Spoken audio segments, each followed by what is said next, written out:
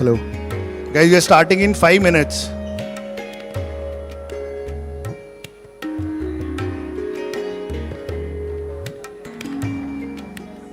Hello.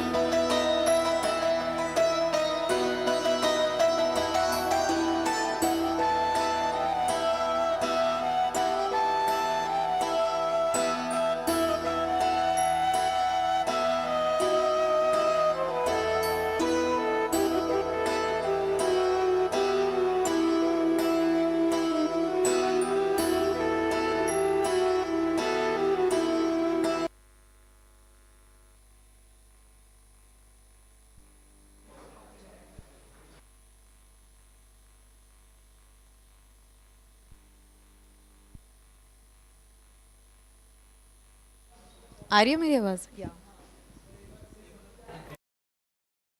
Hello, mic check, mic check. Number कितना है? Body का नंबर 1 है ना? बस ठीक है। Hello hello. ठीक है हाँ ठीक है yup, begin. Yup,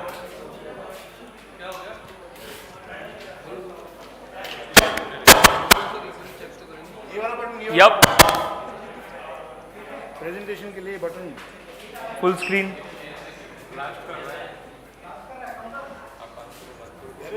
hello, yup,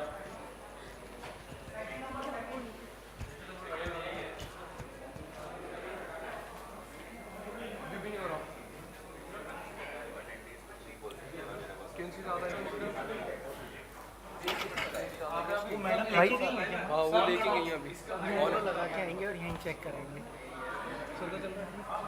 यार हमारे लिए कोई होना चाहिए ना, just in case. Hi, welcome everyone. Sir मैं आपको एक सबसे सही चीज़ बताता हूँ, आपको जब यूज़ करना है इसको यूज़ कीजिए, नहीं तो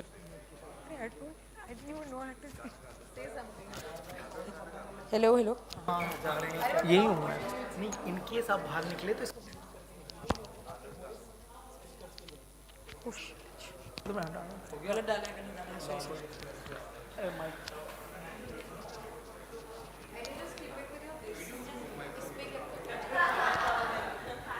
Okay, we're about to begin. Hello.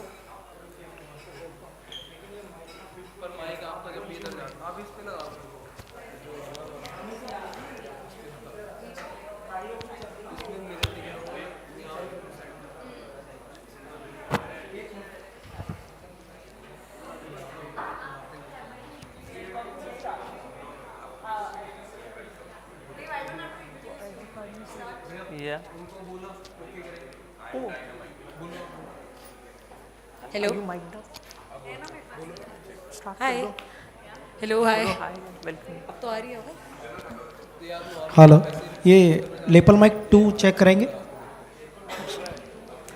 Think मुझे आई थिंक पकड़ ही लेना चाहिए, क्योंकि यहाँ पे तो नहीं आ रही आवाज़। अवधेश ये सेकंड नंबर माइक चेक कराना। हाँ? Hello. No, I'm fine. Audio ठीक है अवधेश? कैसे हैं आप? ठीक है। अवधेश ऑडियो ठीक आ रहा है?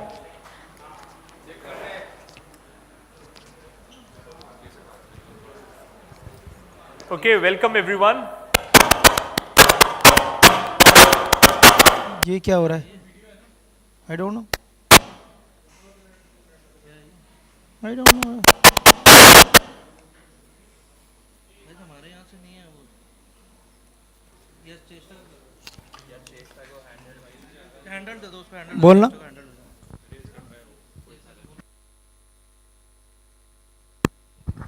Hello check. Hi hello. Check. Hello check. Hello. अब तो आ रही है आवाज़?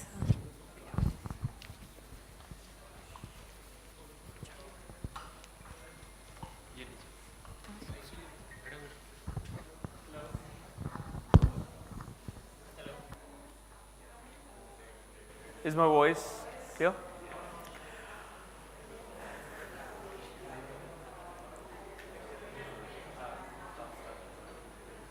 Hi everyone, welcome to the 7th edition of Elevate, the Festive Edit, our thrice in a year ritual where we get a lot of clients together and marketers together, and we talk about important things that you can leverage, important updates, important innovations that are happening in the field of digital, in the field of marketing, in the field of creativity, and obviously make sure that a lot of publishers and platforms come in and talk about how you can best leverage these platforms. This is the festive edit, which means that we're going to specifically focus on the cultural kaleidoscope of our country, which is full of a lot of festivals, a lot of regional quirks, and for the next 5 or 7 minutes, we will just very quickly take you through why having a festive playbook is very critical for any brand today. So we'll quickly start. I have with me Cheshta. Why don't you join us? Cheshta, who also leads our strategy team, and she and her team have put together the playbook. So let's begin very quickly. Why is playbook important? The first thing that we want to tell you is that now, over the last 4 or 5 years, India's tier 2 and tier 3 cities have seen a massive growth in consumption and in internet penetration.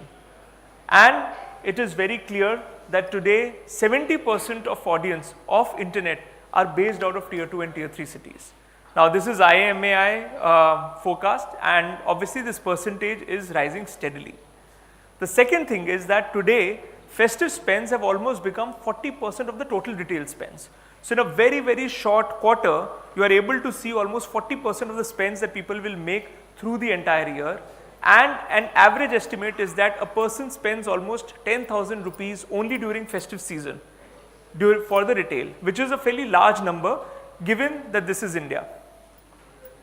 We have also seen one more very important insight, that the credit card penetration in tier 2, tier 3 cities have gone up by almost 4 times over the last 5 years after COVID.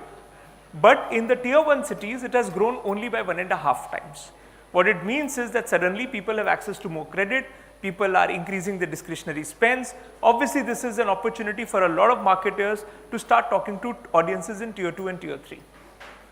And then obviously we've got the rise of rural.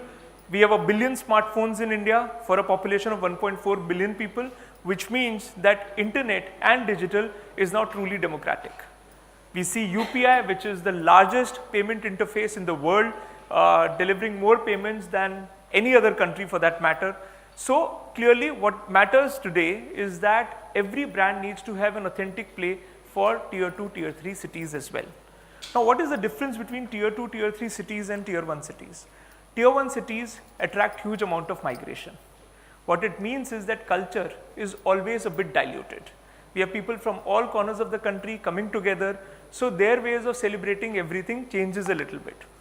But tier 2, tier 3 cities tend to be concentrated as far as their culture is concerned. So what matters to them is a better authentic representation of how they live, and hence it becomes very important to make sure that during the festive time we are able to create those playbooks so that people see more of them, their culture in the advertising, and hence are able to connect with it. So that is why we thought a good map of India's culture, a good map of India's festivities, celebrations, regional quirks, along with some statistics on how or what does it mean for marketeers, would be a good idea that we can share with a lot of brands, and then from there we can also give you a very high level understanding of how you can leverage this and maximize your brand's potential in these cities. Yep. So this is obviously a 40-pager. We don't intend to take you through the entire presentation. We just want to pick up some of the high level summaries. You will, as a part of an audience today, you will receive the full white paper. Have a look at it, go through it at your own leisure, and get to know a little bit about our country. It's obviously full of a lot of surprises. It's full of a lot of data, but also a lot of regional insights. It would be a pretty comprehensive study for every marketer out there. Yeah, so one of the things is that when you look at tier 2, tier 3 cities, they have largely been underrepresented in advertising. But now when you look at our culture, the kind of films that we love, the kind of OTTs that we love, we are now loving the stories that come from the authentic heartland of our country. Whether it is from Mirzapur, whether it is from Jaipur, whether it is from Goa, whether it is from Kochi, those are the kind of stories that we love. Those are the kind of movies that we enjoy. So obviously, deep rooted in all of these cities are their own native stories. So it becomes very important to pull out those stories, pull out those quirks, and make sure that they are represented in our advertising to build meaningful connections with these audiences. So what does this playbook offer at a very summary level? Obviously, why don't you go ahead, Cheshta? Yeah. So what we've tried to do is we've tried to explore each region, and whether it's the north, we can move forward. whether it's the West, you know, the kind of culture that is there in the communities, the kind of folk songs that they have, the kind of food that they have. So what are the different cultural touch points that you can sort of, you know, be a part of, so that you can actually come closer to the community that you're trying to market to. So we've just tried to cover all of that in this, in the different regions that are including the Northeast, which a lot of people don't understand very well. They have their own quirks. They are relatively, right now at this point in time, they are relatively unaddressed. Tribal communities, I mean, Yes. they have a huge culture there, the kind of inspiration that they have on art, architecture, so all of that is obviously there. And when you look at it from a commerce standpoint, Northeast is driving a lot of sales for the Eastern market today, especially if you have products, because these are under penetrated from the larger retail perspective. So obviously this is a great market to look at. And then obviously there is the southern market, which is a very, very prosperous market with a higher GDP per capita, represented by 4 but now 5 states essentially. So picking up the quirks from some of these states as well. So this is what we have. Then the playbook deep dives into a lot of such celebrations. One of the most important thing, because we've primarily been an agricultural economy, so typically a lot of our festivities are around harvest season, whether it is during summers or whether it is during winters. So those are very important times when huge number of festivals happen with their own interpretations across different parts of the country.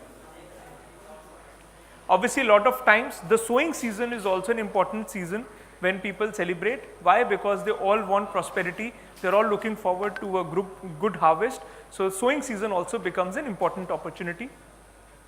So we've got different festivals. We've got Baisakhi, we've got Tej, we have insights from there. We are talking about Rakhi. Rakhi seems like a small festival, but now it has become huge. Today, Rakhi related investments or buying are almost $1 billion in this country, which is a very, very surprising number. But the fact is that you will be surprised where a lot of those people are spending. So it's not just in North India. Rakhi is hugely celebrated even in cities like Ahmedabad, in cities like Kolkata. We're talking about quick commerce growth, and obviously a huge impact is coming through gifting. So almost every brand out there that wants to create authentic stories and not just try and sell gifting product on Rakhi can probably do well. So distinct stories around Rakhi and celebrating quirks of Rakhi in each of these regions could be a good idea. Independence Day, obviously it is since Big Bazaar made Independence Day a big retail event, from there on it has obviously become a huge event even for e-commerce companies, whether it is for Amazon, whether it's for Flipkart, whether it's for quick commerce companies. So obviously Independence Day is becoming very important.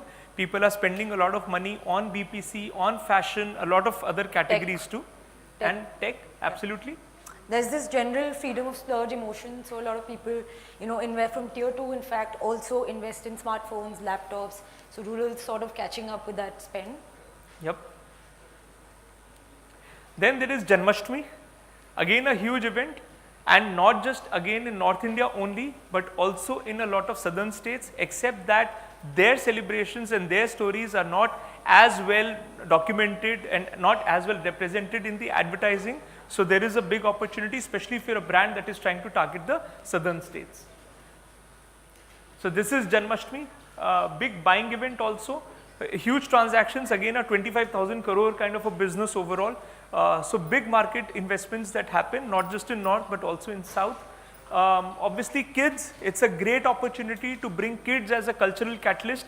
It's probably one of the only festivals where kids become the central of the entire thing, apart from obviously Rakhi. Huge emotion-led gifting essentially. So this is again a very important time when people will talk about roots, people will talk about microcultures, micro stories, and how Janmashtami is celebrated in their own regions. Navratri is a huge buying festival. We all understand that. Those are 9 days of a lot of festivities. Obviously, you're not consuming alcohol, we're not consuming, but right after Shraddh, which is the time when most spends are avoided, traditionally, Navratri is when there is a huge spike in consumerism. And obviously Navratri has different ways of being celebrated. There is Navratri in the North India, The last 4 days of or 5 days of Navratri are Durga Puja. Then you've got Garba, which is essentially all night dancing and a social commune. And similarly, there are different other variations also. There is Golu, for example, which is an entire way of celebrating Navratri in the southern market, especially Tamil Nadu. The Golu also. I mean, it's becoming huge in the southern areas, and this design system is sort of taking the lead when it comes to purchases, when it comes to transactions. So it's a very, very important tradition in the south. So if you're trying to understand that market, then this is something that you should integrate in your campaigns. Then there is Karwa Chauth. A lot of color cosmetics brands will tell you that Karwa Chauth is the single most important day for a lot of people as far as buying is concerned.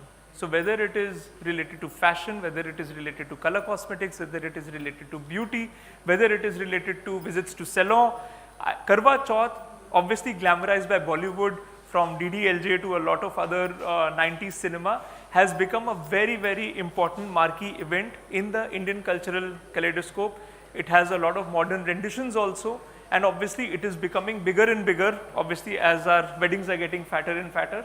So from that perspective, Karwa Chauth is huge. Though it was largely very, very North India centric, but over a period of time, a lot of interpretations have started coming in a lot of regional markets too. So look at it, just giving you a bit of a heat map for India, where all Karwa Chauth is celebrated. It's becoming really big even in the Western markets, where traditionally it wasn't such a big deal.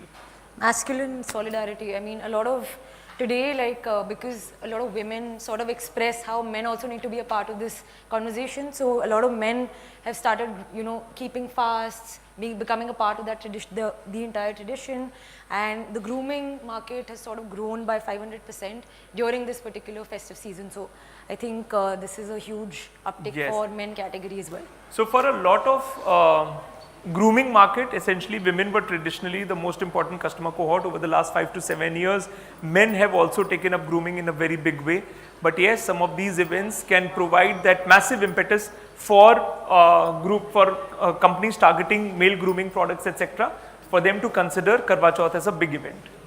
Obviously, it's a huge gifting opportunity as well. Obviously, so rituals, how the coming together of men and women, I think there are a lot of opportunities that are available for brands to consider in terms of their storytelling. And then obviously the big 5-day celebration, which is Diwali. It is not just one event, it is a series of events that come in from Dhanteras, which is essentially a very important buying day. A lot of people tend to traditionally buy metal during that day, but it is not just about metal anymore, it is about acquiring any kind of possession. For example, then there is Dussehra also, which is not in those 5 days but happens 20 days before Diwali, which is considered a day with full Muhurat essentially, which means that it is great for any kind of festivities, it is a great day for engagements, it is a great day for starting something new. So that is why huge amount of investments also happen during Dussehra. There are different aspects of celebration, as you can see. The entire map for each of those days, the heat map of what aspects of each festival is celebrated in which part of the country is pretty high, whether it is Kali Puja or Durga Puja towards the eastern market, or it is obviously the Dhanteras, which is the day one of the northern markets. This is a big 5-day celebration. Even after Diwali is over, there is Bhai Dooj, which is another rendition of Rakhi, celebrating the sibling bond, which is now becoming big as Rakhi over a period of time. And then obviously there is Diwali. Diwali is celebrated with huge fervor. It is the final culmination, so to say, of all festive events. It is the day when huge amount of spends have happened. Traditionally, we have seen that the entire home market follows Diwali as a trend, which means that if you are talking about search volume growth for categories like cement and hardware, they will start maybe 6-8 months before Diwali. But when you start talking about buying furniture, buying mattresses, or buying or maybe coloring or decorating your home, those are much closer to Diwali. Diwali is considered a great day to also enter a new home. It is traditionally said that the first festival that one must celebrate should be Diwali in a new home and not Holi, which means that a lot of people are typically under a Diwali deadline to make sure that they're able to get into a new home, and that has a huge impact on the kind of spends that people would make. And you can see that the search volumes rise a lot before Diwali, they peak before Diwali, and then obviously they drop right after it. So this is Diwali. Obviously it is across, there are huge modern culture renditions of Diwali now, which means that if you look at celebrations in North India, we are talking about home parties, we are talking about poker parties, we are talking about alcobev, we are talking about at-home celebrations, apart from the traditional ways of buying durables or buying gold or buying apparel and so on and so forth. And also, like, no matter if you're whatever asset class you sort of cater to, whether it's if you're a financial institution, if you're selling stocks, if you're selling any sort of investment plans, if you're selling real estate, this is the time when there's a highest revenue spike for businesses. So this is something that, you know, you should keep in mind whenever you're sort of launching a new campaign or like trying to reach out to the consumers. Yep. We're talking about Christmas now. Again, a huge opportunity, and it's not just Christmas. Right from Diwali till Christmas, there are a lot of other opportunities that have started becoming bigger. For example, Thanksgiving is not something that we'll traditionally associate with the kind of festivities that happen in India. But right after Thanksgiving, you've got something like the Black Friday sale and the Cyber Monday sale, the entire 4-day period of huge amount of sale. And that happens to be a huge opportunity for a lot of brands to consider, especially for a lot of D2C brands. We see huge amount of sale events, and a lot of brands have clocked very, very high day revenue numbers for brands that we manage performance marketing. We've seen it across categories. It's a very big event. Similarly, there are sale events that begin with winters, because now winters also begin a little late towards mid of December. We see sale events that start there also. We see end of season sale that begin there. We see Christmas sales that happen at that time, and we also see New Year related sales. And then one festival that we cannot ignore at all is the Great Indian Wedding Festival. Huge amount of investments happen during this time. They are not just related to the bride and the groom. It is also about setting up a new home. It is about buying new durables. It is about a gifting period. It is about jewelry. It is about maybe sometimes traveling, because destination weddings are becoming big. So generally, if you look at wedding also, it is probably the largest festival in our country even now.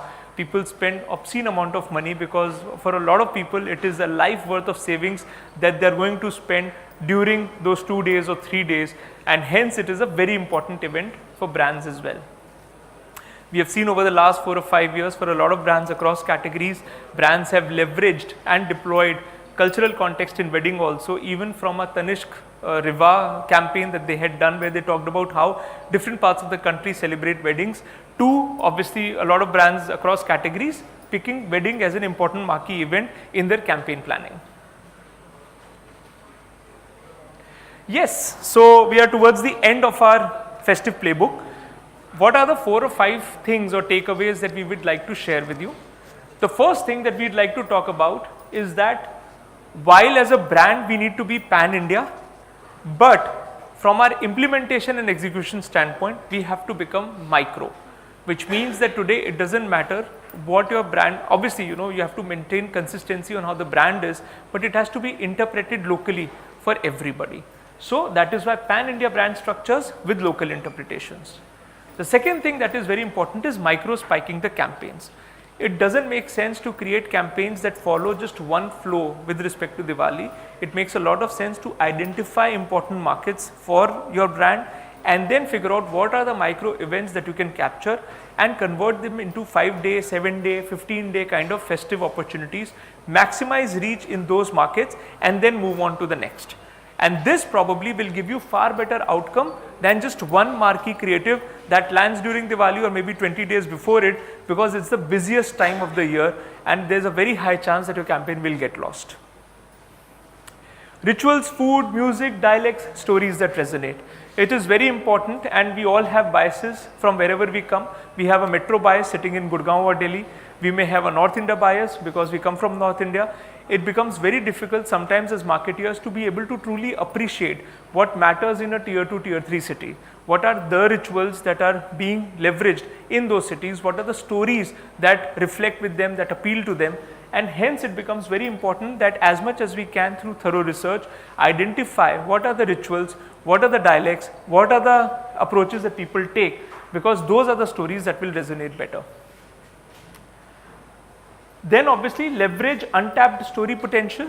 There is a huge opportunity in terms of picking up stories from some of these insights. And one thing that we always say, relevance will always beat reach. So sometimes we want to invest a lot of money and try and get a good reach and frequency outcome, but the campaign may not land. What matters a lot more is build relevance for each of these markets. And today with digital, today with AI scaling up, it is relatively easy to create content, very good quality content, which appears extremely local without having to spend a lot of money. The other thing that has happened with digital today is that the fatigue for campaign comes really quickly, which means you will have to preserve the memory structure of the brand, but you will have to launch a lot of localized campaigns. Otherwise, it's quite possible that one marquee campaign with a huge amount of budget will suddenly be fatigued in just about 3 weeks. So it makes a lot of sense not to over invest on any creative campaign, but pick up smaller opportunities.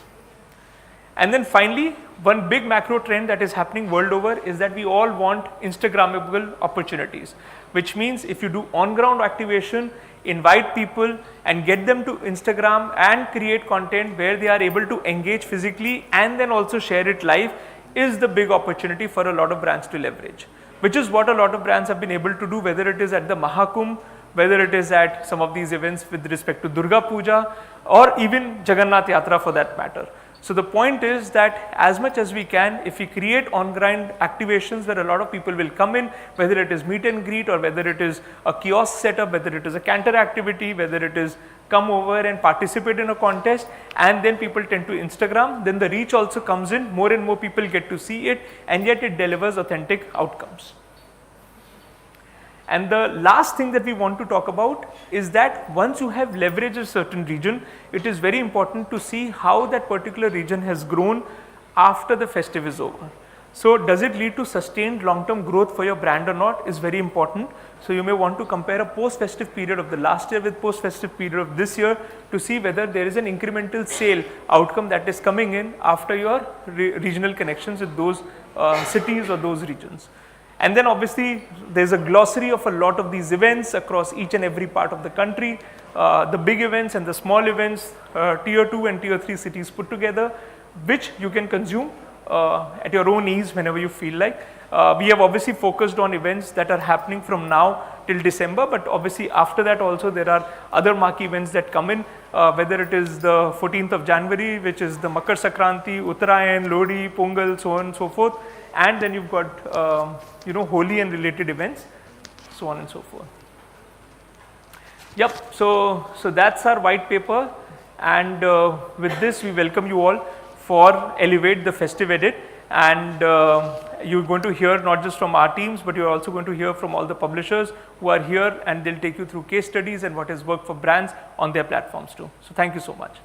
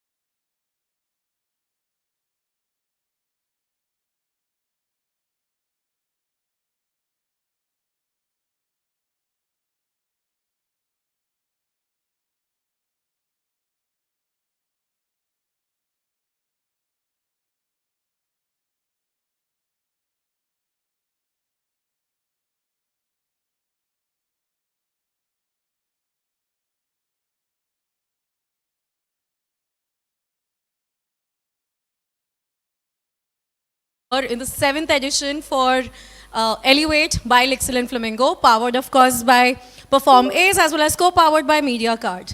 So I'm sure you entered here and you saw a lot of festive elements. So I'm assuming that Diwali, Holi, Raksha Bandhan, Karwa Chauth, everything's coming up very early today. Throughout the sessions that we have lined up throughout the day, we have a lot of insightful sessions talking about different kind of platforms, different kind of opportunities, and how do we actually deal with different kind of audiences.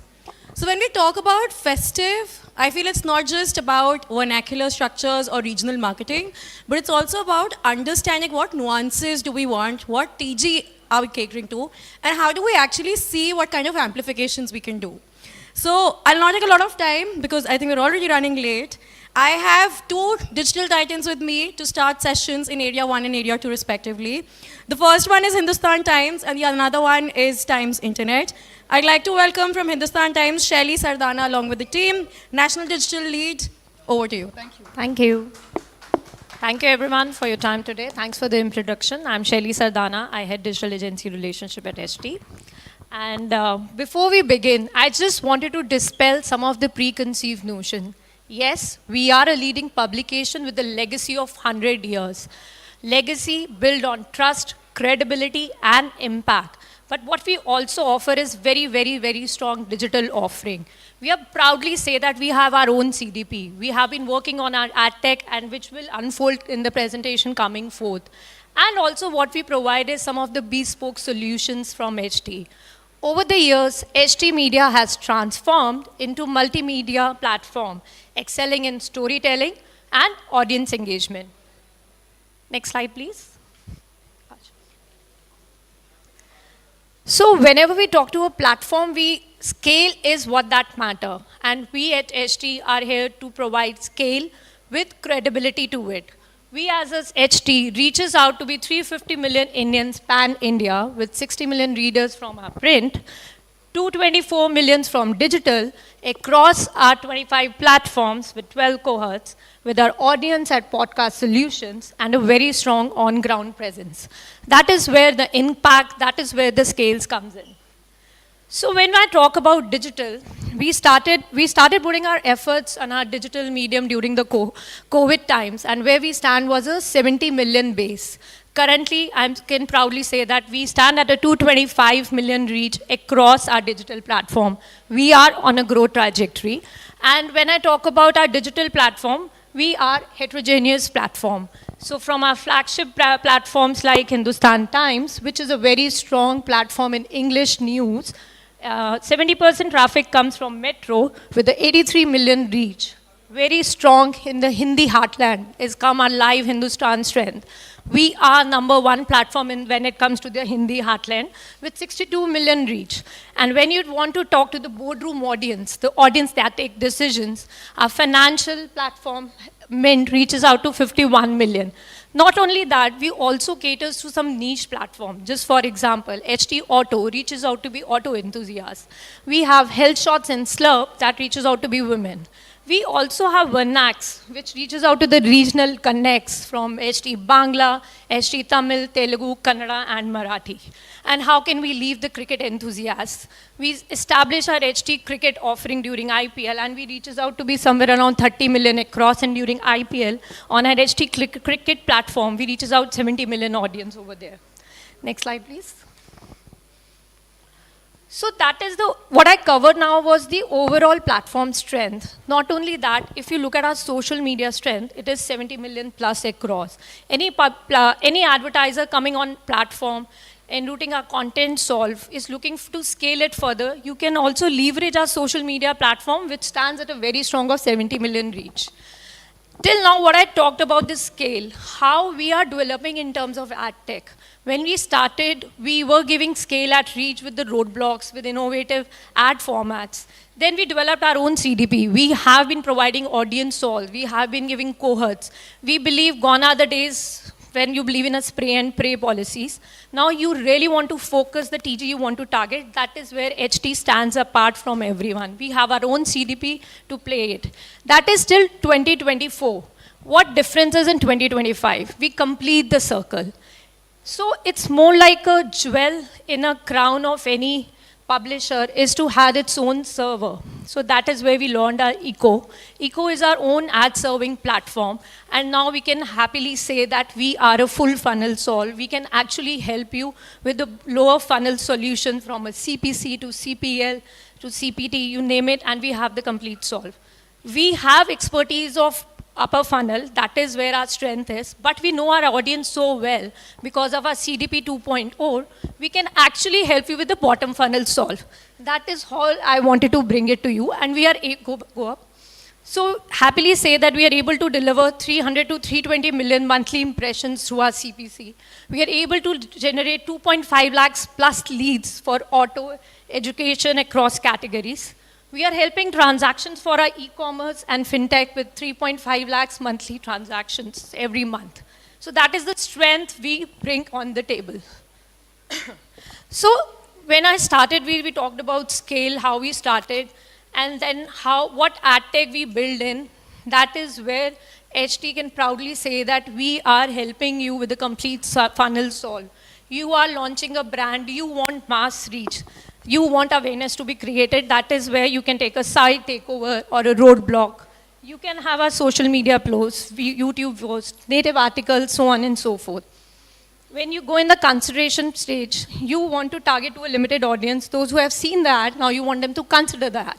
So that is where a creative role and cohort roles come in. So you can actually have an audience solve from us to target the audience in a consideration stage. And also in the consideration stage, we can help you with CPC, cost per click, performance-led solutions, and also native and contextual articles, which I will be talking about going forward. And the last is purchase. You are completing the journey of a consumer with cost per lead, cost per install, cost per transactions, and we also offer voucher solutions across. So now I would quickly take, because we have a limited time, so I'll quickly run through what solution we have in each bucket. Starting from branding and awareness, everyone knows that what it is. It is about doing the roadblocks, site takeovers, but how we do it a little differently. So if you look at over here, Indria gave us a brief wherein we literally changed the cursor, we literally changed the flipping logo, and it was a complete site over. So this is the kind of innovation when you come on our platform. It's not a regular roadblocks that we'll do. We will think about a brand and the solution to be given even for a roadblock solutions. Go to the next slide. So even at an awareness stage, when you want, people are discovering about your brand, is where our brand solution teams come into the picture. When I say our brand studio team, you can take it like a creative agency in itself, from taking a brief to ideation, to execution, to production, everything being done by my brand studio team itself. So during a consideration stage, during an awareness stage, when you want people to discover your ad, then native articles is one of the way, wherein my people will write the articles in a way which is very well absorbed by the people, and they can discover about your brand. And there are other solutions which the brand studio team deliver. One of them is infotech. Native articles is one, another is infographics. Infographics is a part of native articles itself, but it gives more details about the product. And we also work on some of the bespoke solutions, social media campaigns, and thought leadership series. So this is just to give a flavor of what we have been doing, especially our HT brand studio team. So when I joined it, I was amazed with the HT capabilities. I was never even aware. All the Samsung ads you see has been done by HT, from the influencer selection to production to distribution has been done by us only. And then we have been doing interactive microsites for our users, for our advertisers. This is an informative articles which I was talking about. One is native, another is informative. The difference between native and informative is it has more information in it. When a user is reading articles, there are a lot of buttons to it. You click on it, it's pop on, and more information can be read. So user usually spend 2 minutes on a regular article. On infographic, we have seen them spending 5 to 6 minutes. That is the difference between the two. We have been doing a lot of CSR activities. One of them is we did with Hero, with the Voxbox video, wherein we got Nitin Gadkari because of the editorial strength we have. We got Nitin Gadkari as the part of the campaign for this activity. Then there are web series and web stories that we keep on doing for our advertisers. So this is just to give a flavor of what all we can do in the awareness raise. When it comes to the consideration, you really want to sharpshoot your audience. You don't want it to spread across because you have done that job earlier. So to sharpshoot the audience is come the strength of our CDP. We are the only publisher, I can proudly say that, who has a CDP in place, and we have been doing this for a couple of years. And what it is we know who our consumer is, what kind of content they are consuming, their behavior, their browsing behavior, the time spent, where all they are going. So all the probabilistic data we are aware of. Further, we layer it with more deterministic data. We have Shine.com with us. So just imagine, Abhishek as a user, he is consuming international news content. Now I know through now I know through Shine.com that he is a CXO of a company. So now my audience targeting is more refined. I can say a user who is an international traveler, who is a CXO, he also has international credit card, I know that. So I can further and further enrich my audience offering is what I can bring on the table for you. Just go back once again. This looks a little fancy. It's more about our data ingestion, that first party data goes into it. Our second party, third party, we have 2P partnership with some of the payment gateways wherein we can help you with the deterministic data. We do a lot of on-ground activation. That all data goes into our server, and that is where slicing and dicing happens, and that is where we are actually able to give you the cohort solve. So we have already created cohorts with most of the advertisers have been leveraging. Just for example, auto category comes to us, and we have a cohort like Accelerate for them, which is 40 million, currently is the base for it. For BFSI, we have named our cohort as Nivesh. It is a very broader cohort because it caters to the overall Nivesh as an investment as a category. Then for elite class, HNI, we have elite as a name of a cohort. So these are some of the cohorts that we already have. And we are happy to create a specific cohorts if a client asks for. Can you go further? One slide up. So if you talk about overall, we already have 1,200 plus different segments. So you say that, again, an auto is a very broad category for me. I only want to reach out to an EV user. I can help you with this all. Because it's my data, it's a first party data, and as it's my CDP, so I can further slice and dice and give you the solutions as per that. So these are certain 1,200 plus segments. There are many more. Just to give a flavor to it, to you guys, that what it is and how it is what is represented on the screen right now. So some of the case studies to tell you that what we have been doing, and from your airlines to BFSI to high-end consumer, we have already been delivering the campaigns. So for Lufthansa, we reached out to be the cohort solutions that provided to them was elite, business travelers, senior management, high-end. And what we reached out to 12 million impressions with a CTR of 0.5. We all know that if you go to a publisher platform, the CTR they will be able to deliver is between 0.2 through 0.5. But when you take our CDP solve, you can really help a better CTR from 0.5 to 0.6. That is what makes a difference about our offering. So there are certain more examples we have explained to tell you from Dabur, wherein they wanted to target more a contextual targeting to chai, tea masala, green tea, and that is where we bring on the table and give them our audience offering, and they really liked it. Some more examples from a premium watches, and some BFSI, wherein we reached out to be avid investor, corporate professional, investment seeker, taxpayer. These are the audiences, cohorts that we provided them. And we delivered 20 million impressions with 0.5 as a CTR. And the beauty about a solution is if client is coming back. And we are very happy to say that with the CDP solve, not only clients, but our biggest spender is Meta, followed by Google and Apple. Apple was little apprehensive because they are a global brand and they have a very clear mandate on the brand safety. Brand safety was their biggest concern, and they said that we have tried publishers, it never works for me. It's a big no. That is where we said that you work with us on a CDP solve, and we will help you with that. And I'm really happy to say that we were getting in-gram business, but last year we started Apple branding business in August.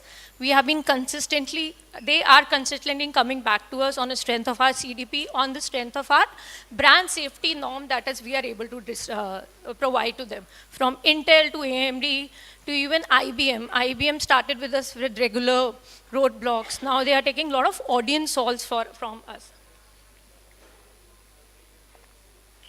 Sorry, just next slide. So this is what I wanted to touch on our strength, that is a CDP, that is the audience solve that we are providing you, the cohorts which we can really help you and how we are different from others. And then going forward, what I mentioned initially is that we are growing, we are working on our ad tech, and now what we can happily say and we have been delivering is the CPC campaign, which you can really consider it during your consideration stage of planning. We can deliver you CPC solves for your clients. And another very, very interesting offering is this native and contextual integrations. That is what we are different from others. We write articles for you. It's more like a contextual placement of my sponsored links. So just for example, this articles talk all about mobile phones, latest technology, blah, blah, blah, so on and so forth. Now we have a sponsored slot over here. So this is not only driving you consideration, but it is actually leading to a performance in itself. Because when you click to it, you are directly going and buying the product. So we consider it as a consideration, but it will also deliver performance for you. So some of the interesting tools that we have been working is since our BFSI platform offering is really strong, and we started providing personal loans also. That's another vertical that we are working on. We have established it already. So we have personal loan EMI calculator. Any brand who comes on board and they wanted to engage with us, these are some of the engagement tools wherein we can do. We can also run some polls for you. We can do credit score calculator for you. So a lot of interesting stuff. What we need from you is what is that you're looking for, brand objective, problem statement, and we are here to draft a complete solution for you. So it's not like one would fit all, it's as per the brand is, the solution comes on board. Another thing, very interesting, influencer marketing is the talk of town. So we don't want to shy away and run away from that. We said, why not to use HT credibility and help advertiser to promote it further. That is where we stand apart from others is in our influencer offering, and we have been doing for brands for their reviews, for fashion brands, electronics, and so on and so forth. So how we are helping is an influencer already have a reach to it. How we make a difference is we as a credible platform will help you with the further reach. Our team, our in-house editors, they can actually help you with scripting the script better and so on and so forth. You come with us, you experience it, and you will get to know the benefits of it. Just to give one more area where we are working on is, how do we integrate influencer program and see the entire funnel, how is it working for me? Generally, influencer program ends at the reach and the engagement levels. Now what we have done is, we have built our tech where the automation is in play. We can always use our channels, of course, for the distribution purpose as well, but because of the engaging audience that we have, we see a lot of transactions. So we started this activity with some of the major e-commerce players, and we started distributing their content. What we have seen is, from views to engagement, you have seen up to 3 to 4%. We have seen views to orders coming in at 0.05% to higher to around 0.1% depending on the category. How do we do that? Is basically building that automation in place where people can come, engage with it, with your videos, etc., comment on it, and the entire integration sends the buy link, etc., in a carousel format, in a very engaging format to the user, so that you completely track the entire funnel. What has this video led me to? Does it solve for me? Is the evaluation in terms of views, etc., are correct, or no, it has led to some business? So everything and anything is on black and white, which ST offers, apart from other things that we do.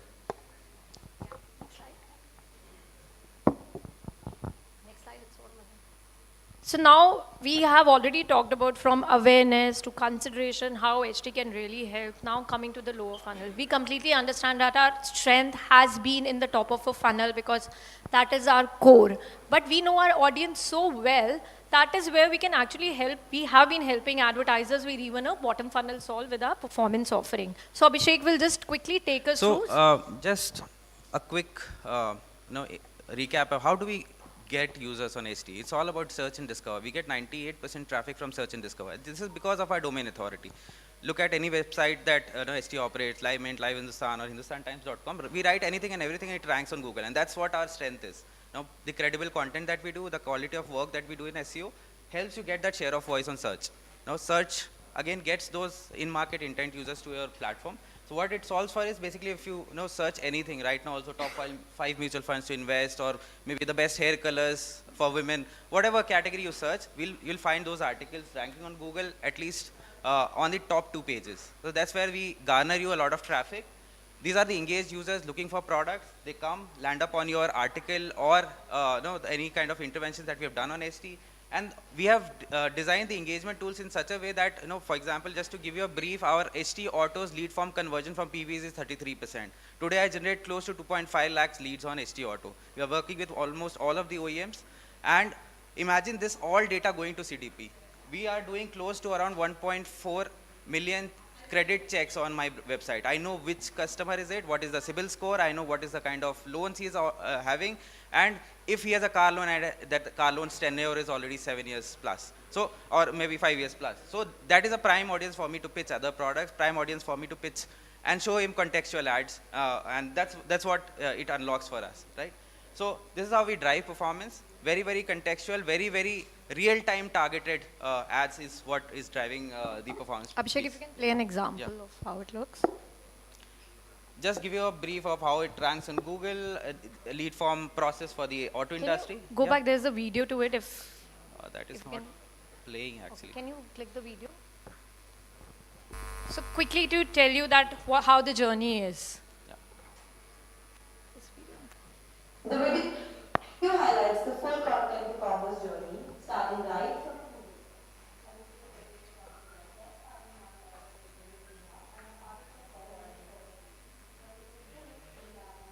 content, explore the recommendations and interact with the product widgets. With a single click, they are taken to Amazon or Flipkart where they can make a purchase.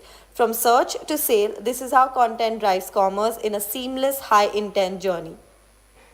Yeah. So imagine one of your brands featuring on those listicle, or the kind of branded listicle or the listicles that we do. We give that share of voice on that top keywords that the brand is looking for, and it is a struggle for the brand to rank on Google because it takes a lot of time to optimize on the SEO work, continuously on it. Why not exploit HT's domain authority and do that?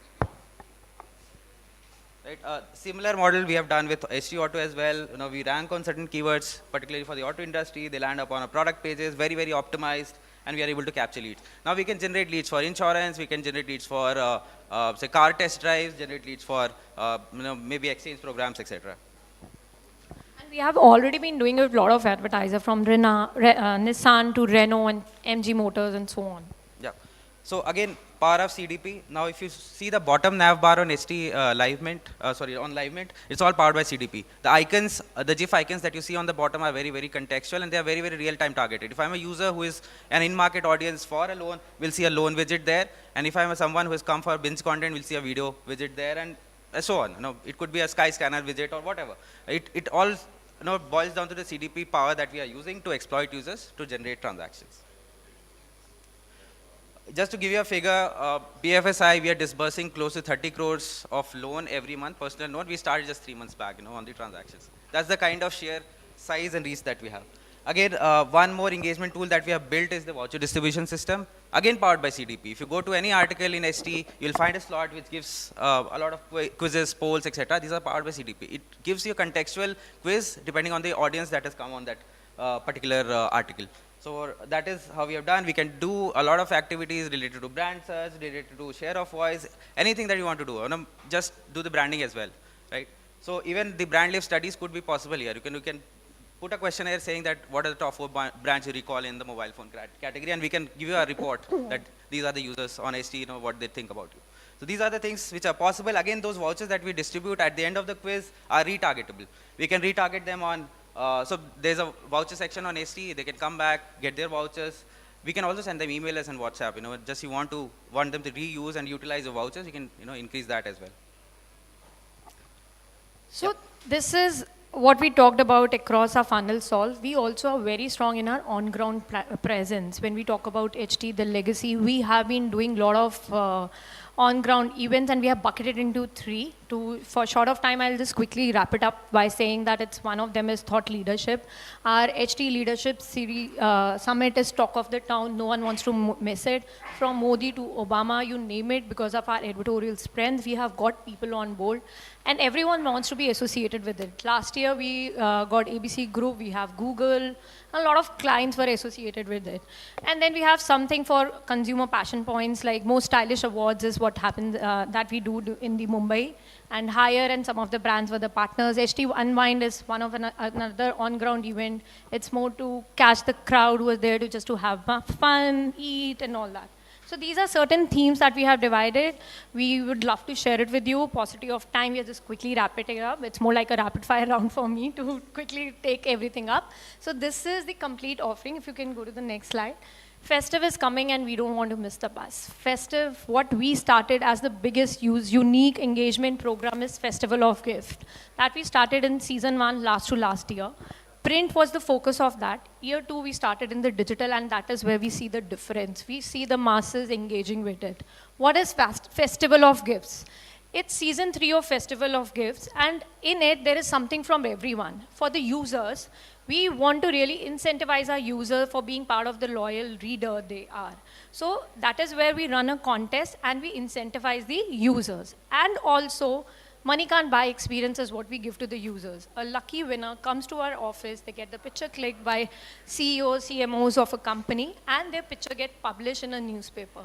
And trust me, it gives them the immense pleasure to keep it. We have users from season 1 still mailing us or voucher, apna WhatsApp pe pictures bhejte hain that we still have. I hope we get a chance again to be part of your print and to part of your digital journey this year also. This is the power of Festival of Gifts among the users. What is in for the advertisers? During the festive, it's a lot of clutter. We want advertisers' ad to be seen. In print, the contest is very simple. It's as simple as it can. You scan the code, and the question being asked is, which is the ad you have seen on page 1, page 3, and back page. It's more about giving advertiser a chance. If an user is missed, their ad to be seen. That is where what a difference. Simple contest, everything is being taken care of for all the stakeholders, from your user to advertisers. And on digital, 5 minutes. And on digital, how we are unique is, can you take it to the next slide? So on digital, what we have said is, it's a very simple consumer journey. You come, advertise with us, the minimum spend is 20-25 lakhs that you do. We will help your brand to be seen more. We will create a customized contest for you. You can talk about any USP of your brand or anything which is easy for user to answer for more participation. And we'll also give you brand icon logo visibility. For what an advertiser is getting, they are doing the regular ads. They are getting engagement in terms of the customized contest. They are getting more visibility in their brand icon being, the logo being visible. And the consumer journey is really simple. They answer the question, they fill in their number, they submit it, they get some voucher, and lucky winners will get phones daily and a chance to be there in print and a chance to be seen on a digital place of HT and live mint is what makes a difference to them. Go to the next slide. So for advertiser, yes, the kind of visibility they are getting, not only their ads to be seen, the communication to be seen, engagement where they are talking about a customized contest, their logo visibility is also been there. That is what we have worked on after the success of 2 seasons. This is the season 3 for us. So yes, thank you so much everyone for your time. It was more like a rapid fire. I have delivered it in like whatever time given to me. But thank you for being patient audience. We thought that let's do a contest. Let's, it's a festive and let's have a chance to win something also for everyone sitting here. I threw some numbers. I hope as a planners and advertiser, as a marketers, we all love numbers. I really hope you all paid attention to my numbers. So we'll be running a quiz. You just have to answer it. And the lucky ones will be winning Amazon vouchers. And the only request is please submit your mail ID because we will be mailing you the vouchers in that. Can we have the quiz, please? So I'm just giving, I really want people to win in the festivity mode. So I mentioned about some numbers. I mentioned about digital, our digital reach is XXX million. I hope you guys paid attention to that. I mentioned about my CDP solve. So there are certain questions on that. You can scan the code. Everyone, please, we'll take 5 minutes. We'll wait for people to scan. Everyone can scan. And the only request is you just need to give the mail ID so that we can mail you the vouchers. Otherwise, afterwards, there's no connect with. Hopefully, there'll be more connects with the briefs.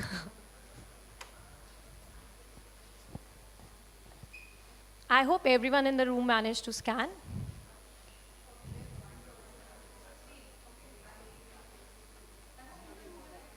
Please enter with your mail ID, the complete mail ID, please.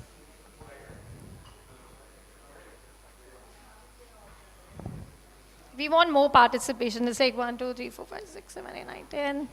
Only 10. You guys can also participate, yeah?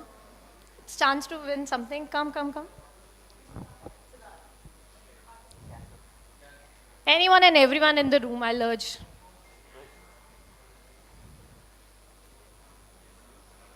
Are we all done? Can we start with the contest? No? Someone is saying no.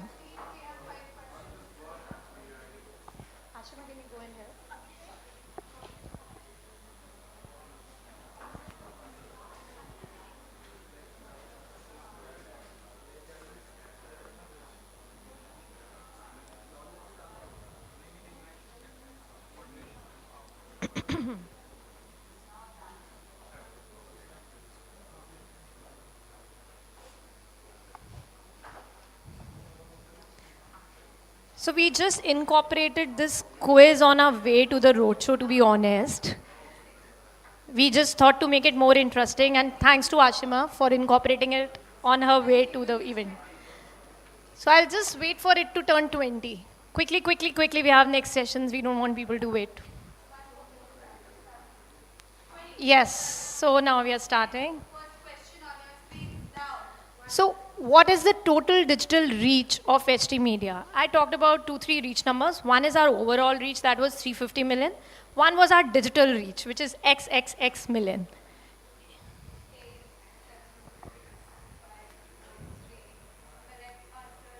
Oh, bang on. So 54% of the audience were being attentive. Thank you for that.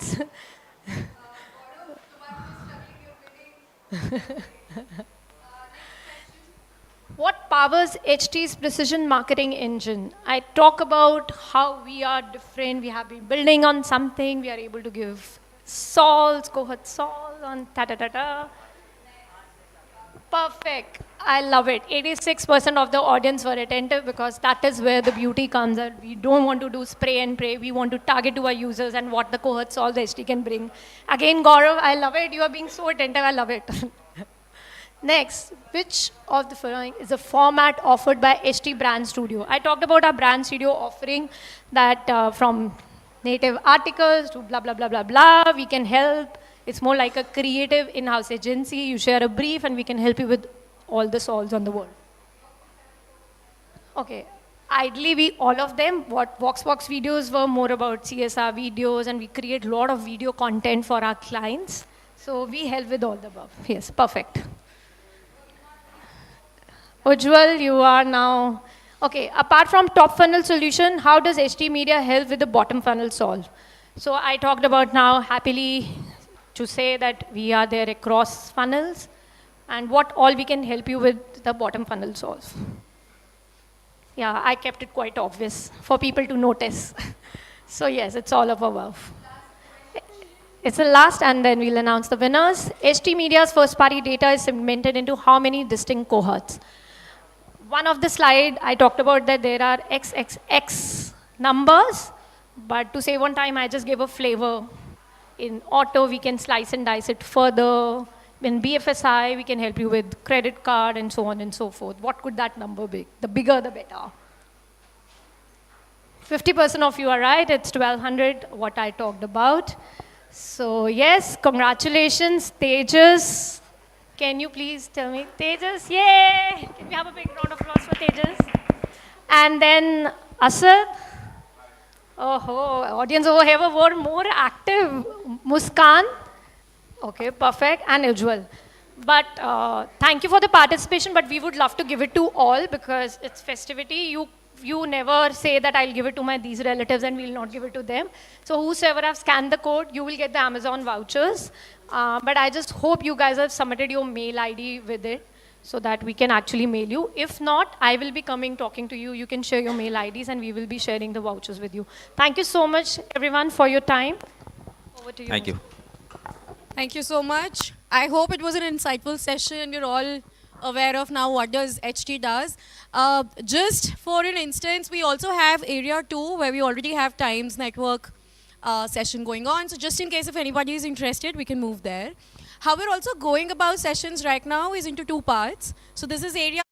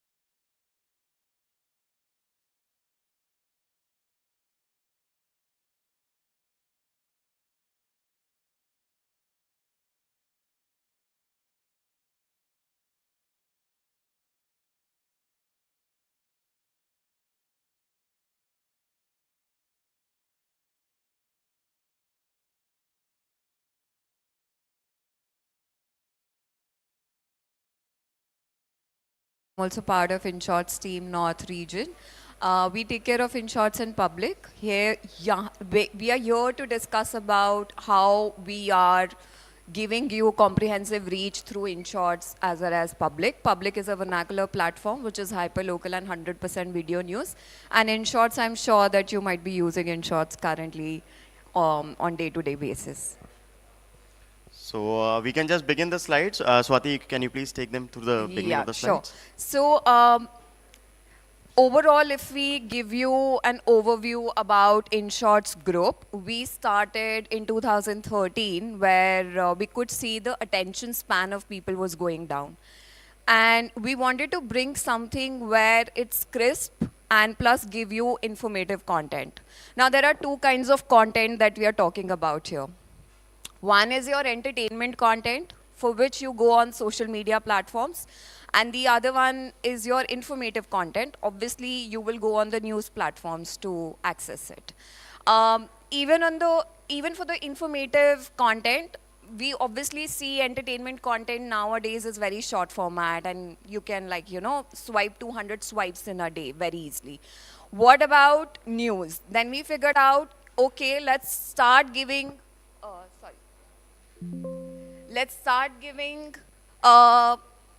news in 60 words, and that's how InShorts was originated in 2013.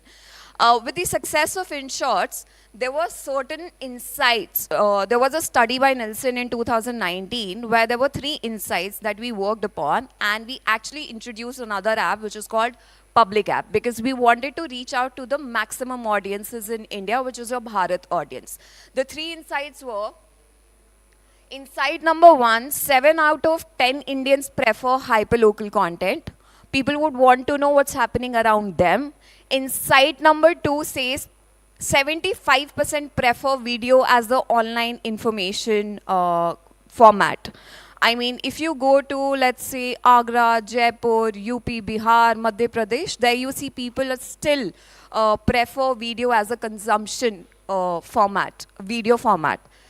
Insight number 3 says 90% prefer content in vernacular language. This we very well know. If you go to South Market, nobody is going to speak to you unless you speak their language. So all of these insights were very much, it was the core of Public App when we were launching it. So Public App is the only app which has maximum hyperlocal updates and information. Every video is short format. It's in 60 seconds. Then Public is the only app with 100% obviously videos and audios, and Public is available in 12 plus Indian languages. So every feed is different. Because we see what is the user preference and reading pattern, we use AI technology basis that we give you news on your feed. Second, if you are, let's say, in Kerala, then your feed will be Malayalam because we have 12 plus Indian languages with us.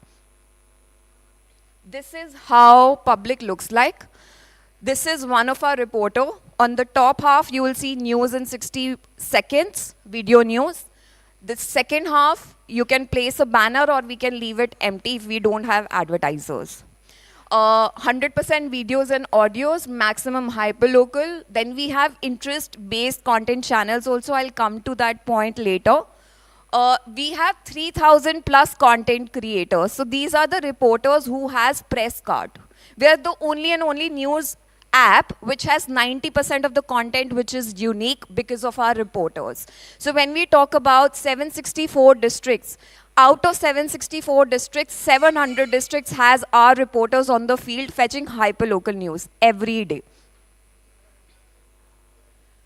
So these are the 4 baskets where we get our content from. First is our reporters who definitely go out on the field and fetch hyperlocal news. The second is interest-based national information. So we have a headquarter in Noida where we have a small studio where we actually leverage our reporters, build some more content and put it on our platform. We have created different channels. You can call it microsite. For example, you as a user is more interested in learning about finance. There is a channel called Paisa Vasool. So as a user, you don't have to go anywhere else. If you want to be aware or updated about financial information or news, you can directly go to Paisa Vasool channel and fetch the news accordingly. So similarly, we have somewhere around 12 plus interest-based channels. The third basket is government content. So just like Twitter, you see certain blue tick marked verified channels. What we have done here is on public, it's the government who gets the chance to be verified, blue tick marked, verified on public app. So we have 60 plus verified channels from the government. For example, we have Ministry of Information and Broadcaster with us, which has 1.4 million following on their page, where they upload their videos on daily basis to keep our users informed about their products. The fourth basket is the aggregators.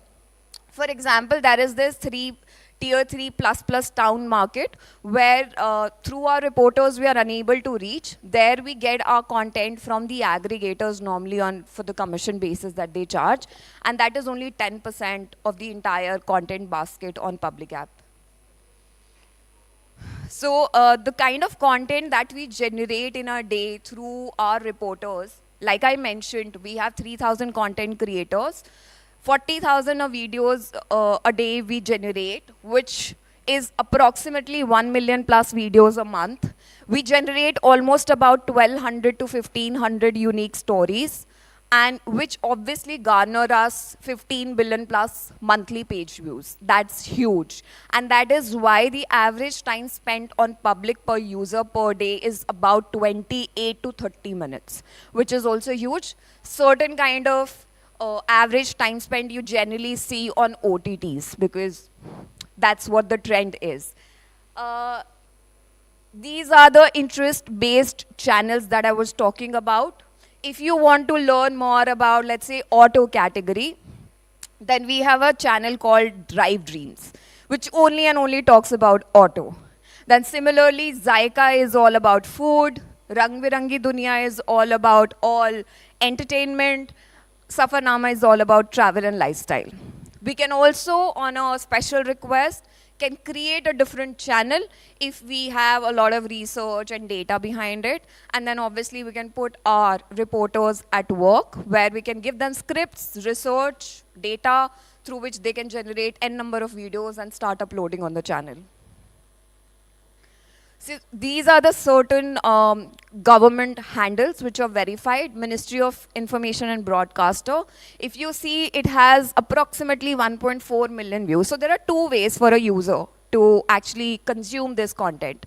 Either as a user, you directly go and follow this particular page. Then you definitely get their videos on your feed. Or else, basis your reading pattern or watching pattern, I throw it myself on your feed through the help of AI. Simple as that.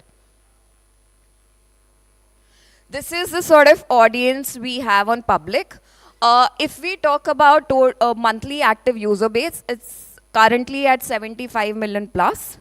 Mostly you will see 89% of traction comes from the age group of 18 to 44. Between tier 1, tier 2, tier 3, it's almost equal split. Tier 1 has 37%, tier 2 is 32%, and tier 3 is 31%. Average daily time spent, I told you, male-female split is 71-29 because of the obvious reason, because it's a news genre and it's a little bit male-skewed. But generally also, if you see internet penetration, that's also about 70-30. Apart from this, if we talk about the split between HSM and regional, we have 60% traction coming from HSM market and 40% coming from regional market. Regional is almost about, let's say just talking about South, it's almost about 18 to 20% of the traction of the overall monthly active user base that comes from South markets. Now I quickly jump onto the ad offerings. And we have pasted here certain competition screenshots which can give you an idea what sort of campaign we have done in the past. So these are the ad formats. In terms of banner ads, we have quarter page. The size is 320 into 150. Half page is 300 into 250. In-feed native video is much more organic. It comes like a news only, where you have a video asset, we put it on top, and a headline.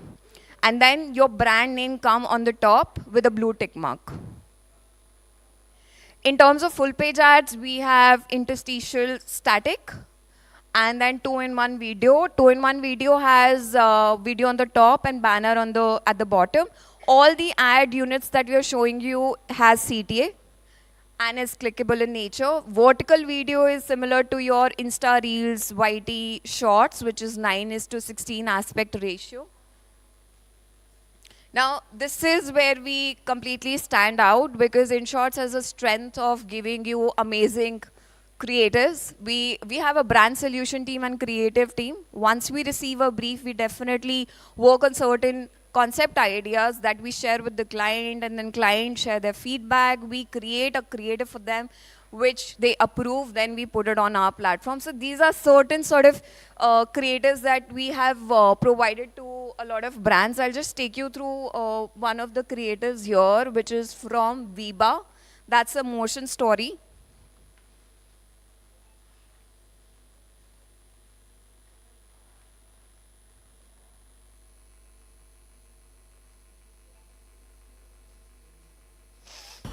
The players look geared up for masala aloo. But what is that? She's gone for a bread samosa. What a googly! That performance deserves a Viva ketchup. What a magnificent inning. With Viva, make every dish as you wish. Viva, your food, your rules. Now, there was another requirement from a brand, which is KFC. They said that while there is Onam, they wanted to advertise just in Kerala.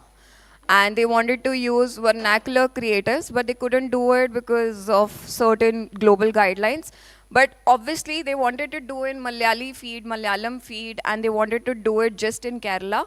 And they wanted to put something innovative there, so we created this another sort of ad unit.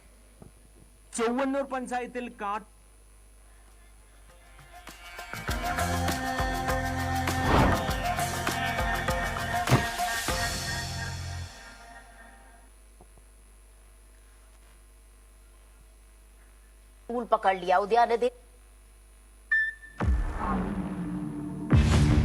It don't matter where it takes you, 'cause it's never gonna break you. Yeah, all you need to do is fly high. Now, if you see here, all the creators are in English just for the reference here. You can use vernacular creators for different markets, obviously. And we can help you with that once you share your open files with us. This one is from Sensodyne. Sensodyne was launching 4 different ad creators, ad assets. And they wanted just one slide which will show all of their 4 ad creators. So what we had done in this ad unit, we created 4 clickable tiles. Every video asset of theirs is talking about one dental problem.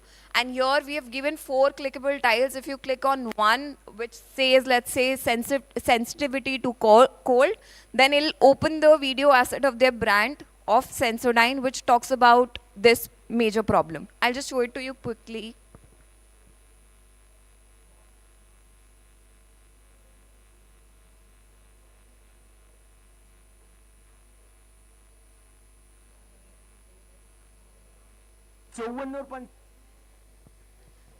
Yeah, there's a problem in the video. Okay, other than all the ad units that you've seen that we have on InShorts also, there is one more ad unit that we have created on public, which is called reporter-led branded story. Since we have our own reporters, hence we sometimes leverage them, or when we talk about a certain brand, obviously it's chargeable. We do not do it for free. Where we obviously script it completely. This is one of the ad creatives that we shared with Bingo. वाली बातें और दिखाएंगे आपको शहर के लोगों का talent. मैं कहा जी थोड़े से डेयर होंगे, थोड़े से ट्रिकी क्वेश्चन होंगे, मजा आएगा यार। आओ चलते हैं। बिंगो खाओ, छा जाओ। ओके, आपका नाम? अभिषेक। भाई आपका नाम? कुलदीप जायसवाल। कुलदीप जायसवाल, ये यशस्वी जायसवाल के भाई तो नहीं आप? यशस्वी जायसवाल के भाई नहीं है। अभिषेक जी, आप क्या चूज करना चाहोगे, स्नैक या डेयर? स्नैक। स्नैक। स्नैक। भूख लगी, शाम का टाइम हो गया. ओके, अगर आप एक दिन के लिए देश के प्राइम मिनिस्टर बन जाते हो तो आप क्या करोगे?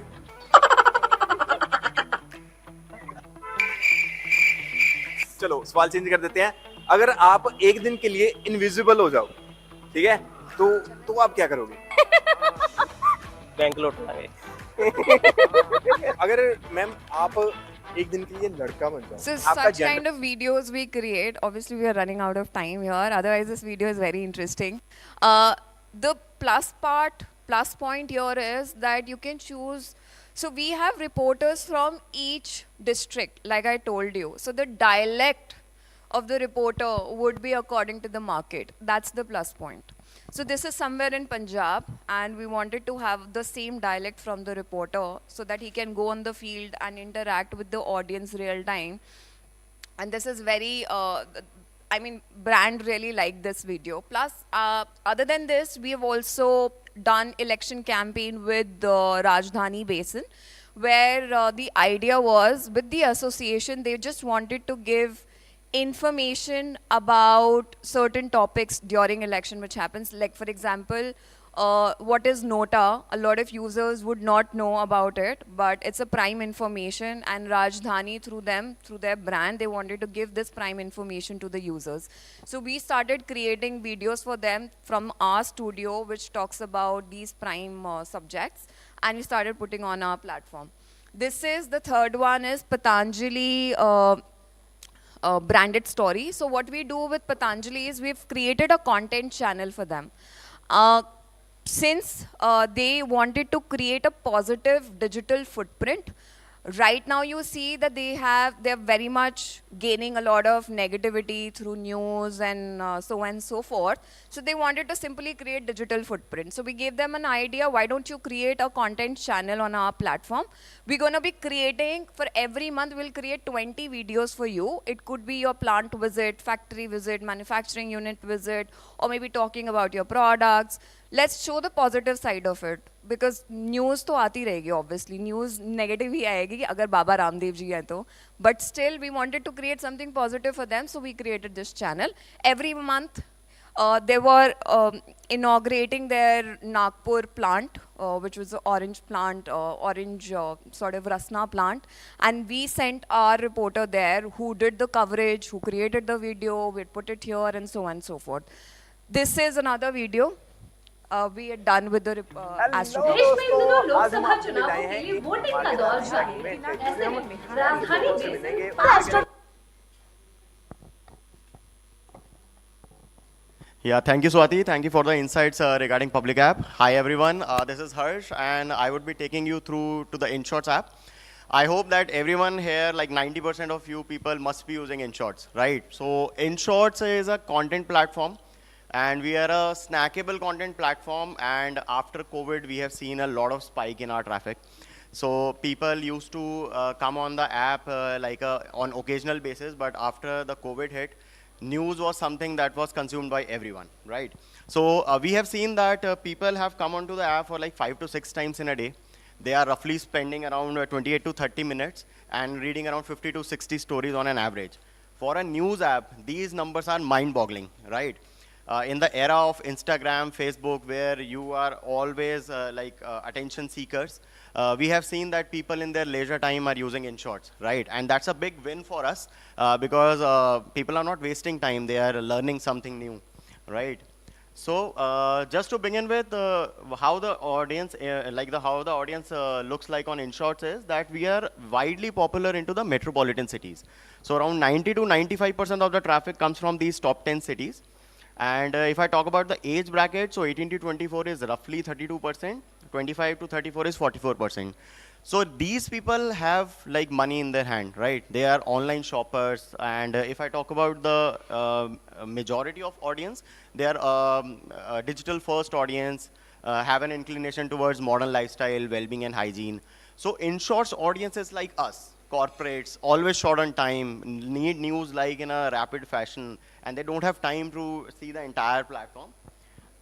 Right, so InShots is now currently among the top 10 news in India, right?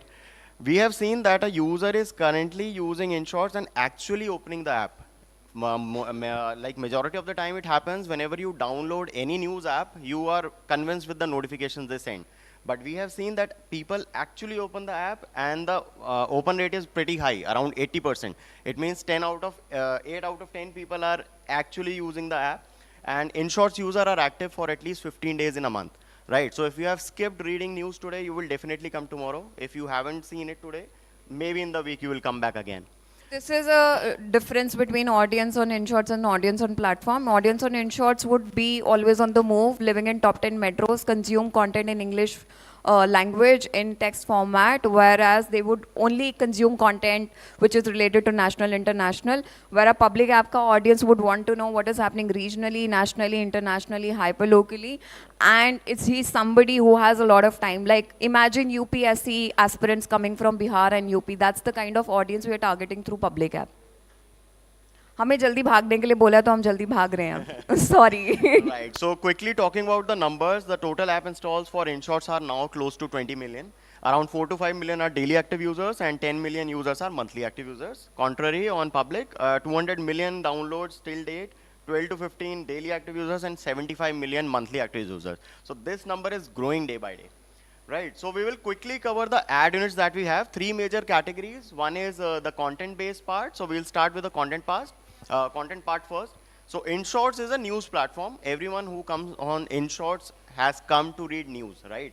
So if we create an ad that looks like a news, it's a very subtle integration, right? So this is the premium story that we do. You must have seen this story very often whenever you open the app. So the first story that comes up is a sponsored content. Right, so you can use an image or video on top. You can use a 60 characters headline and a 60 words news. So Psychographics says that 60 words is something that is retainable, that is retained by your mind. So we read the news for you, we curated that in 60 words and put it on the app. That's simply what we do. Notification story, you must have seen that there are notifications that we regularly shoot for different news. So any advertisers who comes to us can send a notification in the form of an ad, right? For example, Lifestyle announces its biggest sale and discounts up to 50%, right? One thing just I'll add that it has unique reach because no user will like to read news twice in a day, the same news. So it has unique reach, all the content part, and with a CTR of 1.5%. Right. So the best part is that any ad looks like a news, right? And if you have read a news once, you won't see it twice, right? That's the similar fashion we advertise with us. So by the time a user has read the news, he must be coming to the bottom line which says sponsored content. So the deal is done, the advertiser is happy, and we are able to reach the unique users. So this is a normal story. Sorry, just coming back to this. So a premium story comes first on the app whenever a user opens the app organically. But a normal story is a subtle integration. For example, it may appear randomly to any people, third to me, fifth to Swati, seventh to you, and so on. So that concludes our content part. Now we will start with the interstitial part. So full screen banners are the USP of InShorts.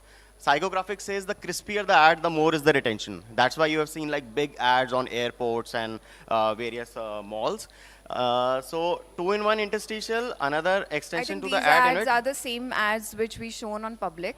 We'll quickly take them through the innovations maybe. So what we have done is that we have let the ads be the same on both the apps, right? So any ad that you wish to advertise with us, you can run it on InShorts as well as public. Right.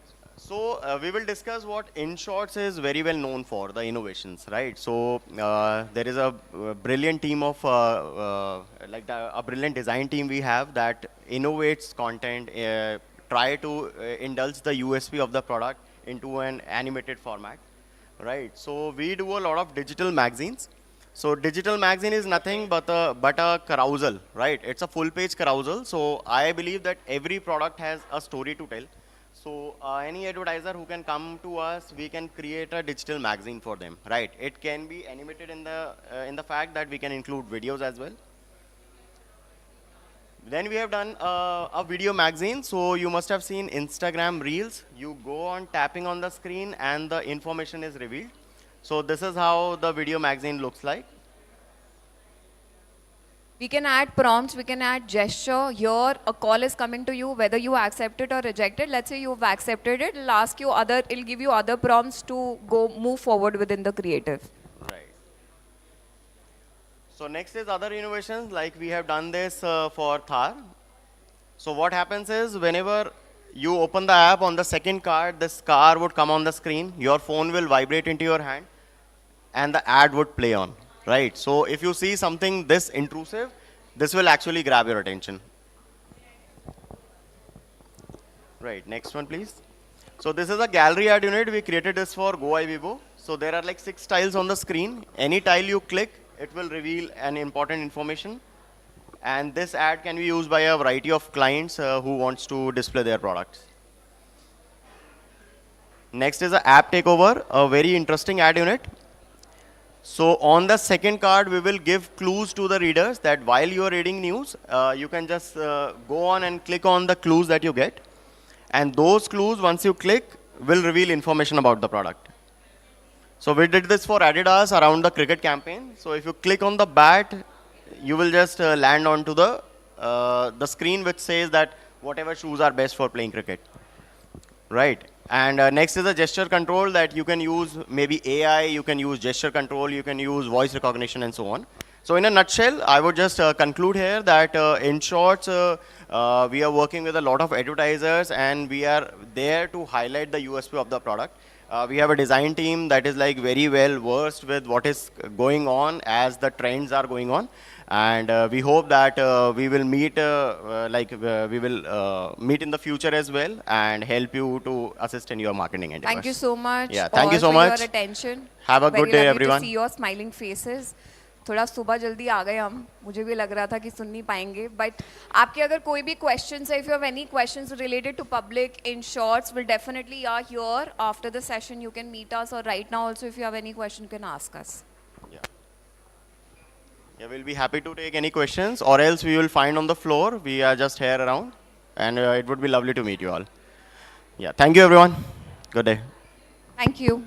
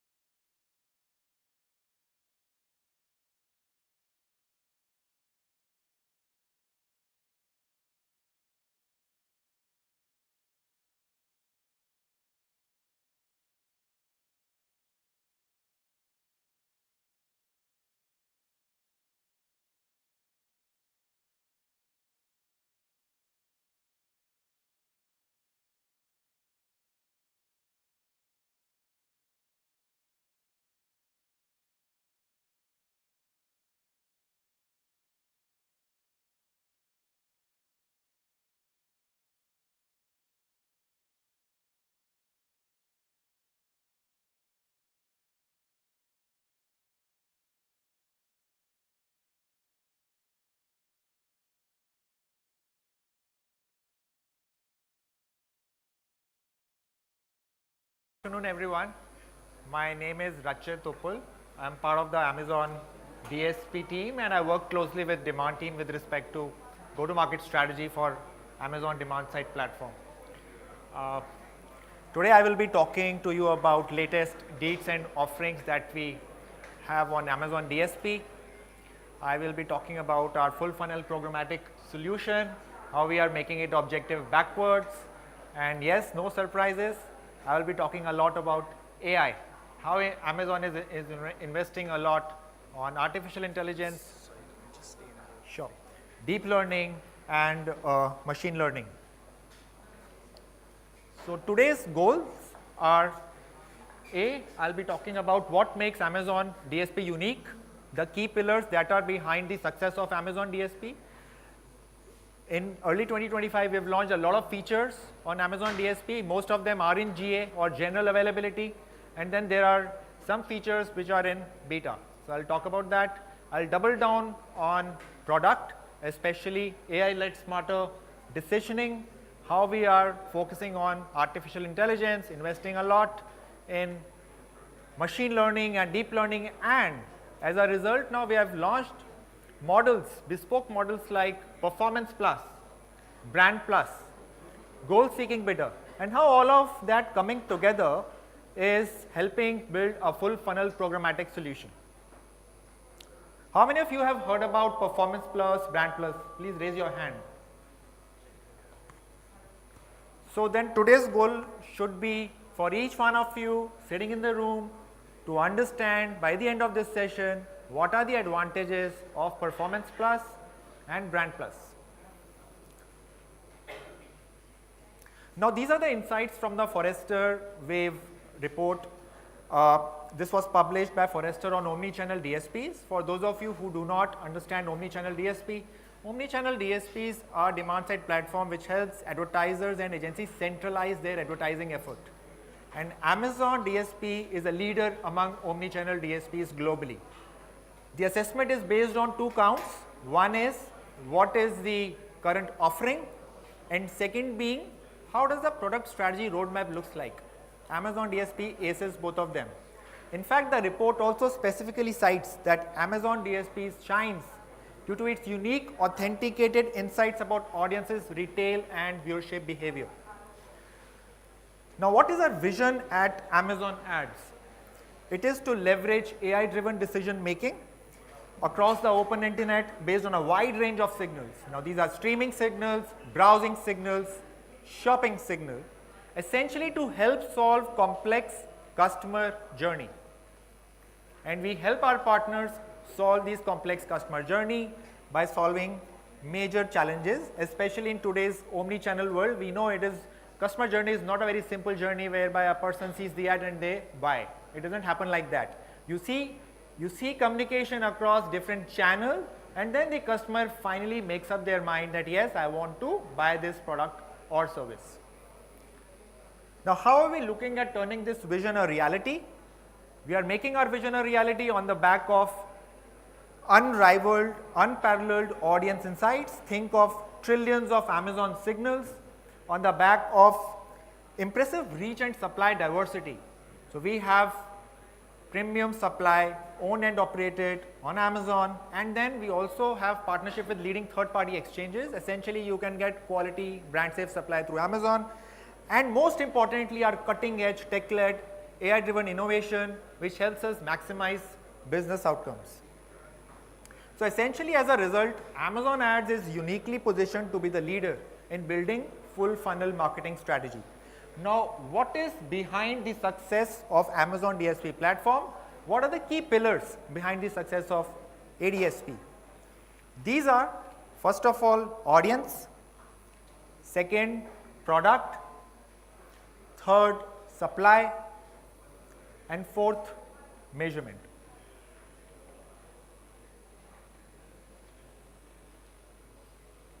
So we'll start with audiences. Audiences has always been core to Amazon. We are a retail media network at scale, and with Amazon you can reach audiences with evolved shopping and consumption behavior. A study was conducted by Kantar to understand the role and influence of digital channels in the purchase journey. And in this study, it was found that no longer retail media is just another channel. It is becoming a now crucial channel for driving sales, and not just sales, but even product discovery. Earlier, retail media was associated with performance, but that is no longer the case. A lot of industry reports that you would read, they are all saying retail media is not just another channel, but it is becoming the backbone of modern advertising. The numbers also say the same. 79% of online shoppers, they discover products through retail media. 45% of offline shoppers are also discovering products through retail media. So it is essentially becoming a platform where people first discover, they engage, and finally they purchase.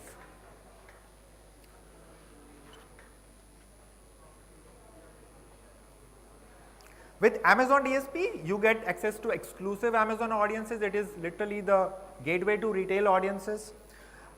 We did a study with Kantar in Q1 24 to understand the phenomena of aspirational shopping behavior.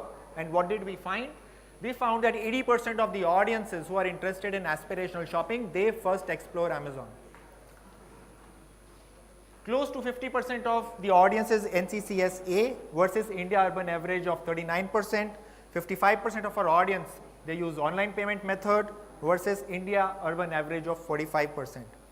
If you look at Amazon MX Player, which is the second largest curated streaming service in India, 50% of the audience is in tier 1 cities, and then there is 50% of audience which is beyond metro and tier 1 into tier 2 and tier 3 town. 50% of the audience is NCCSA, which includes prime member household. On Fire TV, 65% viewership is across top 10 cities. 2/3 of the audience, they have paid subscription, and 71% of Fire TV users, they are among top spenders on Amazon. So essentially, premium audience that is available for you to reach out to. The clicker is not working. Okay. Now audiences are there on the platform. What is more pertinent for advertisers and agencies is how can they reach out to these audiences?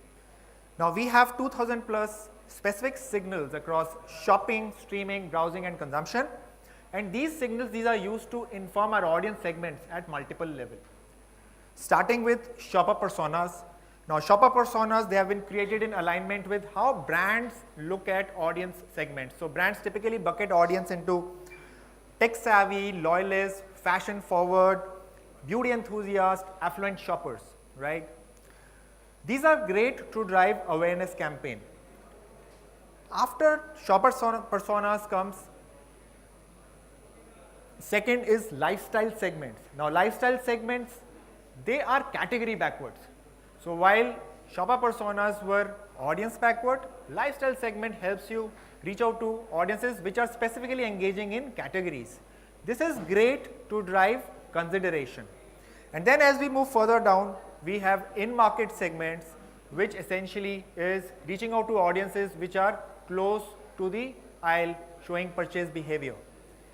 Beyond these three segments, we also have services like Amazon Pay, which helps us get a lot of signals about users buying various utilities and services, e-commerce services, and therefore you can leverage those signals as well as you plan to reach out to these audiences.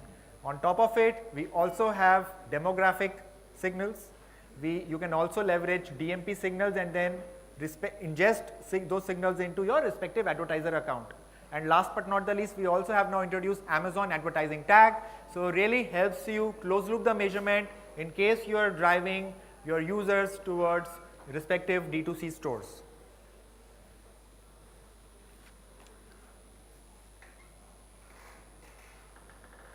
Cool. So moving to the second pillar for Amazon DSP, which is product.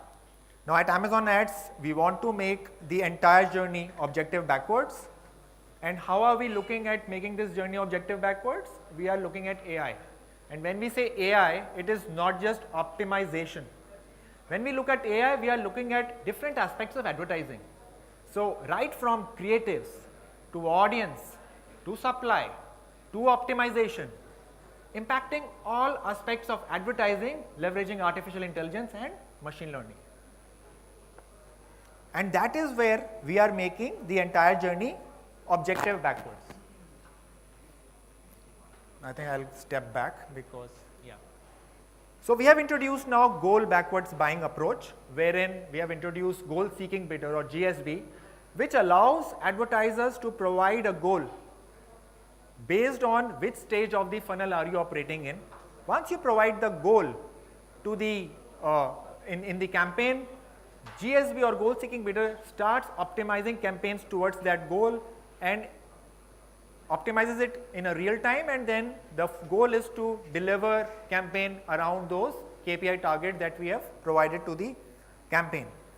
GSB, you can plan full funnel starting with GSB for awareness, wherein you can either use GSB for reach or GSB for frequency. We have seen encouraging results from the campaigns that we have done. Like we did a campaign with the leading social media platform and we saw 7% lift in reach versus leveraging conventional strategies. We did a campaign leveraging target frequency with a leading nutraceutical brand, and we saw that the percentage of users who were exposed to the campaign went up by 1.66 times versus using traditional campaigns. As we move down the funnel, we have GSB for consideration, wherein you can use GSB for CPC, which is cost per click, or GSB for CPDPV, which is cost per detailed page view, or GSB for CPVC, which is cost per video complete, essentially to drive consideration goals. And as we move further down the funnel, which is conversion, that is where we are talking about ROAS or GSB for CPA. Now, how many of you understand the Amazon lingo of link in and link out? Let me explain it to you. Link in is when the user is landing on a.in, which is the marketplace. Link out is when the user is landing outside of a.in, which could be a brand store or a D2C store. So when we are using link in, a strategy where the user will land on a.in, we encourage you to use GSB for ROAS. And when you are using link out, whereby the user will be landing outside of a.in, you have to use GSB for CPA. CPA is cost per action, wherein an action could be a page view or an add to cart or purchase. We have done campaigns across GSB for CPA and ROAS, and we are getting great results over there as well. Now, GSB is a bidding feature which helps the system decide whether the system should bid for a given impression or not. Beyond GSB, we have now introduced bespoke AI models like Brand Plus and Performance Plus, which are audience optimization features. Essentially, Brand Plus and Performance Plus, they use machine learning and deep learning, and they help understand what is an audience that would be interested for a given product or a service or a brand. And the system relies on multiple signals that it is getting, plus also various live event signals that we get about audiences. Two big advantages of using these AI models. One is very performance focused, so you can expect better outcomes versus using conventional strategies.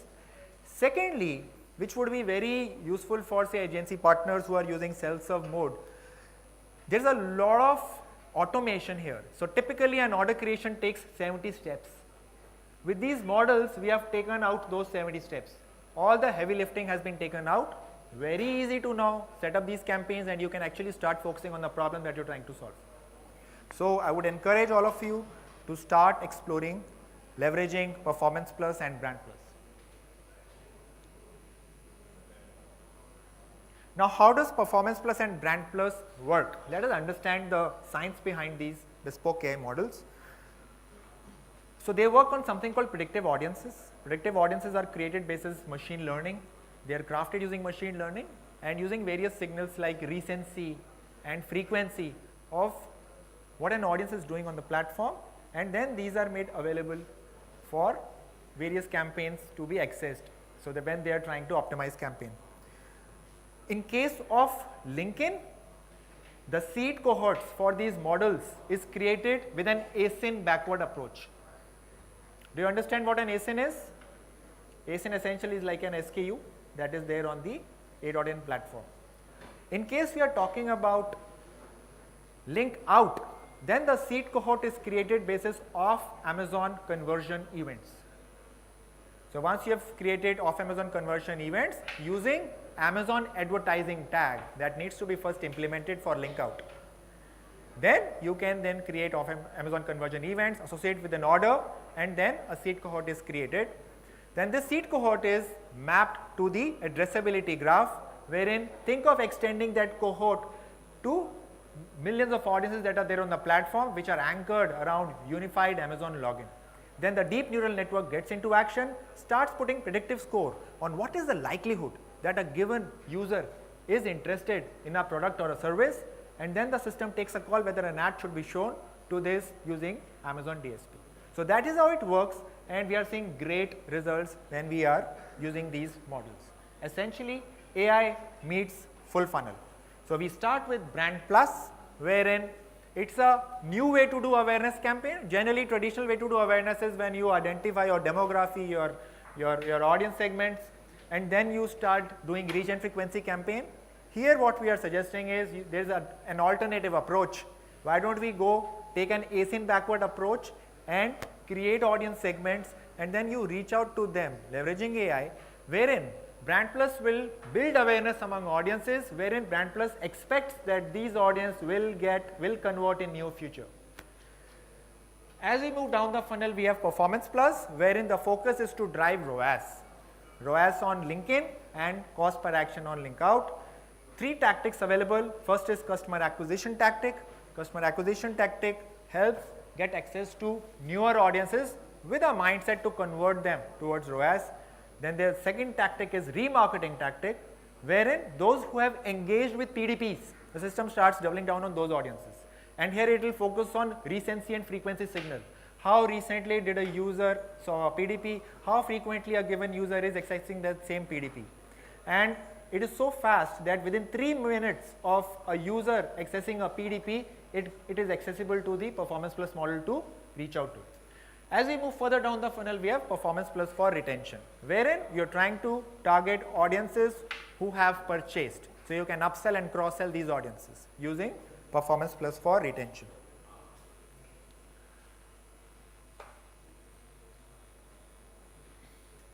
The advantages of using these models, as I shared: A, better performance outcomes; B, a lot of automation; C, unlike other models, here we are providing greater control. It is not a black box. You will have brand safety controls, and you can have granular reports with respect to supply, site placement, and so on. So there's a lot of goodness that you get when you start using these AI models. Now moving on to D2C websites, what we call link out. This is a phenomena which became, it picked up post-COVID because everything started getting better in terms of user learned how to buy online, logistics have improved, and therefore there are a lot of D2C brands that have come up, plus there are captive endemic brands who also have now respective D2C stores. And it's a complex customer journey, so Amazon as a platform also is working with partners to help convert users wherever it is happening. And therefore we have built an offering wherein we have launched Amazon advertising tag. Using Amazon advertising tag, you can build consumer journey on your website, you can build events, and it is very easy or plug and play to leverage AAT. We support third-party tag managers like Google Tag Manager, Adobe, Telium, and Citon. And the advantage of AAT is, A, it helps close loop the measurement, and more importantly, you can use it for remarketing, you can use for audience creation. In case there are cart abandoners on D2C websites, you can then retarget them back on A.in. So it's a lot of goodness that you can leverage by integrating the Amazon advertising tag. You can use AAT in conjunction with either using AI model like Performance Plus, or you can also leverage, say, GSB or goal seeking bidder, wherein you will decide your audience, you will decide the supply end, but you can leverage the AI capabilities on link out use case. We've also seen that a lot of brands, they use Shopify for their website. We are working on a Shopify plugin, and we will be introducing soon a Shopify plugin wherein you can do this closed loop measurement just by implementing that Shopify plugin. We also see that in India especially, there is a lot of traffic that is in app environment, and we are excited to launch app offering in India. And as far as in app offering also, measurement becomes a key partner when we are talking about performance campaign. We are partnering with AppsFlyer, Adjust, Kochawa and Singular. Implementation with branches WIP and should be launched soon. It should be come out in H2 2025. We are already live on Android operating system. iOS is WIP and should be launched in the later part of the year. Now moving on to creatives. For those brands who are excited about, there are brands who find building creatives is also a tedious process. We have launched Creative Studio, and we are making it easier for you to manage those creatives. We have introduced component-based creatives wherein you can use different components of a creative. So an image, a video, a tagline, a logo. Leveraging that, you provide those inputs to the system will help you with final creative outputs. There are three types of component-based creatives. First is asset-based creative, wherein this is relevant for brand website or non-endemic use cases. You provide these assets and you will have a final creative, but the user will land on those brand website. The second is RECs or responsive e-commerce creative, which is valid for LinkedIn use case, where the user is landing on a.in. These are PDP backwards or ASIN backwards. Great tool. It's a great quick to market tool.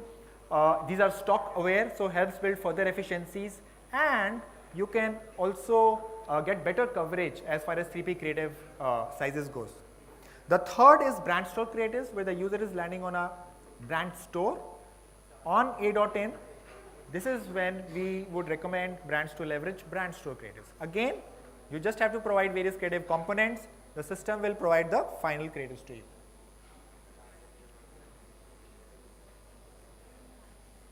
And the new Amazon DSP experience. We used to get a lot of feedback from our agency partners that the experience on Amazon DSP is very clunky. It is very tedious to set up campaigns on Amazon. We heard you, and we have launched a refreshed Amazon DSP experience with a modern look, and we have introduced insight cards. It's called Goal Performance Card, Pacing Card, Missed Opportunity Cards, and Frequency Insight Card. Essentially, these cards, they help planners and traders to make much more informed decision when they are making these campaigns. Moving on to, before moving on, I will now quickly summarize all the features that we have introduced on the product side. So beyond the Amazon DSP experience, we have ads planning capability. We have launched Ads Planner tool, which helps create Amazon, in case you want to create a long-term planning, you can leverage it. Then we have introduced Goal Seeking Bidder. We have introduced Brand Plus and Performance Plus. We have introduced remarketing capabilities. So in case you want to do remarketing basis quartiles, like someone who has seen 25% of the video or 50% of the video or 75% of the video, you can retarget them using this capability. We have introduced enhanced video and display targeting. So you can decide whether you want to do in-stream targeting or out-stream targeting, above the fold targeting or below the fold targeting. All of that is possible. Launching app install product, dynamic and AI-based creative solution, and better third-party ad server coverage. Moving on to the third pillar, which is supply. With Amazon, we have premium brand safe supply, which includes a.in and O&O properties, plus you can leverage Amazon Publisher Direct or APS and third-party exchanges to capture supply across leading 3P publisher. So when we look at Amazon, we are providing access to impactful entertainment experiences. Think of a.in, which is the largest retail store, Amazon MX Player, second largest curated streaming service in the country. Not to forget Prime Video ads we've recently launched, where there is a specific SKU on CTV. Then we have IMDb for movie buffs. We have Alexa for audio experiences, Twitch for young gamers, and Fire TV for streaming TV. Beyond this, we provide access to the internet supply wherein you can leverage APS and our partnership with various leading third-party exchanges. Essentially, you will get access to content across OTT, news, channel, cricket, sports, finance, entertainment and lifestyle. And we provide support across display and video, and we provide different buying models like from open auction to private marketplace to preferred deal and programmatic guarantee deals. Now, on one end, Amazon was a leader on the DSP side. I am proud to share that Amazon is also recognized a leader among SSPs, that is sell-side platform, standing proudly with Magnite and Permatic. This is on the back of our current product offering, our commitment to quality supply and our strategy with respect to sell-side platform. Quickly covering what's more coming on Amazon Publisher Services. Here's a peek into our APS roadmap. We will be launching streaming TV in India, leveraging APS to monetize OTT supply. We will be launching Amazon Publisher Cloud, think of clean room solution, leveraging ABS partnership with leading publishers in India. We will be launching PG deals offering wherein we can host publisher hosted creatives specifically useful for live sporting event, and we also will be launching PG buy type wherein we will launch it on APS. Currently you can do PG buy types via Magnite, AdX, and soon Permatic will also be launched. Now, one of the concerns when advertisers buy on open auction is brand safety. Amazon takes brand safety very seriously simply because we also are the largest advertiser globally, and when we are the largest advertiser globally, we always focus on brand safety. We have strong 1P brand safety filters, and then we also have partnership with leading 3P partners like Integral Ad Sciences, Double Verify, and then we also are partner to TAG or Trustworthy Accountability Group, highlighting the fact that we take brand safety really seriously. Moving on to the last pillar, which is measurement, transparency being one of our fundamental tenets at Amazon. We have both strong 1P tools like Amazon Marketing Cloud, which is a clean room solution, and we have third-party tools like third-party partnerships with Kantar and Lucid. Quickly sharing the capabilities that we have as far as measurement goes. So we have partnership with Kantar and Lucid in case you want to do brand lift studies, which is what is required by brands when they are doing awareness campaign to better get understanding of is the campaign making a lift in awareness, intent, message association, and so on and so forth. Then we have Amazon Advertising Tag, very useful in closed loop measurement when you are doing link out campaigns. Thirdly, we have Amazon Marketing Cloud, which is a clean room solution which helps you understand if you are investing in different aspects of advertising on Amazon. Search ads, display ads, DSP, 3P ads, how are these investments coming together? What is the impact in the short term and the long term? You can do that using Amazon Marketing Cloud. And last but not the least is omni-channel measurement. We are working on that, and we will be introducing an offering on omni-channel measurement, leveraging our ecosystem partnerships. Finally, to summarize the session, we have unrivaled audience signals. We have enhanced product capabilities, essentially AI-driven decision making, and we have access to exclusive and diverse quality supply. Essentially, leveraging these three things, we are uniquely positioned to offer full funnel programmatic solution. I would say a true blue programmatic solution. So I would encourage all of you to start leveraging Amazon's capabilities. At Amazon, we always talk about relevant reach, essentially providing access to audiences which have high purchase intent. Therefore, it can help you drive maximum outcomes, and not to forget the goodness that comes with simpler workflows that these AI tools provide. So you get to save a lot of time, and you can start focusing on the problems that you're trying to solve and leverage these capabilities and achieve your objective backward goals. Now I'm going to invite my colleague Sanchita. She will take you through a creative excellence workshop wherein you can see how to better leverage creatives while working on advertising strategies on Amazon. Sanchita?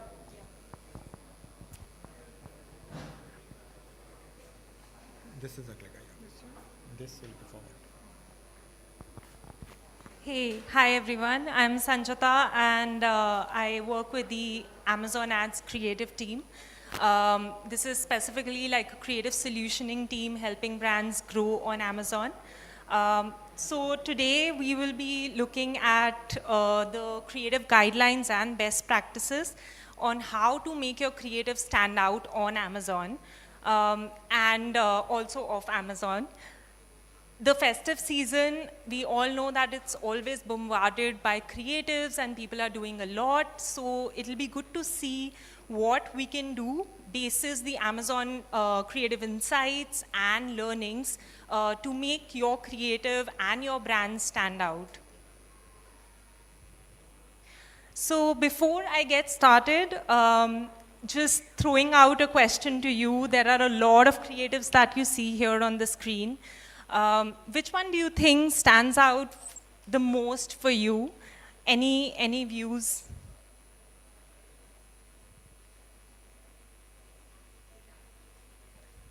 Sorry?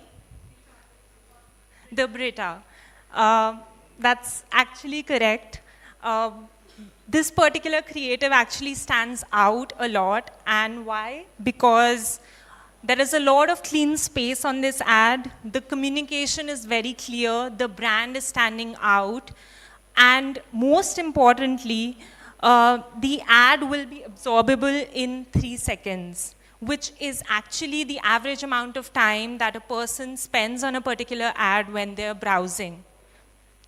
So thus, it becomes important for you to create your advertisement in a way such that you are not only able to hook your audience via the imagery, but also engage them via the copy such that they reach a stage which is the landing page for consideration of your product or service.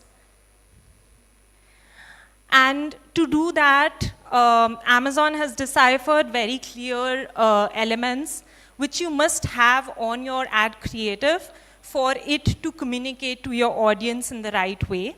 And these are logo, headline, imagery, and most importantly, a call to action specifically for DSP creatives. So let's look at how you can create and bring together all of these elements in the right way. So first of all, what should be the tonality of your creative? We have done a lot of studies, tests, and these are also globally established where we actually know that the communication should be very user-friendly. Do not use any technical jargons. If you have specific technology, communicate how that technology will be actually beneficial for the audience to be able to attract your audience. For example, you see this first creative which actually has this Hinomoto wheels technology, but calling out that, hey, these are silent and that's how these will be beneficial for you is what is making this creative a good creative. Similarly, calling out intense sun protection rather than something like an SPF 50 or no white cast, which probably a layman would not be able to understand that much.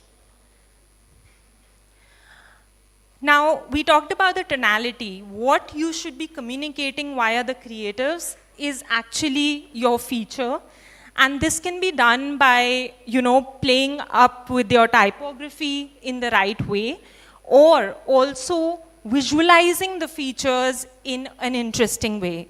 What you see here on the right-hand side is actually the GIF creative, where you see that, instead of just calling out washes up to 80 utensils in one go, the brand is actually visualizing it via a GIF creative, which helps the audience absorb it in 3 seconds. Now, in terms of visualization, a thumb rule that Amazon has deciphered is that product is the king.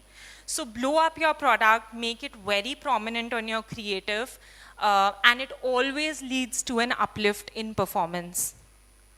And you can also play around with your product, like in the first creative that you see, where the mattress is actually blown up and the people are interacting with it.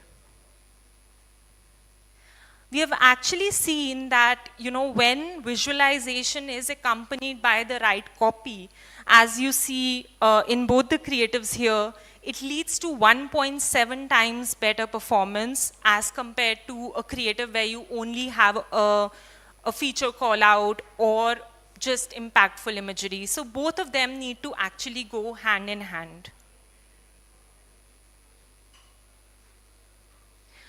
Another thing specifically for high ASP products, what we have seen is that calling out your affordability levers and after sale service benefits actually leads to increase in interaction and audience engagement.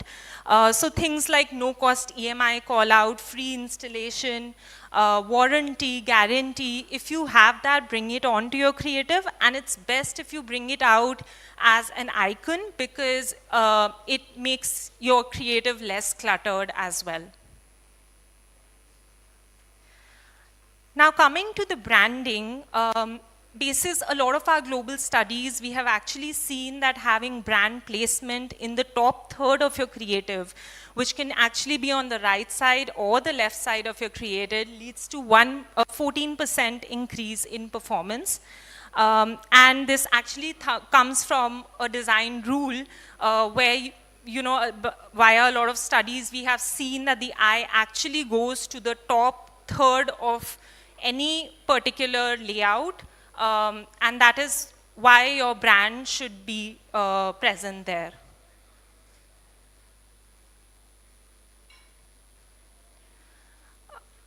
When you're visualizing your creative, keep in mind that less is more, and this applies to copy as well as to imagery. We have seen that on a creative, having 40 to 50% clean space leads to an uplift in performance.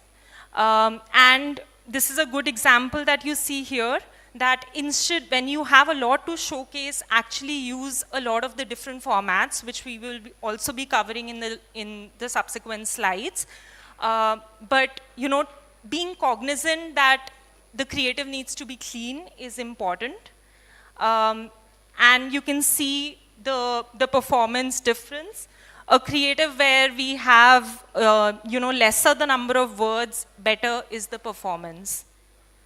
The only exception that you see here, where you see that more than 35 words have led to 6 times CTR uplift, are actually testimonial ads. So if you have a celebrity or an influencer speak about your product and that particular thing is quoted on the advertisement, that leads to an uplift in performance even after having more number of words on the ad.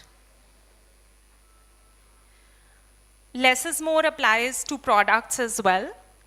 So, you know, focusing on one particular product actually is better because, again, you have more clean space on the ad.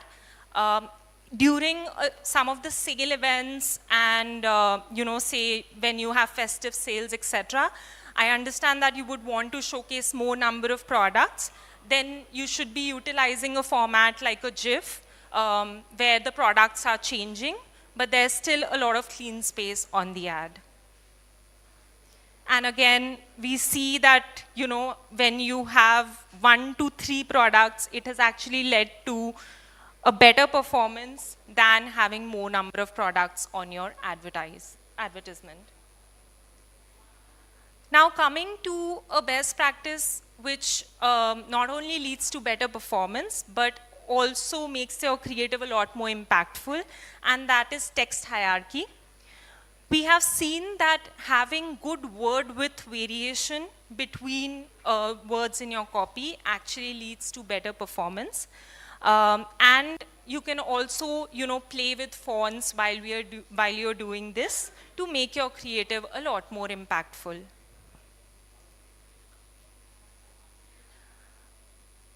A very simple thing to follow, which is a good background to foreground contrast, and you actually see that it has, you know, performance increased by 23%.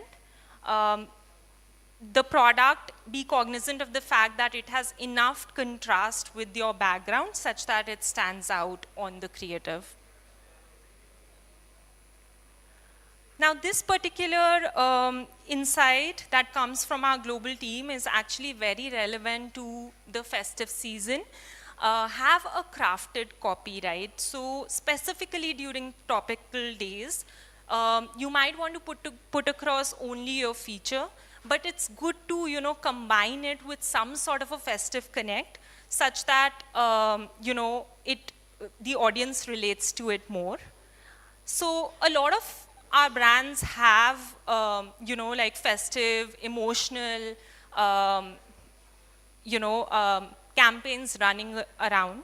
So it becomes important that while you're bringing that to Amazon, emotional connect, but connects it to the product USP, which is strength and immunity here, and also keeps the product in focus, and that makes it a good performing creative.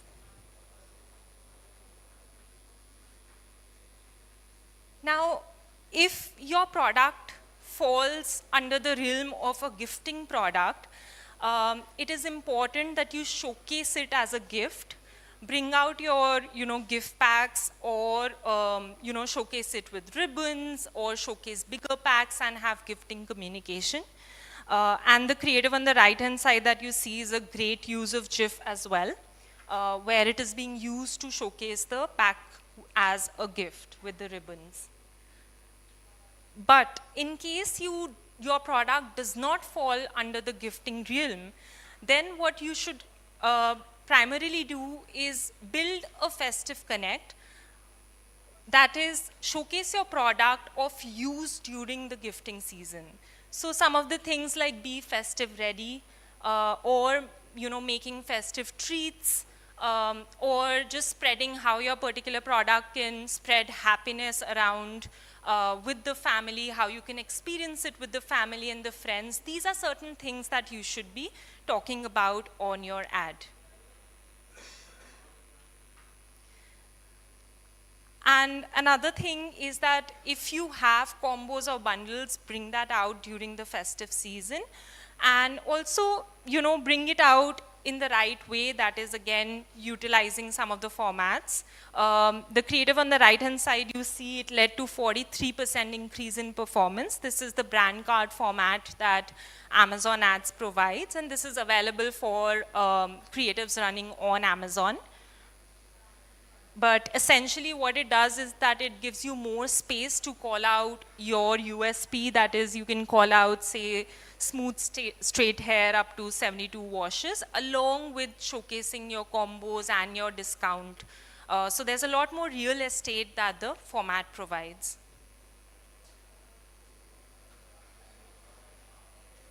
Now, this is something that we should keep in mind, that some of the events or the festivals might seem very small, but they are not in India. People actually relate to them. And specifically during, say Diwali time, you will have a lot of, events like festivals like Karwa Chauth, or experiences like Diwali party going on. So, it is a great way to refresh your creatives using these. Just a call out refresh, might do the best thing for your ad creative. So you see brands, how they have just changed the copy to Chhat Puja, and just have bought in some impression of Ravana during the Dussehra time. So just small tweaks to your creatives can help them make ready for the lead up days to a specific event as well, and we should definitely be doing that. On Amazon, we have seen that bringing in topical flavor in your creatives has led to 30 to 50% increase in performance, even if it's in a very small way. And now, we talked about making creatives easily topical, right? So this is a normal creative that the brand was running. And this is what they did during the topical season, and it led to an increase in performance for them. And it'll be great if we can, also keep the copy more topical for better engagement. So these were some of the creative insights. I'll just quickly go through some of the formats, which we have also seen a couple of them. So the first one is the GIF format, and this is an animated version format. We suggest animating only one element of your ad, and this is because it just helps avoid cognitive overload. It's a great format to showcase your range. It's a great format to showcase use cases, like what your product can do. It's a great format to showcase features. So if your product has a specific new feature, bring that out. Coming on to the next format that we have, which is storyboard. This is available for on Amazon creatives. It's a carousel format. And essentially what you should keep in mind is that have your USP on the first card. And talk about your product to drive awareness of the product on the subsequent cards. Another example of a good storyboard. An interesting format that Amazon ads provide, which is cube ads. It's actually a 3D cube and people can swipe through it. It's a great format if you have a new launch. It's a great format if you want to drive awareness of your product. We also have native ads. These ads are, they run on Amazon, and essentially the good part is that they do not look like an ad because it tends to blend into the entire app experience. We have collections, the one on the left-hand side, and quad card, which is the one on the right-hand side that you see here. Quad cards have led to 2 times performance as compared to a static ad. It again gives you a bigger real estate and a great format to showcase your range. Whereas collections is a great format when you want to lead with discount and when you want to drive awareness of your product. The last part, which is video ads. So on Amazon, what we have seen is that a video ad, you should have your branding in the first 3 seconds. You should be designing for sound off. That is, your ad should have some sort of subtitles. And lastly, we recommend having videos under 15 seconds for them to have higher engagement and also drive awareness. So when the video creative appears on the Amazon app, it looks something like this, where you would have a static frame as well, where your logo and copy can reside. And Amazon today also has a lot of other avenues to play and run your video ads, which is Fire TV, MX Player, sponsored brand video, and DSP 3P. So would encourage all of you to, leverage these. And that's all. Thank you. Thank you so much. We'll move to the next session. However, we have these sessions in 2 parts. That's area 2, behind those screens and wins. We're going to have Sony Live session there and Taboola session here. So anyone who's interested in Sony Live can move to that section. And this is where we start with the Taboola section. Over to you guys. I think we're good to start with the next session. Just in case anyone wants to rotate in whichever areas can do it, and we start in 1.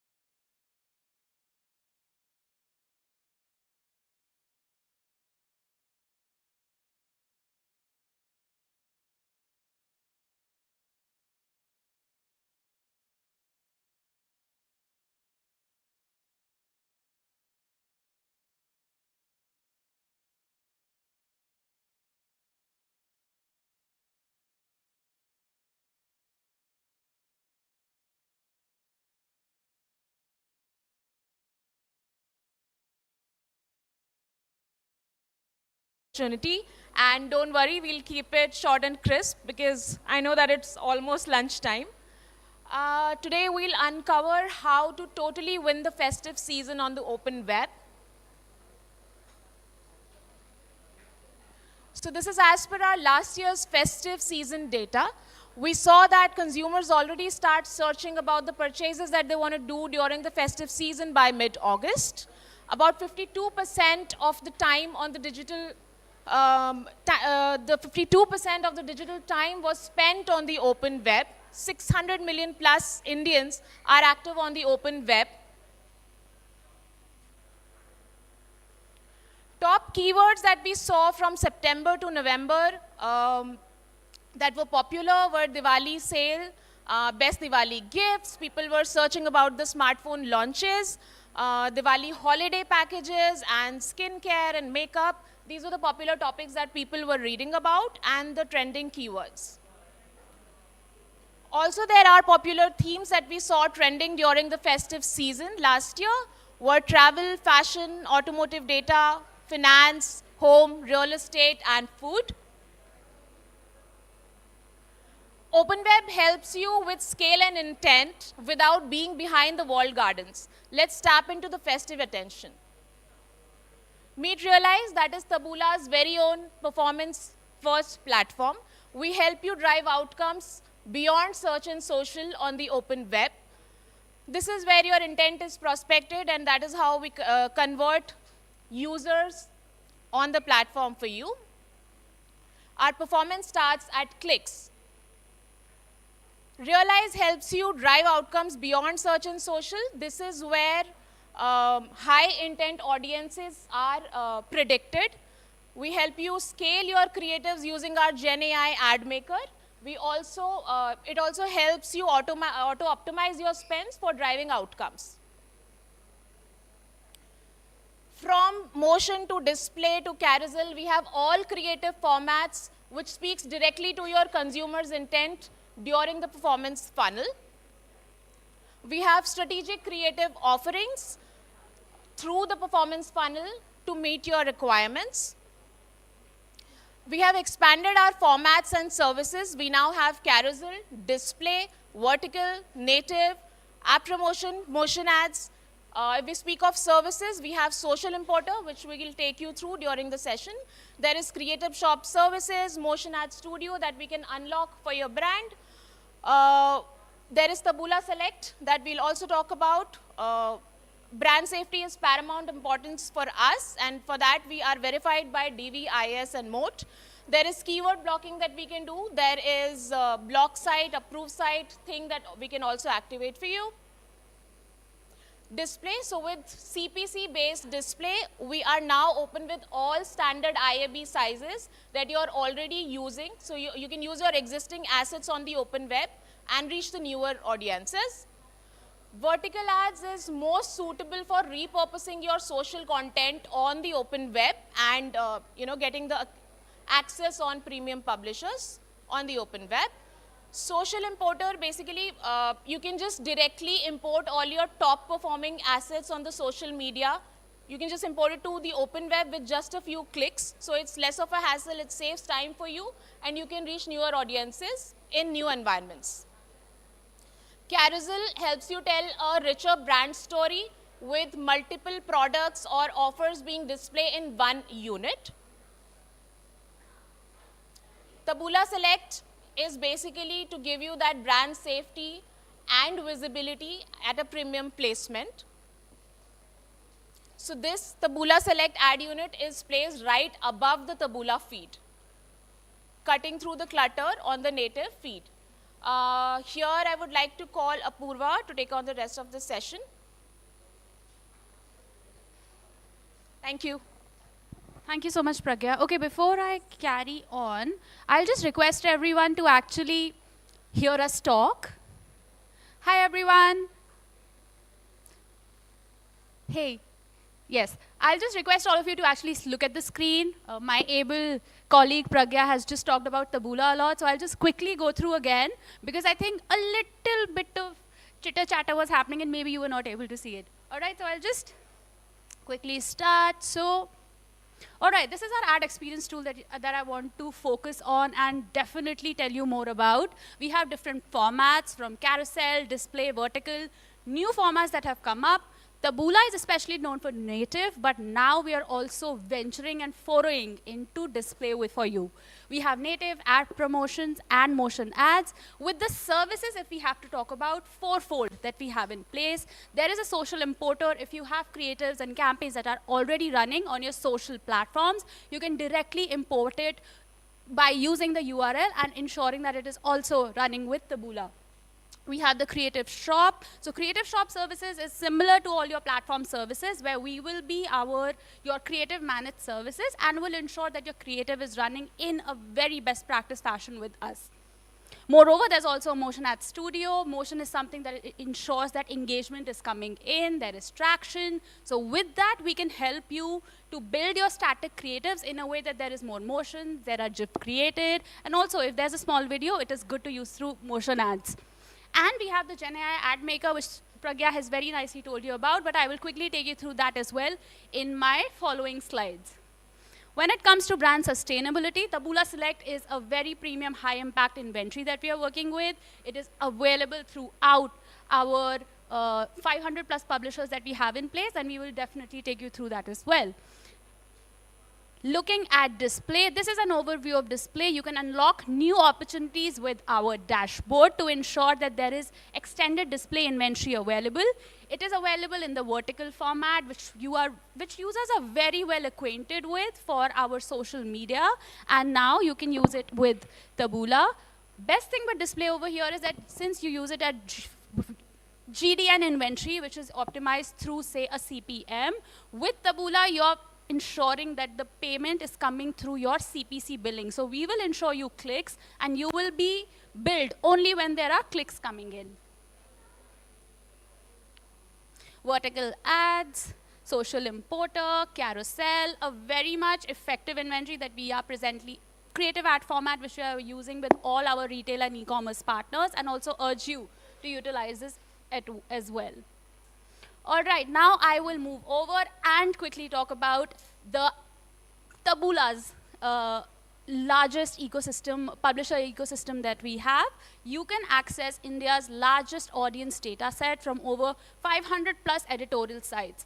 Best thing is that these are our exclusive partnerships, so you will not get these partnerships, say, with any other platform that is in place. So you can ensure that you have access to over 110 million daily active users, 28 billion monthly impressions, and also ensuring 315 million monthly clicks. But if I have to talk about how Taboola is actually helping you use this data, our pixel, the Taboola pixel that we take a lot of pride in, is hard-coded on our publisher websites, which gives us our first-party data of user intent, behavior, and interest. So to ensure that, say, during festive season, if you're running, say, a retail ad and you want to capitalize upon a Rakhi period that is coming up, you can ensure that all that data is coming to you. So the data directly from publishers is being passed on to us that we are using as keywords and different contextual topics to ensure that that targeting is coming into place. And this is our pan-India reach divided across the 4 regions. If I have to give you a quick snapshot of it, if we look at our national publishers' readership, which will be the likes of, say, Times of India, NDTV, India Today, Network 18, the division is more towards, say, tier 1 cities, which we can see at a 67%. But when we talk about our vernacular readership, the effect and the impact is more towards our tier 2 cities, around 62%. So we have the largest vernacular publisher network from Malayalam, Marathi, Tamil, Gujarati, Hindi-speaking audiences, Telugu, Kannada, Bengali.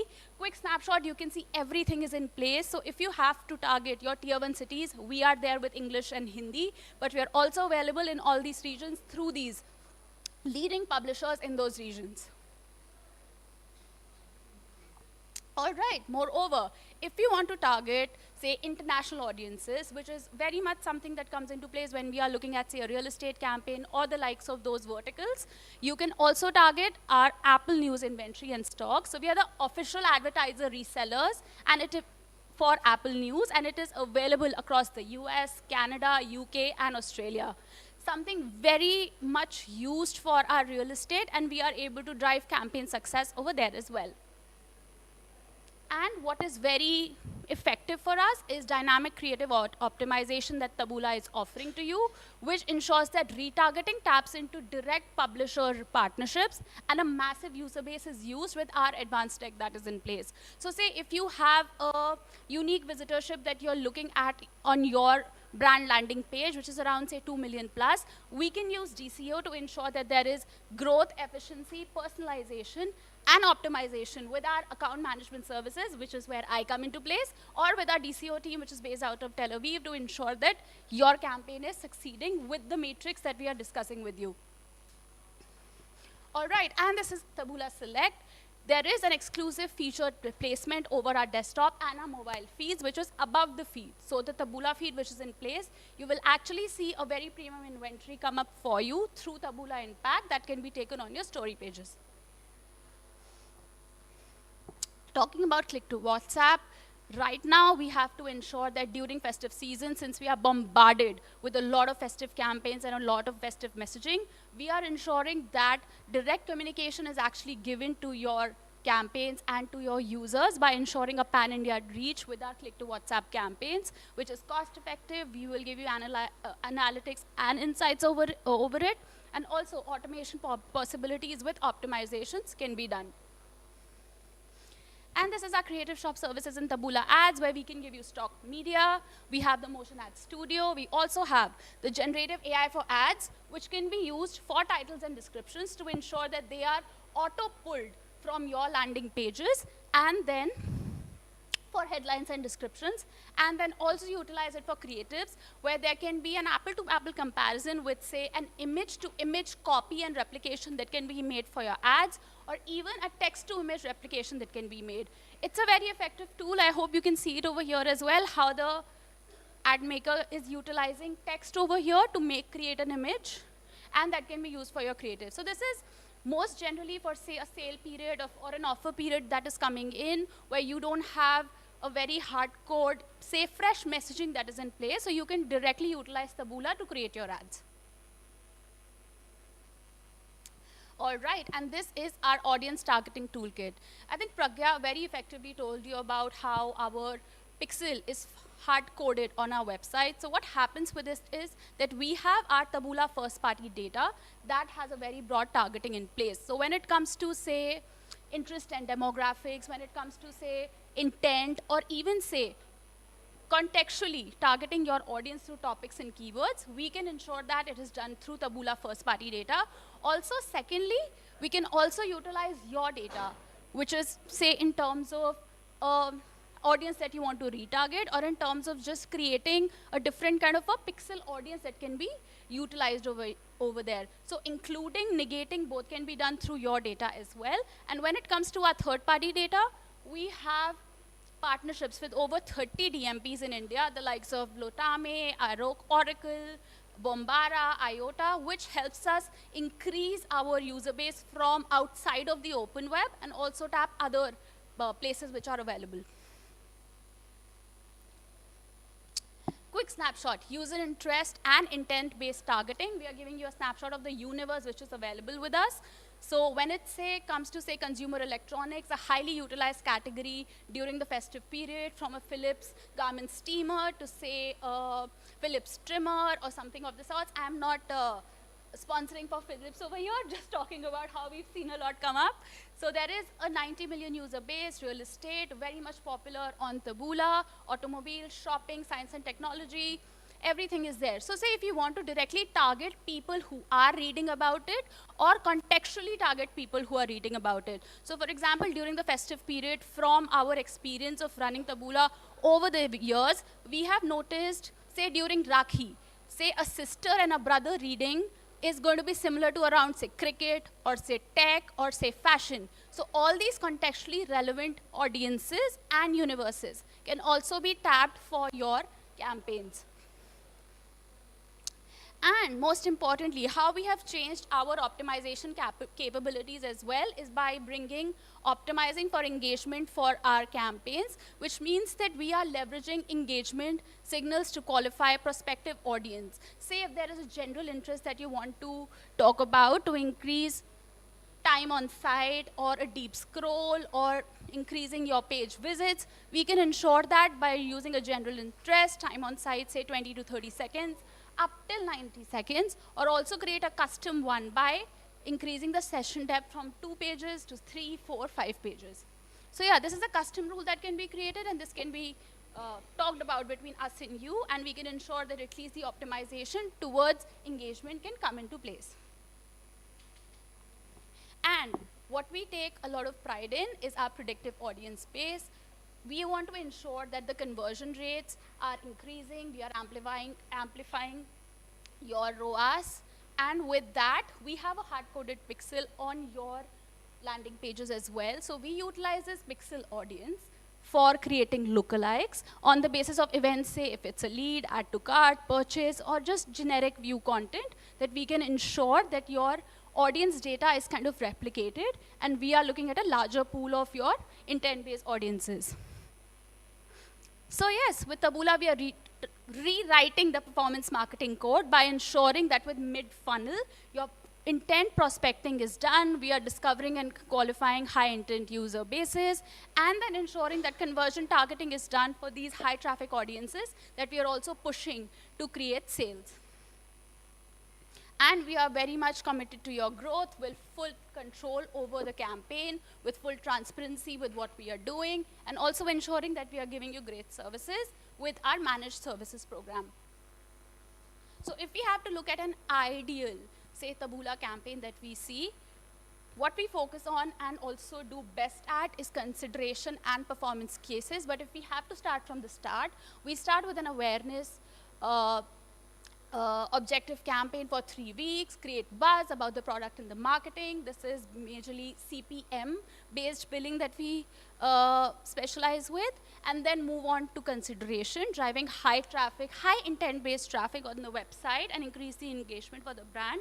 The pricing model is going to be a CPC or a CPCV, and then move over to performance, which is our bread and butter. This is where we particularly specialize, and the objective is going to be sales, leads, add to carts, online purchases as an objective, and the pricing is going to be CPC based. So yeah, so this is the whole portfolio. Thank you very much. We have a very able team, Vibhu, who leads account management in India. We have Nitya, who leads sales in India, and Sarab, Ajay, and Pragya. We'll be around, and we would be love to talking to you more about what we can do for you. So please, that's the room right here. Please meet us. Thank you so much.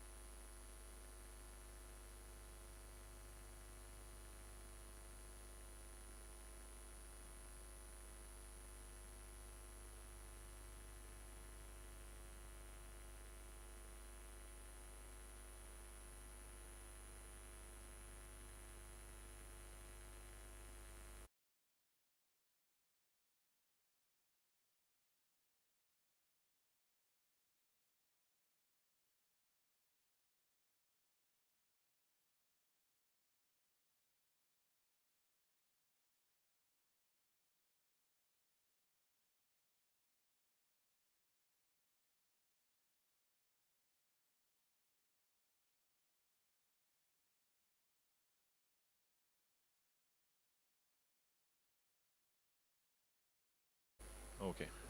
Hi, I'm Vishal Raj. I represent PA Media, Performance Media. We are a media solution company which is backed by data. Can we move the slides? How do we move the slides?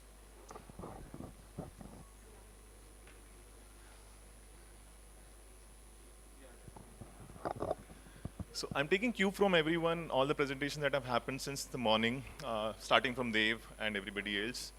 Everybody is talking about festive season. It seems like Indian festive season is not a campaign, it's a cultural tsunami. There are so many campaigns, there are so many festive that we celebrate. It creates a lot of chaos. Unless we know how to deal with that chaos, it becomes a noise. There are data which says 500 million plus shoppers across the country, but 63% feels that they are, okay, so thank you. But 63% of the consumer feels that they are exposed by generic ads. Another data suggests more than 50% of consumers starts the journey of online while the conversion happens offline medium. This is where PA Media comes into the picture, where we have AI that enables precision targeting to deliver human-centric storytelling approach. What we do differently, we redefine the digital advertising ecosystem. We have AI-driven audience targeting. We have immersive ad solutions backed by DCO and other formats. We have omni-channel campaigns and the capability of delivering phygital execution capabilities. When I say phygital, it's a mix of physical as well as digital ecosystem. So online to offline, offline to online is a possibility that we can deliver via PA Media. Our company is backed by 3 principles, which is first is client first. Outcomes that are being defined during a campaign are non-negotiable. We have a transparent ecosystem. There is tech and data in place, which is built in-house, where we have AI and other capabilities in place. This is our proprietary tool called InsightX. We have multiple partnerships in place via various partners like Health Tech, Google Maps of India, where we get multiple insights for the consumers. We have a consumer base of 500+ million customers, where we dissect the data, redefine the audience, and keep the audience in certain cohorts to deliver the P0 audience to the brands. This, in a nutshell, is who we are. Our 4 main pillars for InsightX, which is your AI crystal ball kind of thing. We have data partnerships in place, which I just explained in the last slide. We have tech in place, which is built in-house. We have AI, and then we have human intelligence. People who started this company or who built this product come from more than 2 decades of experience from marketing as well as agency background, where they understand the brand problem. This is how we are trying to solve the problem that is being faced by the brands for a longer objective. Once this InsightX tools, what it does is, it does slice and dice the data basis, the kind of parameters we want to define, the kind of audience we want to reach out to. And these tools help us to figure out the right audience, which is P0 audience that can be immediately converted into a customer. So out of the entire pool of 500 million plus customers that we have, we might give you 20 million consumers basis the kind of brief that we receive. We might give you 40 million basis the kind of TG and the kind of execution we want to do. Then we have deployment tools, which is first is Vision TV. Vision TV is connected TV that feels like you're watching the campaign or content at home. The differentiators that we have is discrete frequency. I think a lot of brands are facing the problem, especially the FMCG brands, where there is a lot of ad fatigue that comes into the picture. Along with that, you also see campaigns for very less time where the impact is not being created. We have capabilities of delivering the campaign via discrete frequency, where the frequency which is being defined by the brand is met over a period of time. Nobody is being exposed to more than that number of times. And then people who have consumed the campaign for lesser than that frequency, let's say 5 is your frequency cap, people who have seen the campaign for 1, 2, 3, 4 times can be re-exposed to the same creative during the next phase. This is how we ensure that your brand spends are consumed in the right way. There is no spillover. Then we have pod scheduling, which is prime time scheduling, and household sync. So anybody who has seen the campaign on TV screen, which is the largest screen, we can retarget the audience via partnerships on their mobile devices. This is how we drive the CTAs for that particular campaign. The next product that we have is Audience X, which is our rich media solution. Audience X has multiple deployment capabilities, which is interactive ads, immersive ads, and we are DCO enabled, which is something now is in very demand. If you want to do a sequencing targeting, that is something that can be done. NativeX is our contextual targeting platform, where we are moving from contextual to semantic now.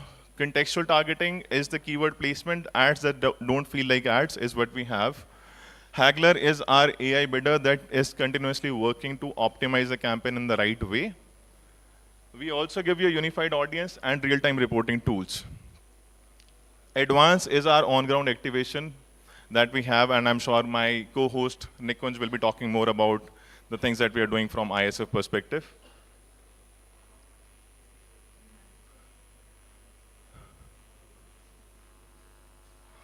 How do I play this?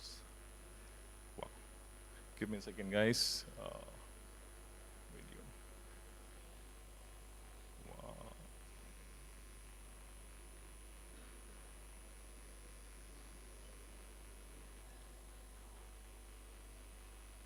How do I play this?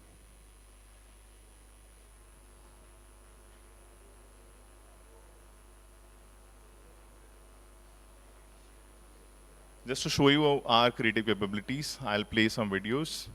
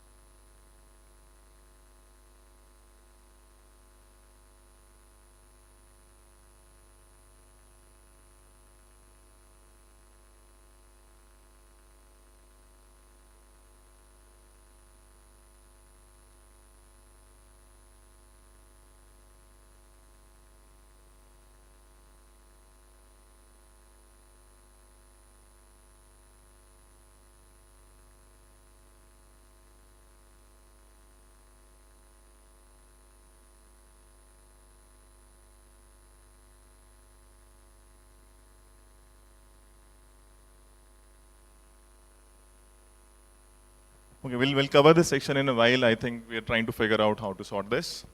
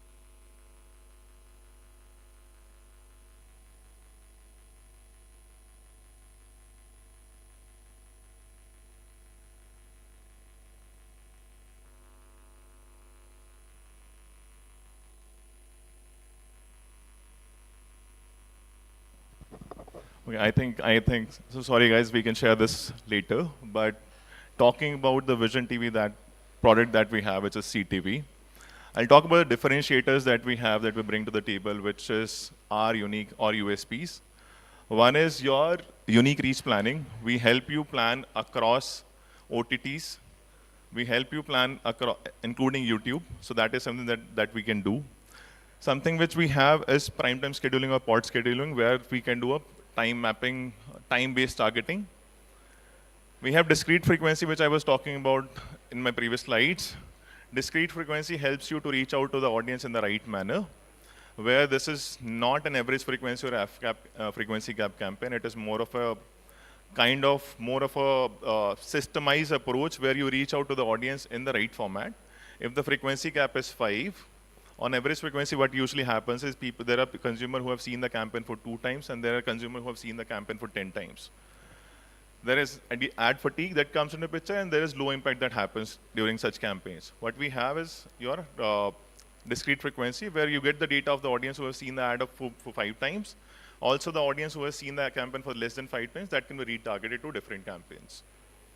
Then we have something which is household sync. So brand awareness is created on the largest screen. What happens in the next stage? How do you drive the CTAs? You drive the CTAs by exposing the audience on mobile devices.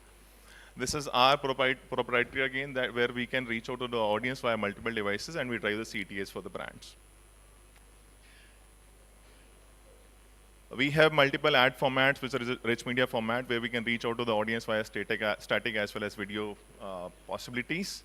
Few of the creatives that we have created for this particular roadshow.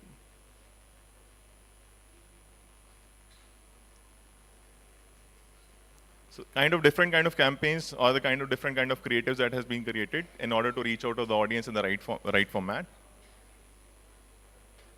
Native is our contextual targeting tool. What we have seen over a period of time realized where the campaigns have been defined or the audience has been exposed into a different environment. What we support over here during the festive season is we reach out to the audience in the vernacular format.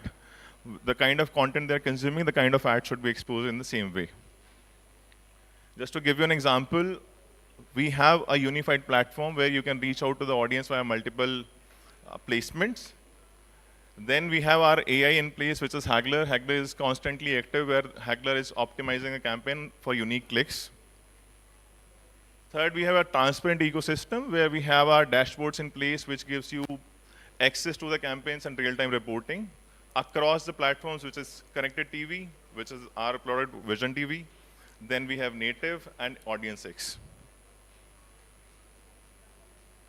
Why us? We are a company which is powered by AI but backed by human intelligence. We provide you transparent ROIs, where we provide you a dashboard that gives you access to the entire campaign. We provide you end-to-end solutions where we have CTV from prime time scheduling to native X to an Audience X kind of thing. We have been working with a couple of partners, brands, where we have always-on campaigns that we're delivering for you guys. Any queries for us? Okay. I'll ask my co-host Nikunj to come and speak about ISF, which is the upcoming properties during the festive season. Nikunj. Thank you. Okay.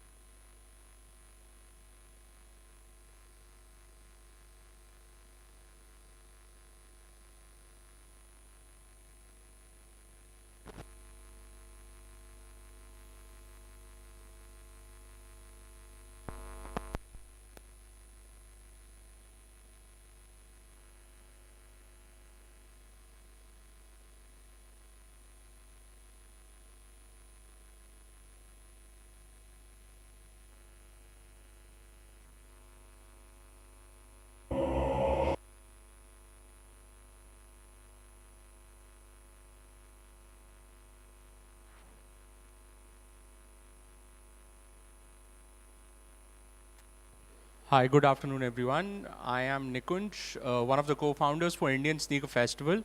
So, before explaining whatever we do, I would like to show you a short video. Please have a look at it.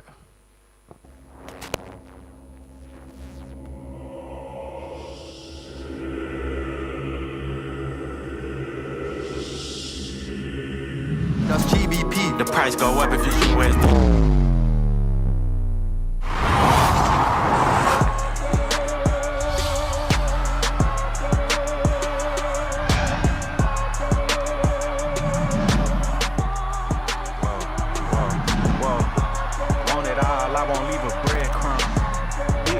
Thought a nigga said something. Thought a nigga said something.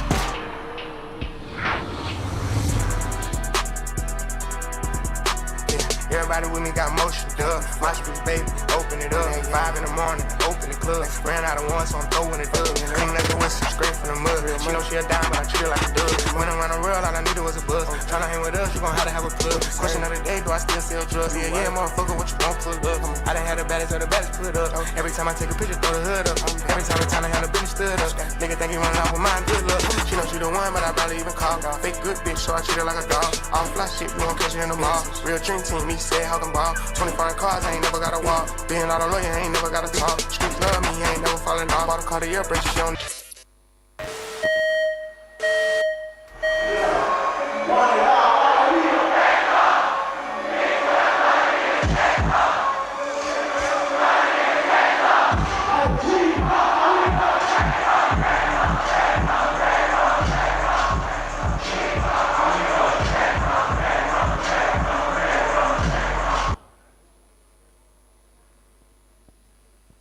This is a short snippet of what we do.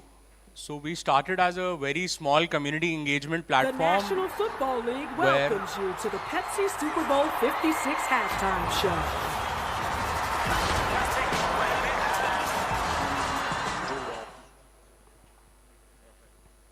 So we are back. So can I get the presentation, please? So I'll explain about the festival. We are a 2-day festival that happens across Delhi and Mumbai. So we started with a small community of 300 people who wanted to bring together the hype community that was coming up in India. So everybody between the age group of 15 to 40 is knowingly or unknowingly a part of it, because 90% of the people I see here are wearing sneakers. And some part of the day they are wearing streetwear that has come out from such brands who participate at our events.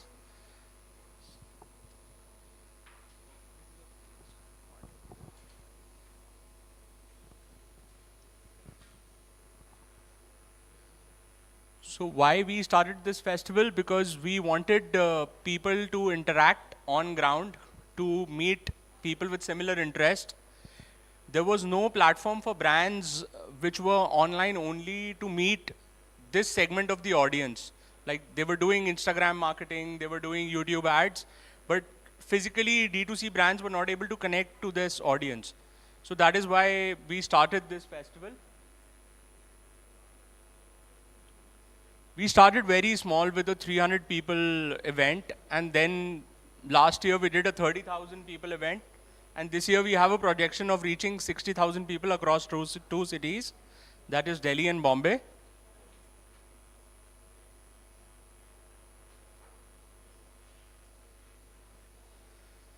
So what are the people that come to our events?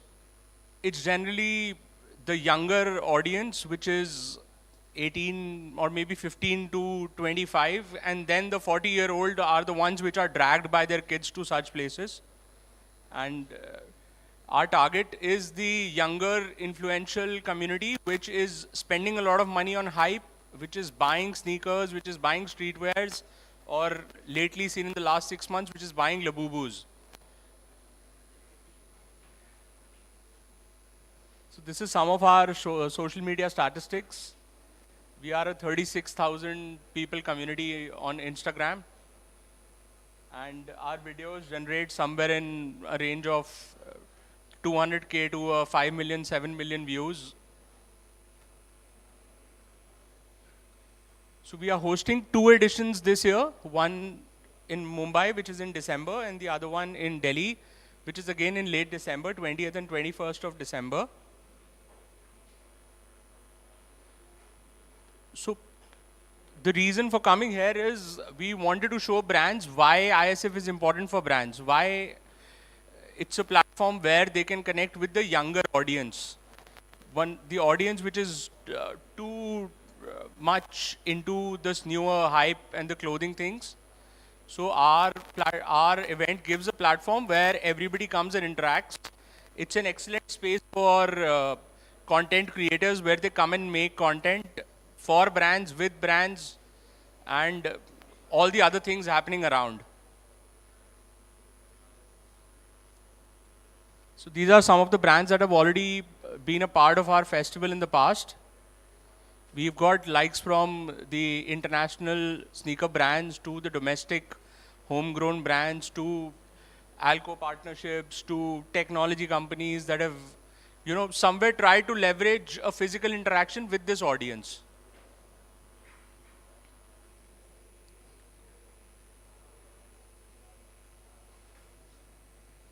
These are some kind of brand activations that happens at our events where brands come up and they make physical spaces to connect with these audiences, and it becomes a platform for them to show what they are directional towards in the coming months and what fashion they are bringing to India for the next two, the seasons. Some of the activations that happen on ground. These are the branded contents that we make for the brands. There are a lot of touch points where the brands can integrate on ground, like stage brandings, LED brandings, and physical hoardings at the events, or maybe data collection points across different photo ops at the events.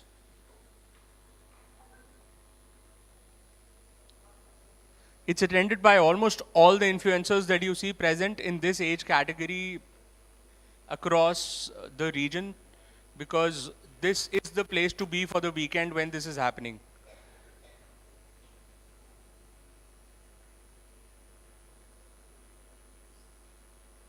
So these are some testimonials from the brands. See, it's not just where brands come to sell their product.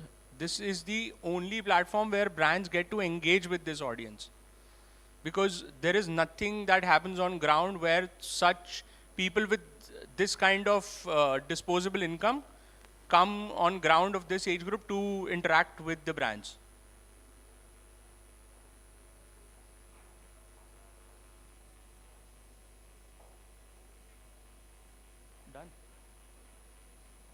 Done. Thank you so much. Thank you everyone for your time.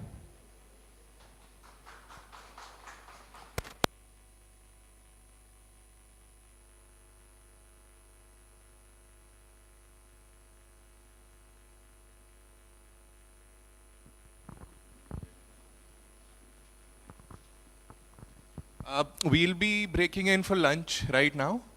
And we have a very fun, interesting session with RJ Kisna lined up at 2:30 right after it. So request everyone to reconvene by then so that we can start on time. Thank you.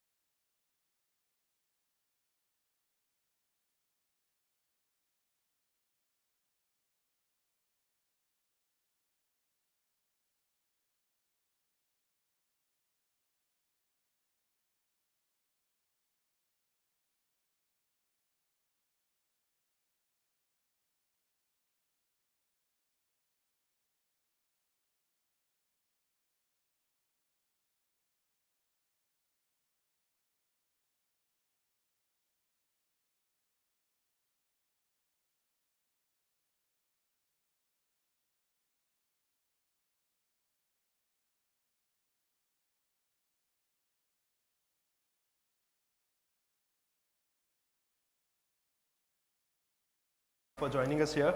Thank you. मैं बहुत समय के बाद ऐसे panel discussion का हिस्सा बना हूँ, और इससे पहले मुझे याद आ रहा कि मैं ये कर रहा था जो आप कर रहे हो। पहली बार मुझसे कोई सवाल कर रहा है। मैं सवाल कर रहा हूँ। मैं पहली बार ये कर रहा हूँ। So before we begin, I would like to begin with a campaign. हमने कुछ टाइम पहले Lyxel&Flamingo and with you, we did a campaign for Dabur. Given the context of Festive, I think I would like to play that first, please, and then we'll start our chat.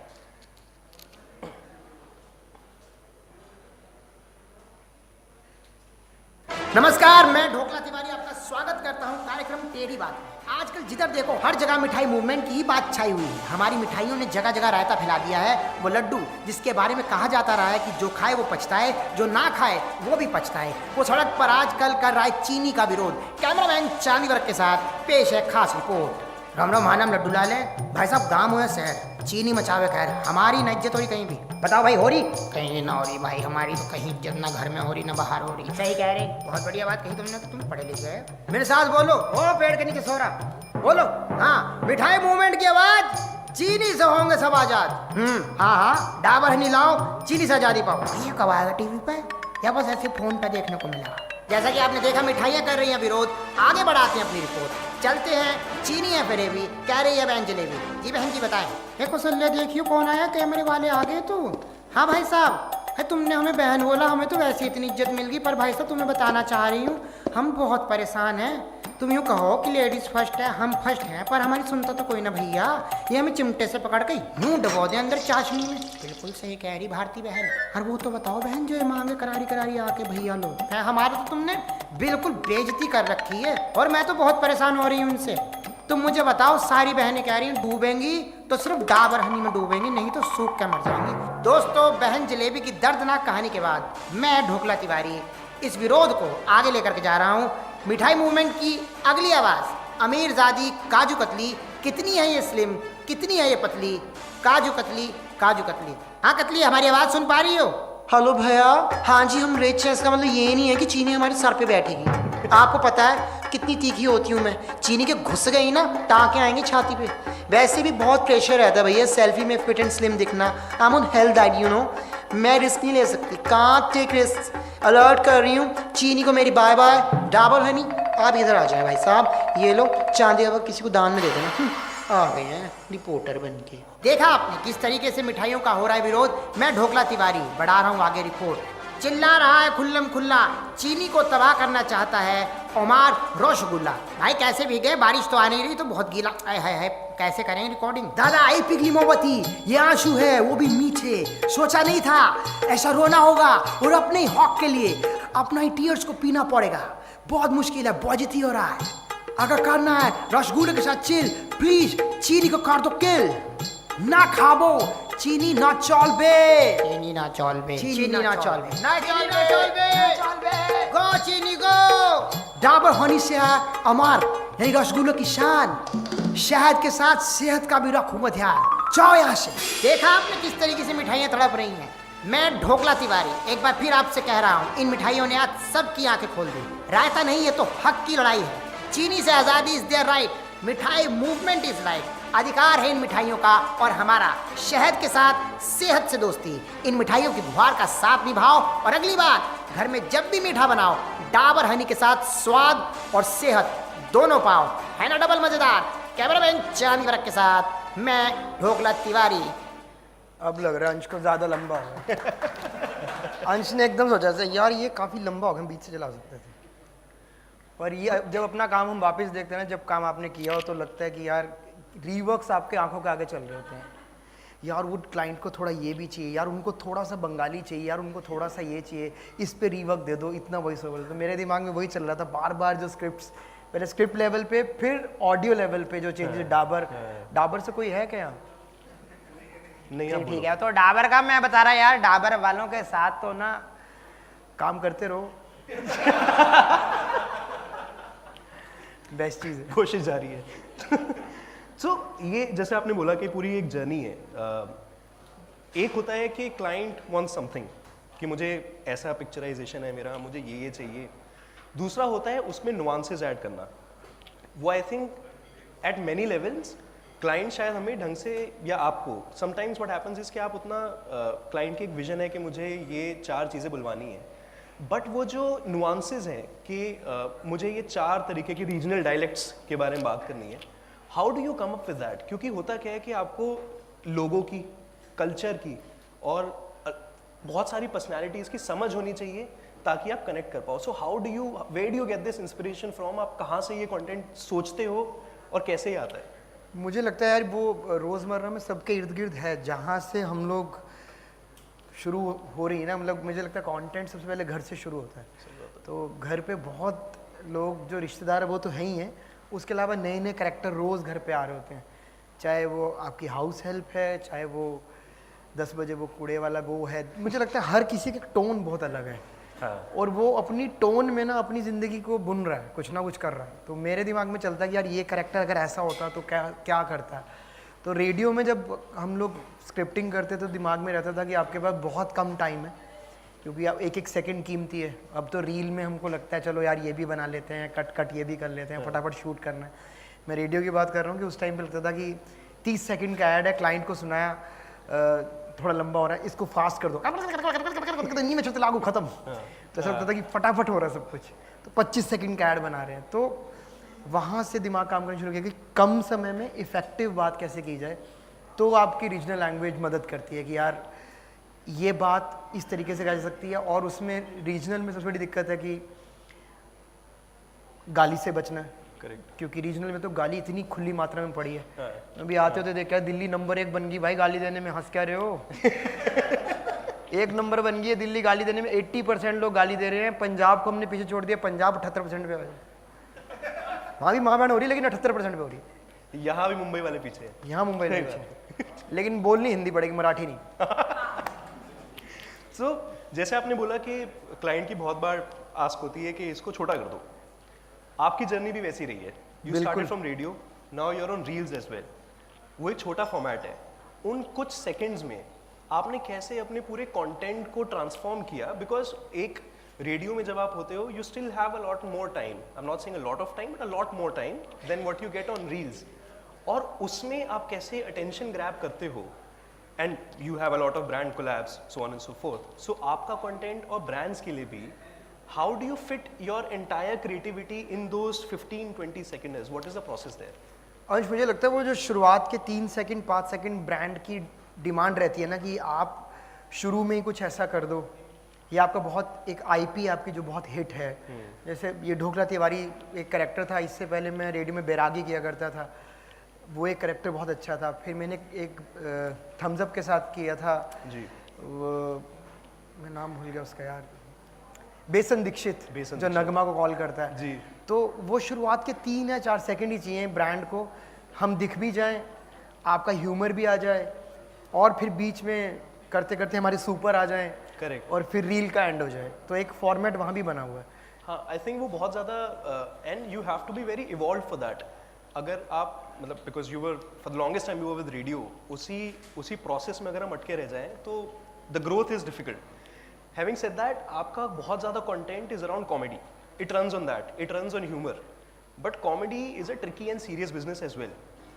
मैं जब ये कहता हूँ कि because you talk in lot of regional dialects, हो सकता है and given the world that we live in, वो शायद डायलेक्ट मेरे लिए फनी हो, बट जिसके डायलेक्ट में आप बात कर रहे हैं, let's say I am a North Indian, but you are coming up with a skit on a South Indians accent और a West Bengalis accent, so and so forth. How do you manage कि मैं ये सब करूं, ये फनी भी रहे, ये कॉन्टेक्चुअल भी रहे, और किसी को बुरा भी ना लगे? How do you crack that? वो मुझे लगता है कहीं ना कहीं वो एक दायरा ही है कि आप रीजनल कंटेंट को जब लिख रहे होते हैं, सोच रहे होते हो ना, किसी ना किसी, मान लीजिए यहाँ कोई मुंबई से आके काम कर रहे हैं, हम मुंबई जाके काम करते हैं, कोई ना कोई फनी, अब हरियाणवी की बात करूँ, सबने कहीं ना कहीं सुनी होती है कि यार अरे पराने वाले आगे भीड़ हो रही है, दिखता नहीं क्या, ऊपर चढ़ेगा के.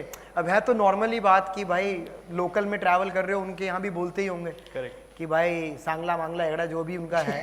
पर प्रॉब्लम यह है कि हम लोगों ने वो अपनी बढ़ती उम्र में ना उन चीज़ों को बहुत आसानी से अपना लिया. कि यार वो देखिए यार कितने के रह रहे हैं पीस, मतलब अब कई लोग को जैसे कॉलेज में होता था, रे भाई एक टोटा आई है बोलने का तरीका है कि भाई ये है, गढ़ी सूत्री है भाई। तो कुछ चीज़ें हमने इसका बहुत अलग अलग वर्जन बांट दिया। यार ये नहीं बोल सकते। अब जैसे ब्रांड कहीं बोलते हैं कि यार आप बहन को नमन बोल सकते हो, लेकिन आप कुछ और नहीं बोल सकते। अब जैसे मैं अपने कंटेंट में बहुत क्लीन कंटेंट सोचता हूँ कि मैं गाली ना दूँ। करेक्ट। ठीक है, मैं जेठ जी, क्रिमसी, ठीक है, वो ओसवाल का कुत्ता बना लिया, विलियमसन का कुत्ता बना। तो मुझे लगता है कि यार ये चीज़ें आपके आसपास हैं, जो पढ़े लिखे हैं, जो नीश है, उनके भी इर्द गिर्द ये चीज़ें हैं। करेक्ट। क्योंकि कितनी भी आप बड़ी पार्टी कर लें, कितनी अंग्रेज़ी बोल लें, गार्ड साहब तो गेट पे ही मिल जाते हैं आपको। सही बात है। वहीं से शुरू हो जाता है। आपको वो सबसे पहले देखते हैं कि हाँ भाई कौन है, क्या है। वहाँ से आप लोग पकड़ना शुरू कर देते हो कि अच्छा ये यहाँ जा रहा है, ये यहाँ जा रही है। वो मेरे को लगता है वो ऑब्जर्वेशन के हिसाब से कंटेंट ना आपका थोड़ा थोड़ा क्लीन होता जाता है।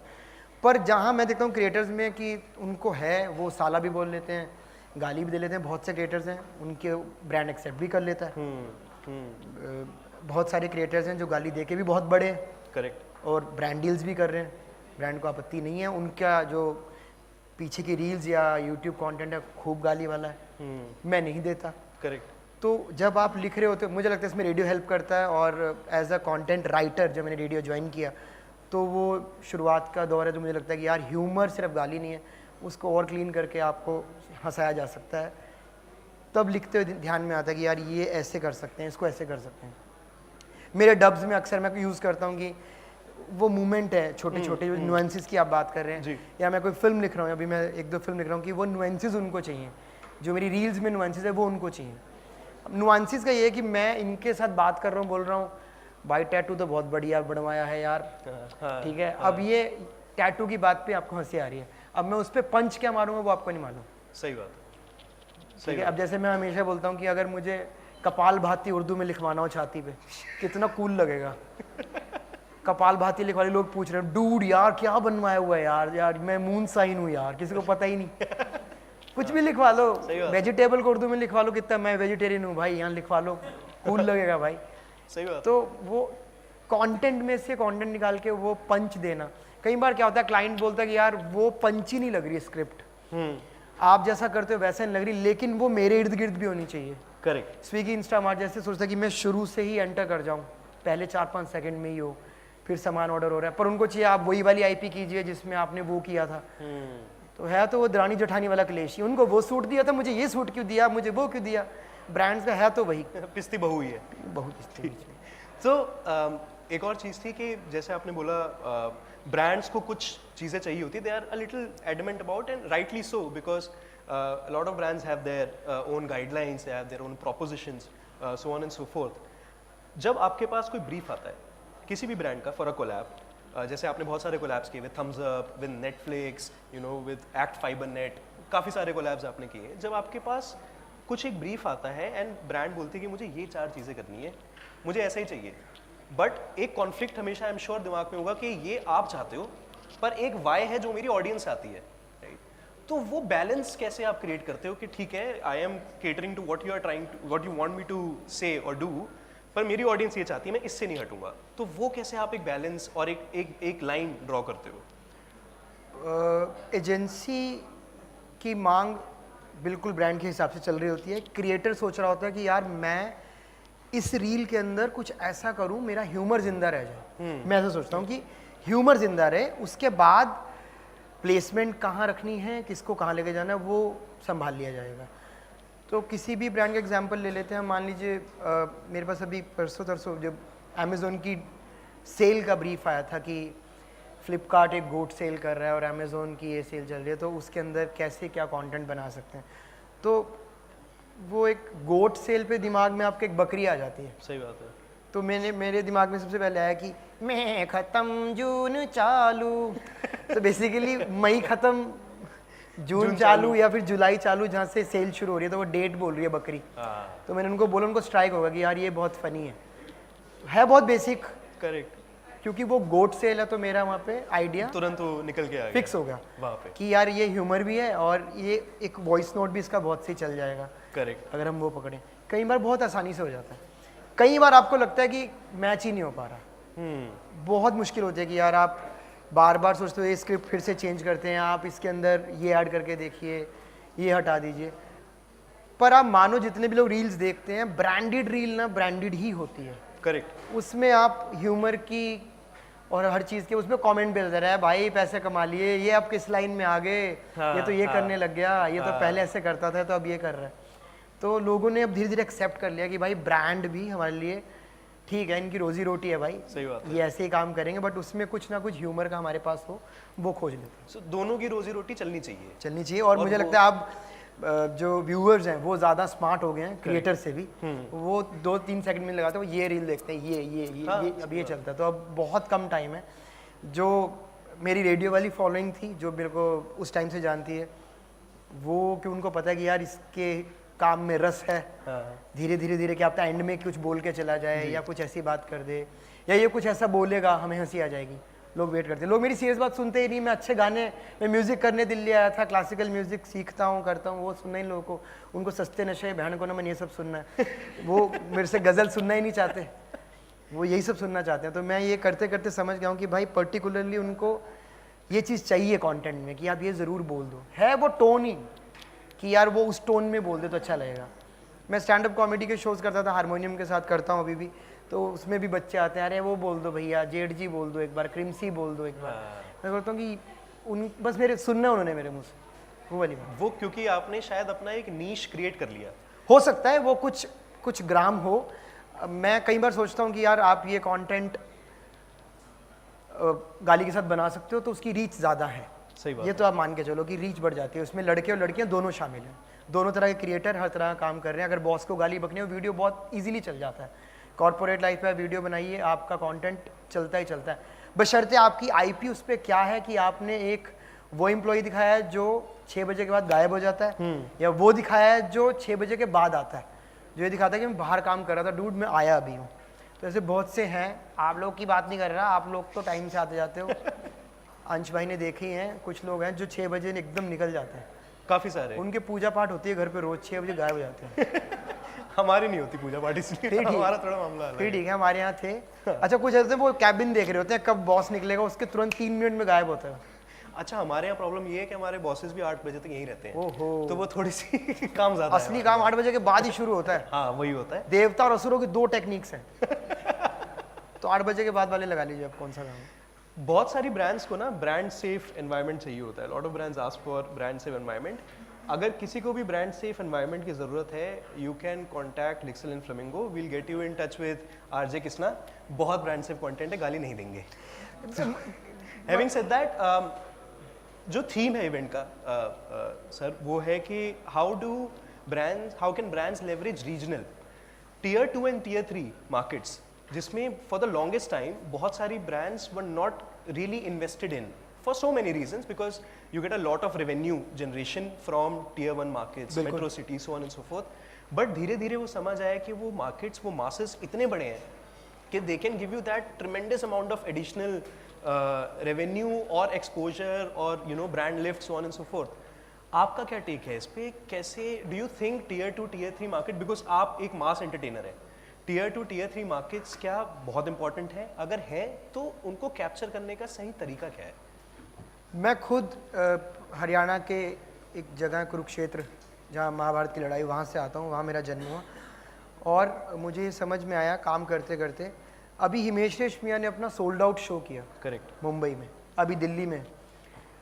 हिमेश के फ़ैन मेरे ख्याल से हम लोग ही हैं। सही बात है। जिन्होंने एक बार आजा आजा से लेकर के कोई शक, लव यू, सयोनी, तख्ता नाम, तंदूरी नाइट सब सुना है, और हम आज भी सुन लेंगे कहीं भी चल जाए। तो आप उसका टीजी देखो, उसने भी टीजी बदली नहीं है। करेक्ट। उसकी वो टीजी कट्टर है, उसका आज भी सोल्ड आउट जाएगा शो। दिल्ली वाला भी आई एम श्योर टिकट्स के लिए बेताबी है लोगों में। करेक्ट। रीजनल कंटेंट, मैं बार बार बोलता हूँ कि हरियाणा एकमात्र ऐसा प्रदेश है भारत में, जैसे ही 4 साल बाद ओलंपिक आता है उसकी तरफ सब लोग देखने लगते हैं, मेडल आएगा, मेडल आएगा, मेडल आएगा।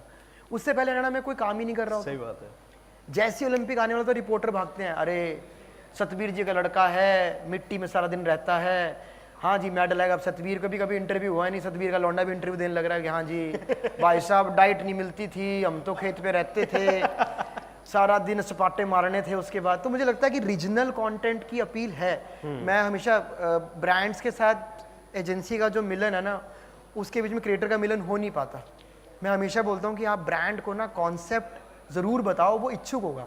क्योंकि एजेंसी इतने सारे क्रिएटर मैनेज कर रही होती है ना, वो कहीं ना कहीं सोचती है कि अच्छा कह तो सही रहा है, वो सही मैनेजर, सही टैलेंट मैनेजर का मिलना भी ज़रूरी है, जो मैं हमेशा एक लड़ाई करता हूँ कि शायद ये कॉन्सेप्ट इस ब्रांड के साथ बहुत अच्छे से जाए। करेक्ट। कि यार ये बहुत सही टाइमिंग है, ये यहाँ पे कर सकते हैं हम लोग। तो रीजनल कंटेंट में वो बात है कि आप रीजनली वहाँ जाके, ठीक है स्पोर्ट्स पर्सन आपको नहीं मिल रहे बात करने के लिए, वो बिजी हैं, वो अपनी तैयारी कर रहे हैं मेडल लाने की, उनके माँ बाप तो अवेलेबल हैं, आप उनके साथ भी तो कंटेंट क्रिएट, उनसे बात कर सकते हो। मैं अक्सर बोलता हूँ जितने भी हरियाणा के स्पोर्ट्स, चाहे वो हॉकी खेल रहे हैं, चाहे वो कुश्ती कर रहे हैं, उनकी बड़ी अच्छी अच्छी कहानियाँ हैं। सही बात। कोई नहीं करना चाहता, वो तभी करेंगे जब वो ओलंपिक आ रहा होगा, उसके आसपास बजट निकलेगा, चलो कर लेते हैं, लेकिन उससे पहले कोई क्रिएट नहीं करता। हालांकि उससे पहले ब्रांड इच्छुक होते हैं कि यार हमारी एक आईपी, जो आईपी मांगते हैं ना कि जो लंबी चले, जी कि यार अंश जाता है हरियाणा में और वो पूरा कवर करता है, और 4 साल की मेहनत है, फिर देखो चौथे साल आपके पास रिजल्ट आता है कि यार आपके पास एक एक्सक्लूसिव इंटरव्यू था, अब मेडल ले आया सतबीर का लौंडा। करेक्ट। तो रीजनल कंटेंट में मैंने फील किया, कमेंट्री करते हो हरियाणवी, जब मेरा एक नया क्लाउड बनने लगा हरियाणा में। मुझे कोई नहीं जानता था कि मैं हरियाणा से हूँ, सब बोलते थे भाई ये यूपी का है, ये बुंदेलखंडी बोलता है, ये यहाँ की बोलता है, ये लखनऊ का होगा, किसी को पता मैं हरियाणा से हूँ। क्रिकेट कमेंट्री के बाद लोगों को मालूम चला कि यार ये हरियाणवी है, ये हरियाणा में बात भी करता है, उसमें भी ह्यूमर ही काम आया। मेरी जान तरसेम के खेत में गई, रामफल के खेत में गई, रह बैठा के दे दो, रह गित्ता बबीता बैठी हैं। तो लोगों ने उसमें मजा लिया, और मुझे कितने लोग मिले दिल्ली में कि यार हम हरियाणवी में सुनते हैं, मुंबई में लोग मिले हम हरियाणवी में सुनते हैं, और मैं सोचता हूँ कि यार हरियाणवी लैंग्वेज इतनी जल्दी असर पैदा कर रही है, तो रीजनल लोग के पास ऐसा कंटेंट जाएगा तो कितना अच्छा होगा। पर उसके लिए आप देखिए, मैं ऐसा फील कर रहा हूँ एज ए क्रिएटर, महाराष्ट्र के लोग मराठी कंटेंट खूब बनाते हैं, उनका खूब चलता है। हमारी साइड के लोग, यानी कि इस तरफ नॉर्थ की मैं बात करूं, हम लोग रीजनल कंटेंट बनाने में पता नहीं क्यों शर्माते हैं। अब इसकी एक बात ये भी है कि रीजनल कंटेंट क्रिएटर्स बहुत कम हैं। उसकी वजह क्या है? गाली, फूहड़ता, कहीं ना कहीं वो करते हुए कुछ ना कुछ निकल आता है। क्लीन कंटेंट नहीं है, ह्यूमर है लेकिन क्लीन नहीं है। जैसे कमेंट्री में मेरे साथ लगभग 20 लोग के ऑडिशन हुए थे, मेरे से अच्छी हरियाणवी बोलते थे ठेठ, लेकिन वो ब्रांड इंटीग्रेशन में फंस जाते थे। ये वंडर वंडर सीमेंट आ गया, वो फंस गए। इतने में वंडर सीमेंट निकल गया, डीआरएस आ गया। तो मैं फील कर रहा था बात कि यार ये मेरे से अच्छी हरियाणवी बोलता है लेकिन इंटीग्रेशन नहीं कर पाएगा, जबकि जियो को इंटीग्रेशन चाहिए। ब्रांड वहां बैठा है कि वंडर सीमेंट डीआरएस आएगा या कूल फैंस प्रेजेंटिंग स्पॉन्सर है उसका नाम आना है। मैं वहां बच गया कि यार मैं उनसे अलग हो गया एकदम से। बट रीजनल कंटेंट में बहुत बात है, रीजनल मार्केट में ब्रांड भी पैसा लगाने के लिए तैयार है। ब्रांड को हर क्रिएटर का कॉन्सेप्ट सुनना चाहिए। करेक्ट। कि यार मैं इस इलाके के हिसाब से ये सोच रहा हूँ। करेक्ट। जैसे मैं हमेशा कहता हूँ कि क्रिकेट के इर्द गिर्द बहुत कंटेंट बनता है। टीम्स के पास इनसाइडर्स हैं अपने अपने, चाहे लखनऊ की टीम है, बैंगलोर की टीम है। लखनऊ की टीम के लिए लखनवी कंटेंट कोई नहीं बनाता। क्योंकि उनकी अप्रोच क्या है कि यार हम लोग थोड़ा अर्बन कंटेंट बनाएंगे, रूरल नहीं रखेंगे कंटेंट। पर वहीं आप देखो रूरल कंटेंट में इतने बड़े चैनल ने कमेंट्री लॉन्च कर दी। बिल्कुल। भोजपुरी में, हरियाणवी में, पंजाबी में। जी। कुछ तो रेवेन्यू आ रहा होगा। मैसिव रीच है, मैसिव रीच। मैं देखता हूँ करोड़ों लोग देख रहे हैं भाई। राजस्थान के लोगों के मैसेज आ रहे हैं, आपका नोएडा, इधर मेरठ, ये पूरी बेल्ट, मतलब वेस्टर्न यूपी भी कवर कर रहे हो, शामली, बागपत, आप राजस्थान कवर कर रहे हो, तो आपके पास कितनी रीच है। करेक्ट। वहां मुझे समझ में आया कि अब कंटेंट के लिए रीजनल कंटेंट बनाना बड़ा जरूरी है। सही बात। मैं एक हरियाणवी माँ या सास बनाता हूँ तो उसमें लोग लिखते हैं कि ये हरियाणवी नहीं है, वेस्टर्न यूपी की है, नहीं ये बुंदेलखंडी है, ये मेरठ की। मैं सोचता हूँ कि लोग आपस में कमेंट में लड़ते रहे हैं। सही बात है। वो रील 7 मिलियन जाती है, 8 मिलियन जाती है। मैं सोचता हूँ कि ये सोच के तो मैंने बनाई नहीं थी कि लोग इतना रिलेट करेंगे। मुझे लगता है वही एक हिचक ब्रांड्स में भी होती है कि क्या I am going too deep, क्या मैं बहुत ज़्यादा रीजनल हो रहा हूँ, क्या मैं समझ पाऊंगा। बट यू राइटली सेड कि हिंदुस्तान एक हिंदुस्तान तो रहा नहीं, बहुत सारे हिंदुस्तान है उसके अंदर। एंड स्पेशली ड्यूरिंग फेस्टिव, जो फेस्टिवल सीजन होता है, what I feel is that हम लोग इन ऑन मेनी लेवल्स समझते हैं कि festival is Diwali, but Chhath है, बिल्कुल, तीज है, ओणम है, कई सारे इवेंट्स हैं जहाँ पे मतलब ब्रांड्स को प्रेजेंट होना चाहिए। सो उसी के अराउंड मैं आपसे पूछना चाहूँगा कि इन्फ्लुएंसर इकोनॉमी ने एकदम से एक बूम दिखा है. For the longest time TV था, रेडियो था, प्रिंट था, डिजिटल में OTTs हैं, यूट्यूब है, सो on and so fourth. But brands जो अब धीरे धीरे रियलाइज कर रहे हैं वो ये है कि इन्फ्लुएंसर आपके कंटेंट में और आपके ब्रांड के साथ एक रिलेटेबिलिटी ला सकता है, क्योंकि उसे ऐसा लगता है हाँ ये प्रोडक्ट शायद ये यूज़ करता होगा. अगर ये कुरकुरे का ऐड कर रहा है, कुरकुरे खाता होगा. एक रिलेटेबिलिटी बहुत बढ़ जाती है. आपका क्या कहना है कि how does influencer economy as a whole, एक क्रिएटर कैसे वैल्यू ऐड करता है किसी भी ब्रांड के लिए? मैं इस मामले में बड़ा ब्लेस्ड हूँ कि मैं लिख भी लेता हूँ, गा भी लेता हूँ, म्यूज़िक प्रोड्यूस भी कर लेता हूँ, ह्यूमर से थोड़ा सा ओतप्रोत हूँ कि यार ये चीज़ें यहाँ फिक्स हो सकती हैं. और मेरे साथ जो भी ब्रांड काम करते हैं मेरे को लगता है कि उनको मैं ना ऑप्शंस बहुत दे देता हूँ. यार इसको ऐसे कर लेते हैं, चलो एक जिंगल कर लेते हैं, यहाँ पे कुछ गा के बेच लेते हैं. क्योंकि लोग फोक एक ऐसी चीज़ है, लोकगीत एक ऐसी चीज़ है कि रीजनल में बड़ा काम करता है. कि यार अभी मैं परसों पढ़ रहा था कि सांपों के काटने, अखबारों में सबसे बड़ा कंटेंट आता है बढ़िया. सही बात है. सांप काटने को लेकर के लोगों को जागरूक किया जा रहा है बुंदेलखंडी लोकगीत के द्वारा.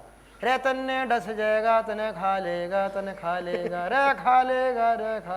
लोगों के दिमाग में फिक्स हो रहा है. मेलेडी म्यूजिक काम करता है. करेक्ट. जैसे रेडियो से पहले मुनादी होती थी, ढिंडोरा पीटा जाता था, बताया जाता था कि भाई फलाने का ढिमकाने के घर ये आ रहा है, राजा ने ये संदेश दिया. तो वो चीज़ें चल रही हैं. अब माध्यम अलग है. करेक्ट. अब रील एक ऐसा माध्यम है कि उसकी रीच बहुत ज़्यादा है, हर किसी के पास है, हर किसी के DM में पहुंच रहा है. मुझे बोलते हैं लोग कि मैं आपकी 10 रील शेयर करता हूं भाई अपने दोस्तों में, आपका ये वाला मुझे याद, आपका ये वाला मुझे याद. मैं कहता हूँ ठीक है भाई, वो उनको एक मेरी वो चीज़ भी याद है कि यार इसने ये बात यहाँ बोली थी. वो बात आपके अंदर है, सबके अंदर है. मैं कहता हूँ कंटेंट सबके पास है, ह्यूमर सबके पास है. करेक्ट. लेकिन हम सोच रहे थे कि मेरे मन की बात ये क्रिएटर बोल दे, यहाँ पे ये बात ये बोल दे, यहाँ गुस्सा ये ऐसे दिखा दे तो मजा आ जाएगा. तो उसमें बहुत सारे क्रिएटर हैं जो अलग अलग तरीके से काम कर रहे हैं. और जो आपने बात बोली ना, फेस्टिवल, रीजनल फेस्टिवल्स में बहुत ज़्यादा मात्रा में अब लोग सेलिब्रेट करना सीख गए हैं. वो भी रील एक वजह है. एस्थेटिकली आप चीज़ों को कैसे दिखाते हैं. हाय गाइस, अब आंटियाँ मम्मियाँ तीज का महत्व बताना चाहती हैं रील पे, तीज की कथा बताना चाहती हैं. हाय गाइस, मेरी तीज की मेहंदी है, देखो कितनी गाढ़ी रच गई है. लोग बताना चाहते हैं, लोग देखना चाहते हैं. सही बात है. ठीक है, मेहंदी वाले का रेट बता दिया. अब फेस्टिवल को लोग सेलिब्रेट करके रिश्तेदारों को जलाने के लिए व्हाट्सएप पे स्टेटस लगाया जाता है, मेरी तीज पे ये सूट आया, मैंने ये पहना है. तो ये जो लोकल कंटेंट है ना, ये रील पे आ जाएगा तो लोग रिलेट कर लेंगे. और ये वजह है कि हम और फेस्टिवल्स क्यों भूल रहे हैं. दिवाली पे ब्रांड्स एक्टिव हो जाते हैं, दिवाली आ रही है, एजेंसी भी कहती है क्रिसमस आ रहा है, न्यू ईयर आ रहा है, दिवाली आ रही है, ब्रांड्स आएंगे. अब आप देखना किस तरह भाई ये कर सकते हैं क्या, ये बना सकते हैं कि लिस्ट्रीन आ रहा है जी, ये आ रहा है जी, वो आ रहा है, शुगर फ्री आ रहा है, जैसे आ रहा है मिठाइयों में ये आ जाते हैं, दिवाली के आसपास डाबर आ जाता है. तो मैं सोचता हूँ कि अभी तीज आ रही, रक्षाबंधन पे भी वो छोड़िए, वैलेंटाइन पे आप कपल ढूंढने लगते हैं. मियाँ बीवी जो हाँ भाई ये कर सकते हैं, या उससे पहले कोई ब्रांड आता है कि यार मैं इनके साथ ही काम करना चाहता हूँ, इसमें कुछ इंटीग्रेट कर सकते हैं क्या. ट्रैवल के लिए कितने ऑप्शंस आते हैं कि यार घूम फिर के बात कर सकते हैं, या ऐसा बता सकते हैं.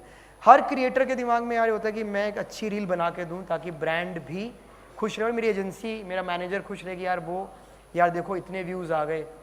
अंततः जंग तो व्यूज़ की और एल्गोरिदम की है कि यार ब्रांड मेल पे ही भेजेगा वो नंबर दिखा करके, या फिर हमारे इनसाइट्स मंगाएगा कि यार ये इतना काम हुआ, आप इतना देख लीजिए.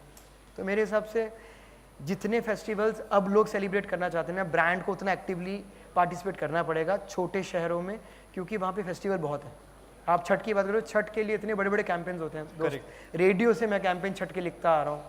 दुर्गा पूजा के कैंपेन्स मैंने लिखे हैं कि कैसे एक मुंबई के बंदे को कोलकाता जाने के लिए हम लोग टिकट्स देते थे शो पे, आज हम 5 टिकट्स बांट रहे हैं, आप आ सकते हो मुंबई से. सारे कैंपेन्स करते थे कि यार अब वो वाली चीज़ें रील पे संभव नहीं है, गिव अवे कोई देखता नहीं है. करेक्ट.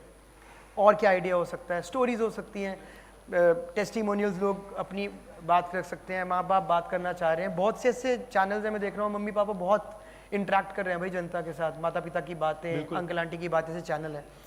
तो वो फेस्टिवल अब दिखता है लोगों को, हर कोई अपना सेलिब्रेशन दिखाना चाहता है कि मैंने तीज सेलिब्रेट करी. रिश्तेदारों में भी टिक हो गया, आसपास पड़ोस में टिक हो गया.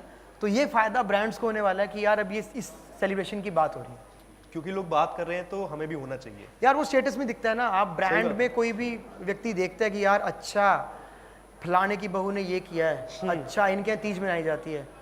मैं हमेशा सोचता था कि हमारे यहाँ पर गणपति बहुत कम होता था, करेक्ट। अभी पिछले 3-4 से हर घर में गणपति होते हैं। बिल्कुल। वजह क्योंकि गणपति का इतना ज़्यादा, मुंबई का इतनी रील्स आने वाले हैं ना आने वाले टाइम में, खट खट खट खट खट हर घर में गणपति है। सही बात है। जबकि शास्त्रों वेदों के अनुसार हमारे यहाँ कहते हैं कि नॉर्थ में हमारे से गणपति कभी गए ही नहीं। हाँ मुंबई में आए, मुंबई से गए, वो विसर्जन होता है, हमारे यहाँ था नहीं, पर अब यहाँ भी होता है। यहाँ भी पंडाल लगते हैं, बिल्कुल। यहाँ पे भी दुर्गा पूजा के पंडाल लगते हैं, सीआर पार्क में सब चीज़ होती है। तो मुझे लगता है हर कोई सेलिब्रेट करता है यार, सही बात। और लोग एक्सेप्ट करते जा रहे हैं।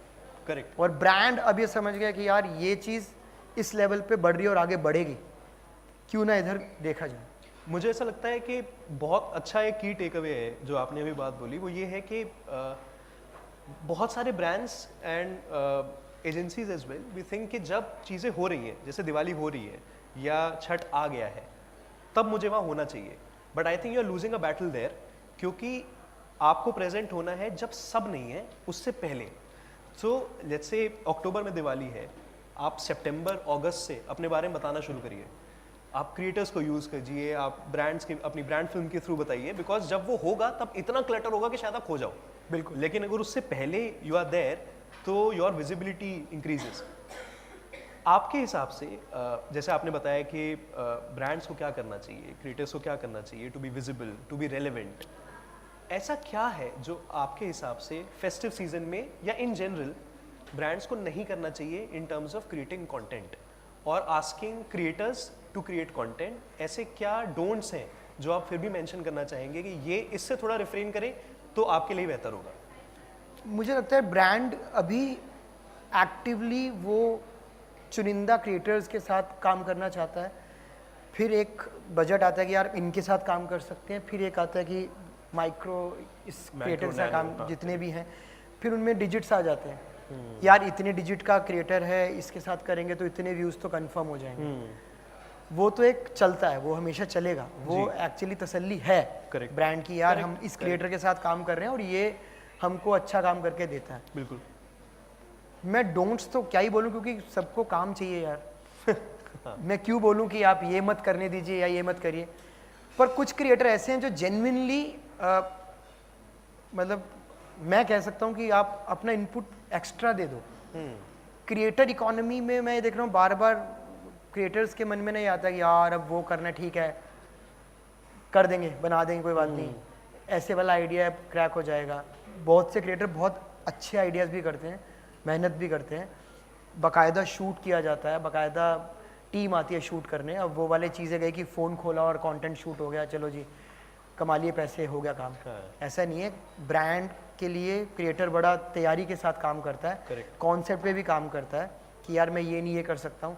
कई बार एजेंसी के दिमाग में होता है कि ये तो किसना के साथ ये वाला ब्रांड बहुत सही जा रहा है, यही वॉक्स पॉप करेगा, लोगों से बहुत चीज़ें निकाल लेगा। जैसे मैंने MG मोटर्स के लिए किया था, वहाँ पर जा करके लोगों से पूछा आपकी सपनों की गाड़ी कौन सी है, लोग भाई सपने तो मेरे कुछ और हैं, मैं फिर यहाँ क्या कर रहा है। तो मतलब वही है, लोगों को लगता है कि यार गाड़ी भी दिखाओ, लोगों से बात भी कर लो, और वो उतने कंफर्टेबल हो जाए आपसे बात करते करते कि यार जैसे मैं आपको 2, 4, 5 बार बोलूँगा यार बड़ा चिल बंदा है, चलो करते हैं शूट। लेकिन रैंडम मैं किसी को बोलूँगा चलिए आप बता दीजिए, हाँ नो मैं कंफर्टेबल नहीं, मैं नहीं कर सकती। कई बार होता, कर सकता है, कोई करता है, तो वो ब्रांड के लिए भी अच्छी चीज़ है कि यार ये ज़्यादा लोगों तक पहुँच रहा है।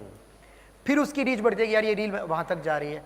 अब उसमें भी फॉर्मूले लगने लगे हैं रील में, अपना ये दे दो जी, थोड़ा प्रोटीन दे देंगे आपको, आपकी रील को पुश कर देंगे, रील ऐसे दिखेगी, शहद दे देंगे, हाँ वही, मतलब बहुत सारी चीज़ें हैं, कुछ ना कुछ टॉनिक दे देंगे। हाँ जी। तो मुझे लगता है कि यार वो भी ज़रूरी है, क्योंकि नंबर्स की जंग है। तो डोंट्स तो मेरे हिसाब से मैं नहीं बता सकता क्या है, बट मैं कह सकता हूँ कुछ क्रिएटर या बड़े अच्छे क्रिएटर्स हैं जो आपकी चीज़ को और बड़ा बनाना चाहते हैं, बट एजेंसी और जो मैनेजर है उसमें ब्रांड की, क्योंकि ब्रांड तक कुछ बातें पहुँचती ही नहीं है, या फिर ब्रांड कई बार अपने आइडिया को लेके फिक्स होता है, भाई हमें ये सब नहीं चाहिए, हमारा ये ऐसे, हमारी ऐड ही लगनी चाहिए, हम पैसा दे रहे हैं। क्रिएटर की जंग होती है मेरी रील ऐड ना लगे, मेरी रील लगे कि मेरा नॉर्मल कंटेंट जा रहा है, बट हाँ मैं उसमें इंटीग्रेशन कर रहा हूँ। नहीं ऐसा है, लिक्सल एंड फ्लेमिंगो में ना हम दोनों की बातें सुनते हैं। अच्छा अच्छा। हाँ, मतलब थोड़े से अलग हैं हम, थोड़े दोनों की बातें सुनते हैं ताकि आप भी खुश रहें, ब्रांड भी खुश रहे और हम तो फिर खुश हो ही जाएंगे. So thank you so much. Lastly, in your own Kisna style, अगर आपको एलिवेट को डिस्क्राइब करना हो 5-10 सेकंड में, तो आप कैसे करेंगे? बिकॉज हमारे सीईओ साहब, हमारे को फाउंडर्स आपके बहुत बड़े फैन हैं. तो ये प्लग इन हो जाएगा और इंक्रीमेंट सीजन पास है, मेरा ही भला हो जाएगा.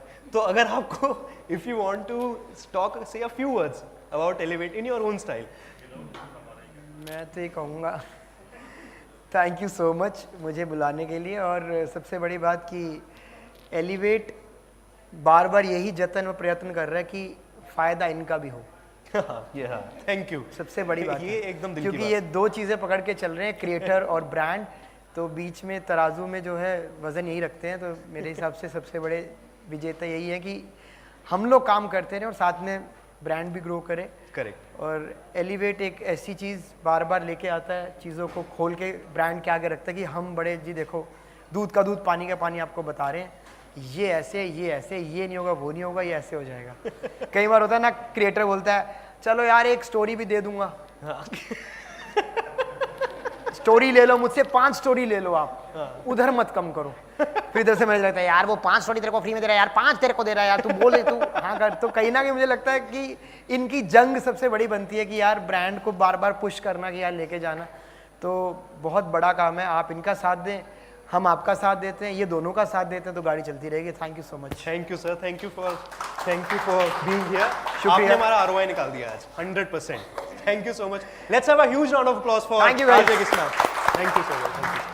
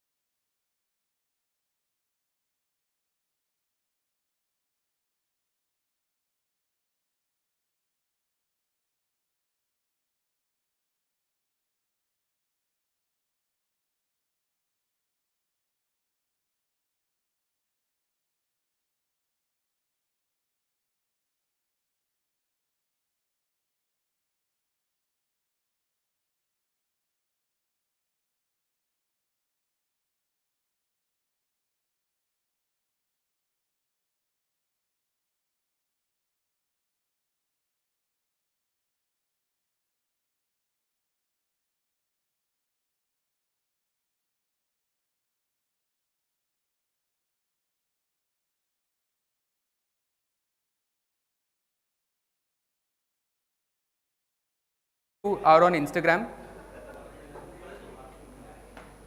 Wow, quite less hands as I thought. And on WhatsApp, mostly all of you. Okay, another question. How many of you watched a reel during one of Krishna's sessions? Few. X-Tech 2. Interesting. And maybe another question. So, which is the largest platform for Meta in India? Is it Facebook, WhatsApp, or Instagram? WhatsApp. Yes. Okay. Sorry, yeah, I was not able to hear you. WhatsApp.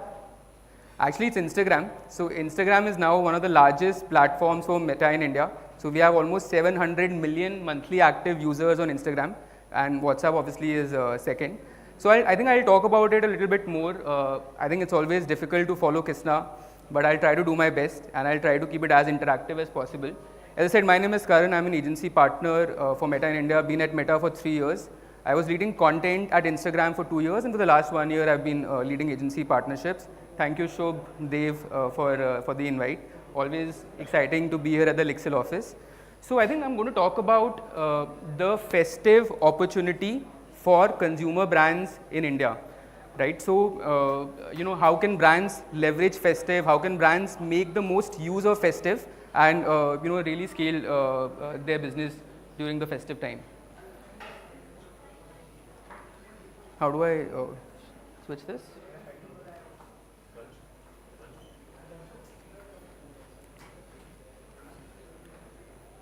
I think maybe another trivia question till this gets sets up. Do you know how many festivals we'll be having in India over the next 6 months? Any wild guesses? Anyone? So, India has one of the largest festive calendars in the world. अगले 6 महीने में India में 17 festivals होने वाले हैं. So, when we talk about like Raksha Bandhan or Diwali or Dussehra or Navratri, but India का जो regional festive calendar है, it's very, very big.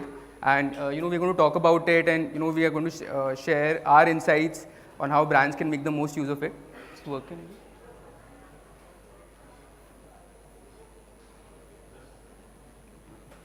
Sorry, give us 2 minutes, I think, while this gets set up.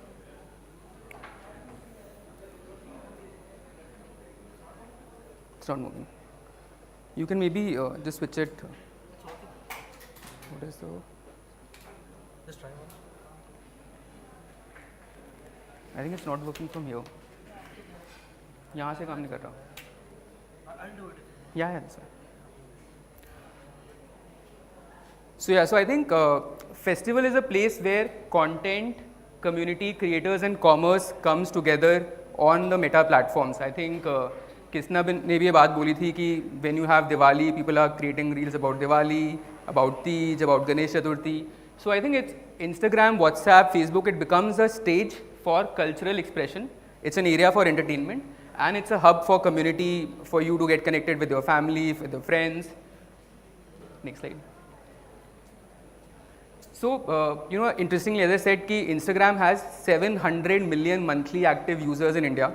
Surprisingly, 60% of those users share content around cultural traditions and rituals over the next 6 months. So that's how people engage with Instagram as a platform.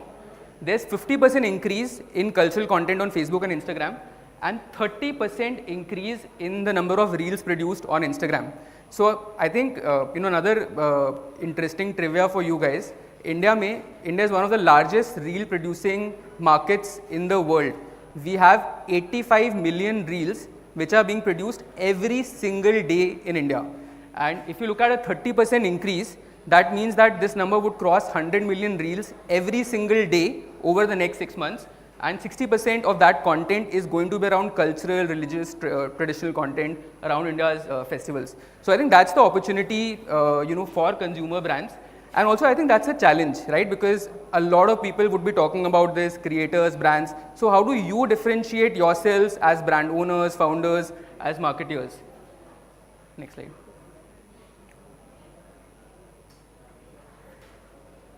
I think it moved back. Next. Yeah, so I think this is the cultural calendar I was talking to you about. So what I've done is I've tried to categorize this as the largest festivals, then very large, large and moderate, right? So अगर हम largest की बात करें तो you'll have Diwali, you'll have Independence Day, which are our national holidays. But then I think I want you to focus on the very large ones as well. So you will see Onam, Dussehra, Ganesh Chaturthi, Navratri, Durga Puja, and then New Year's Eve. And the beauty about these festivals is that this is regional, right? So you will see Ganesh Chaturthi big in the west, you will see Dussehra big in the north, Onam big in the south, Navratri in north, Durga Puja in east and west, New Year's Eve maybe throughout the country, right? So this gives you an opportunity for you to plan your content and plan your marketing around these festivals, right? So let's say if you are on quick commerce platforms, if you are an omni-channel brand that has multiple stores across the country, right? Let's say you have stores in South India. Can you leverage Onam, create content around that, and essentially, target a very hyper-local audience to kind of boost traffic, store visits, and a lot more, right? If you'll see the orange festivals, you'll have Raksha Bandhan, Janmashtami, Dhanteras, Christmas. Surprisingly, Raksha Bandhan is the second most shopped festival in India today after Diwali, right? So, and it's on 19th August, like almost just a month away, right? So, if you've not planned for Raksha Bandhan, maybe you're already late, right? So, I mean, how do you kind of leverage on that? I'll share a little bit more when we get to it. And then there are moderately large festivals like Guru Purnima, Nag Panchami, and the wedding season. I've also not talked about Tej and the likes which, Krishna talked about, and these are also quite big, in the regional space. Next. So, I think again, we partnered with Ipsos for some data. And what we realized is that 94% of India's internet shoppers shop during one of these festivals. So अगले 6 महीने में जो India के 600 million internet shoppers हैं who are shopping will shop from one of the brands during the festive season. 2 in 3 people felt that brands that partnered with creators and partnered with influencers were very genuine. 1 in 2 people discovered new items through Meta platform which they were not searching for.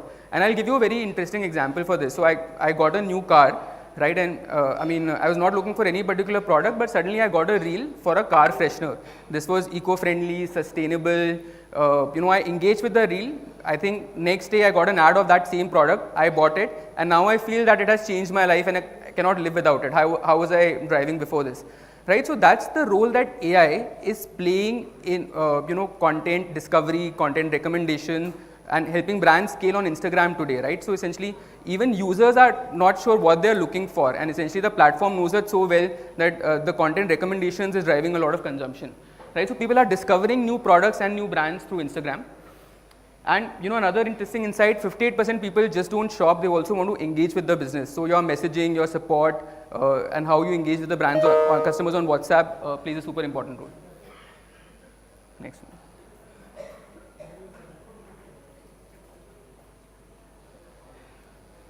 So yeah, I think this is what I was talking to you about. So if you would look at this data on the right, this would show what users are shopping for during what festivals. And obviously Diwali is the most shopped festival, but second is Raksha Bandhan, then Dussehra, Ganesh Chaturthi, Janmashtami and Onam. And what we tried to do was, we tried to look at कि कौन से cohort of users are buying during which festival, right? So for example, if you are a brand which has a lot of Gen Z consumers and 18 to 24-year-olds is a primary audience for you, so surprisingly, they are shopping for Raksha Bandhan, and the second most shop festival for them is Janmashtami, right? So how do you leverage that? If you are a brand which has a lot of mothers who are buying your products, right? So then Raksha Bandhan and Onam are big festivals for you. And if you're a brand who has a lot of customers in tier 1 cities, then Dussehra, Ganesh Chaturthi, Janmashtami, Onam become important. So I think the point of this slide is that while we focus on Diwali and we plan a festive around Diwali, can you also plan your festive around these micro festivals which your consumers are looking at? And हम लोग एक step और गए deeper. We try to look at कि कौन सा user कौन से festival में कौन सा product खरीद रहा है, right? So like so obviously like apparel and fashion, food and beverage, jewelry, electronics, ये सारी regular categories हैं जिसमें लोग खरीदते ही हैं. But what you'll see interesting is like during Diwali, apparel and fashion is the biggest, food and beverage is the biggest. Is the second biggest, but third biggest is religious and spiritual, right? So I think that is a category which is now growing in India, right? So if you are a brand which is within this category, it's very interesting for you. But if you're a brand which is not within this category, can you actually collaborate with that, with another brand, try to leverage that and try to, grow your visibility. Similarly, Raksha Bandhan, again, very interesting insight on Raksha Bandhan is apparel and fashion biggest, then food and beverage. The third largest category in Raksha Bandhan is gift cards, right? So if you are a brand, can you actually build a customized bundle for your customers on your website, on your stores, which essentially is customized gift cards which people can buy last minute, and you can, it's actually a great offering for quick commerce platforms as well, right?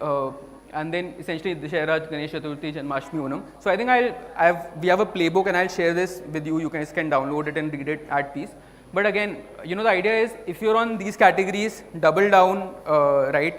Create more regional content. If you're not on these categories, you can actually partner with a lot of brands which are in these categories to kind of, scale your brand. Next one.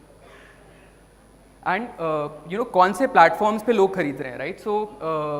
So interestingly, 9 out of 10 internet shoppers in India shopped on one of the mobile platforms. So they're obviously using mobile, but within mobile as well, 68% people are using one local e-commerce platform, which could be Flipkart, Myntra, Ajio. 65% people are using global platforms like Amazon being the biggest, and then AliExpress and eBay. 45% people are now on quick commerce, right? So that's a huge number amongst India's digital shoppers, and 40% of those consumptions are being driven through Meta platforms, right? So again, this gives you, like, if you're on these platforms, you know, how do you kind of prepare for it during the festive season?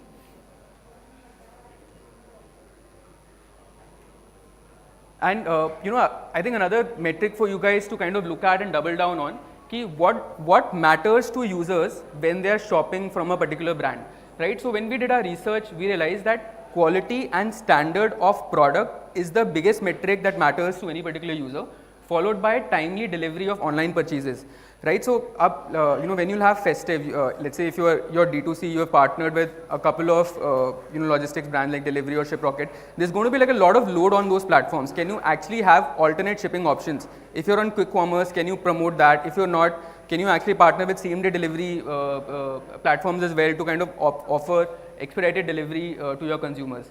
Variety of products to choose from becomes the third option. So are you launching SKUs which are customized for Festive?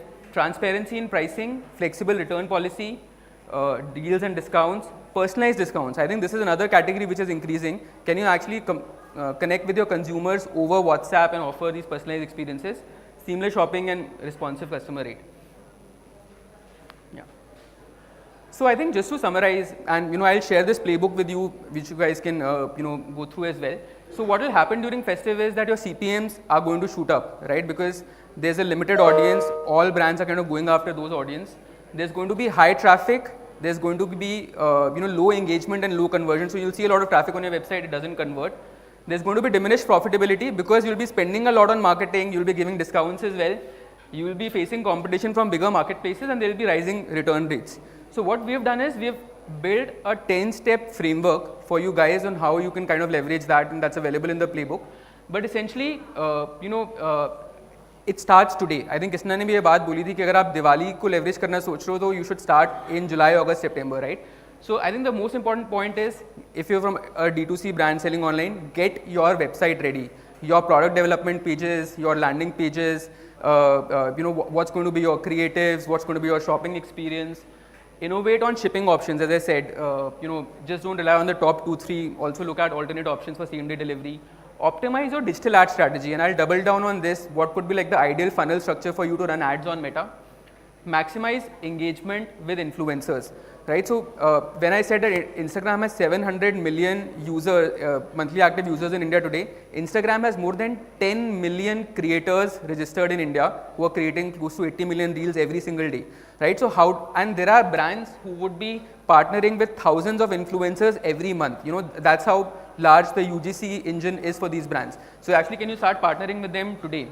Flash sale, limited offers, gift guides and bundles, personalized product recommendations, UGC, and then obviously you remarket those users through email and WhatsApp. So I think just to also talk about how should your funnel look like when you're running ads on Meta, especially during Festive. So I think one challenge that a lot of brand founders and marketers tell us is कि यार CPMs बढ़ गए हैं, दिवाली में profitability नहीं आ रही है. So your Festive marketing starts today.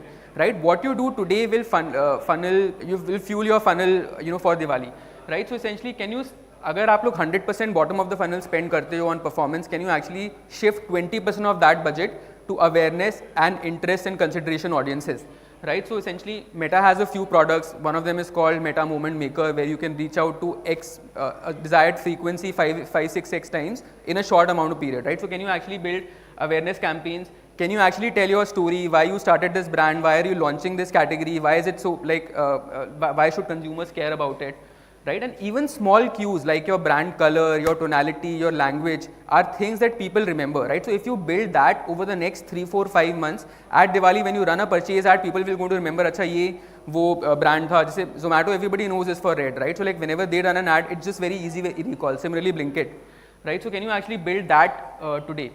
Again, so awareness build top of the funnel, then mid funnel, again spend about 10-15% of your budget there and look at consideration and intent based audiences, like educate people, run tutorials, encourage reviews and rankings, encourage usage. And then obviously, your purchase campaigns are your BAU campaigns. Usme bhi divide your purchase amongst people who have visited your website, retargeting, and then also, retarget those users who have shopped, and maybe you can retarget them for quick commerce platforms as well. And I think I'll just spend a little bit of time on creative strategy as well, right? Essentially, when we said कि हम लोग 80 million reels बन रही हैं every day, so how do you as a brand stand out in terms of creative? So there's a 4-step framework that we recommend, and I think the biggest takeaway is think of your ad like a content piece, right? Like how a creator would think of a content piece, right? So I think the first step for any marketer is and the first principle is thumb stopping hook rate, right? Can you actually make people to go beyond the first 1, 2, 3 seconds of your ad, right? Obviously second is authentic storytelling. Can you have more people from your team who are actually showcasing? Can you have more UGC content? Can you show more BTS? So that users care about what kind of content you're creating.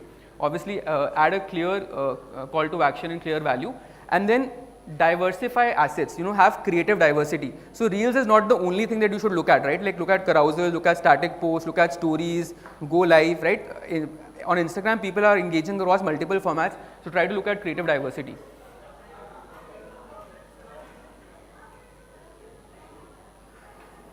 And I'll give you a few examples as well. Can you play the first video? वो I think दूसरे उसमें होगा,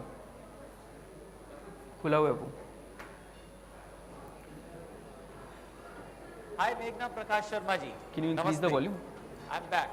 Because your Hero Splendor Plus X-Tech 2.0 is still waiting for you. ನೀವು ತಿಳಿಯುವ ಮುಂಚೆ ದುರ್ಗಾ ಪೂಜಾ ಮುಗಿದು ಹೋಗುತ್ತದೆ.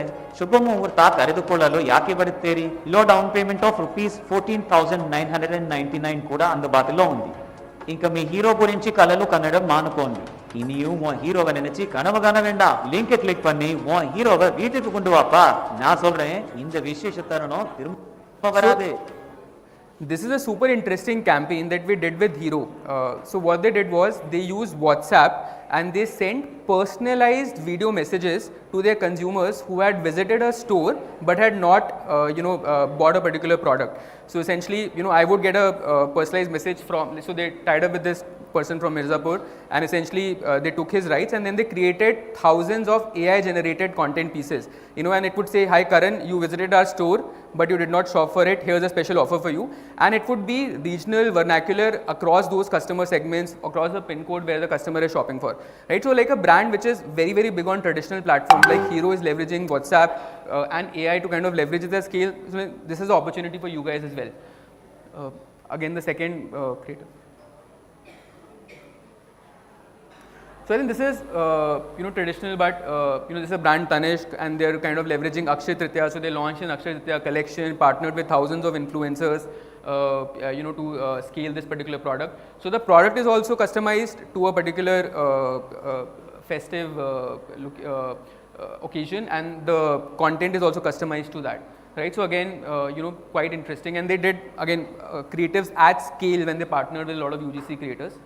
On the right are some creatives, that where brands partnered with creators and tried to, encourage humor into the creative, right? So for example, in the first creative, you can see a creator using a vacuum cleaner by Dyson to make a rangoli, right? So essentially, it's relatability, it's humor. On the right, you're seeing a creative where they're talking about sibling rivalry and then trying to, promote a particular product. So there's going to be some creatives that are going to get you a lot of views, and there are going to be some creatives that are going to give you a lot of conversions, right? And essentially, there has to be a fine balance, between all of those, and you have to then partner with creators at scale to kind of achieve, all those. And we have thousands of examples in the playbook that we have created, which we'll share with you. Next. Next slide. Next कर दो. अगला slide कर दो. So I think very quickly I'll just take 5 more minutes and I'll talk about 5-6 products at Meta that you should definitely leverage in your marketing. Next. Yeah. So I think the first is Advantage Plus sales campaign. We are in the era of AI. AI knows what consumers are searching for. So, 6 months ago, our recommendation was that 30% of your campaigns should be AI led. Now, our recommendation is that 90% of your campaign spends should be on Advantage Plus shopping campaigns. And on an average, this is leading to 9% improvement cost per action and results for most of our brands that we have partnered with.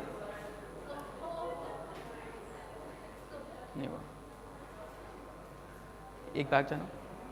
Yeah. So there's this term where we say that creative is the new targeting, right? So if you look at Advantage Plus shopping campaigns, what has happened is, maybe like a year ago, we would have been doing daily campaign optimizations.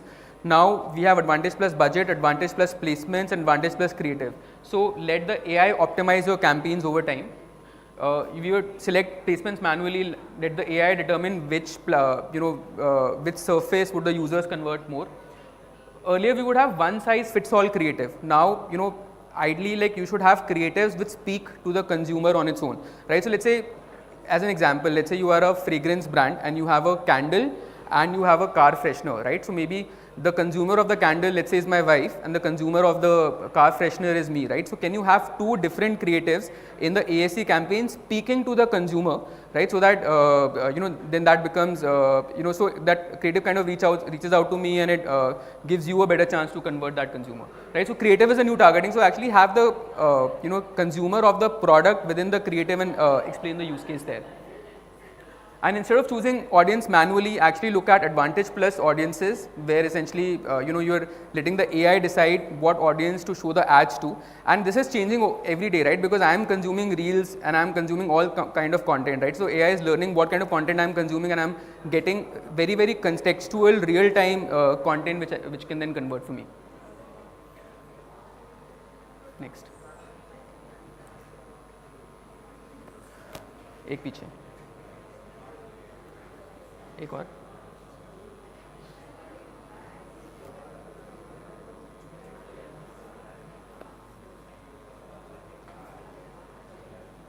Next.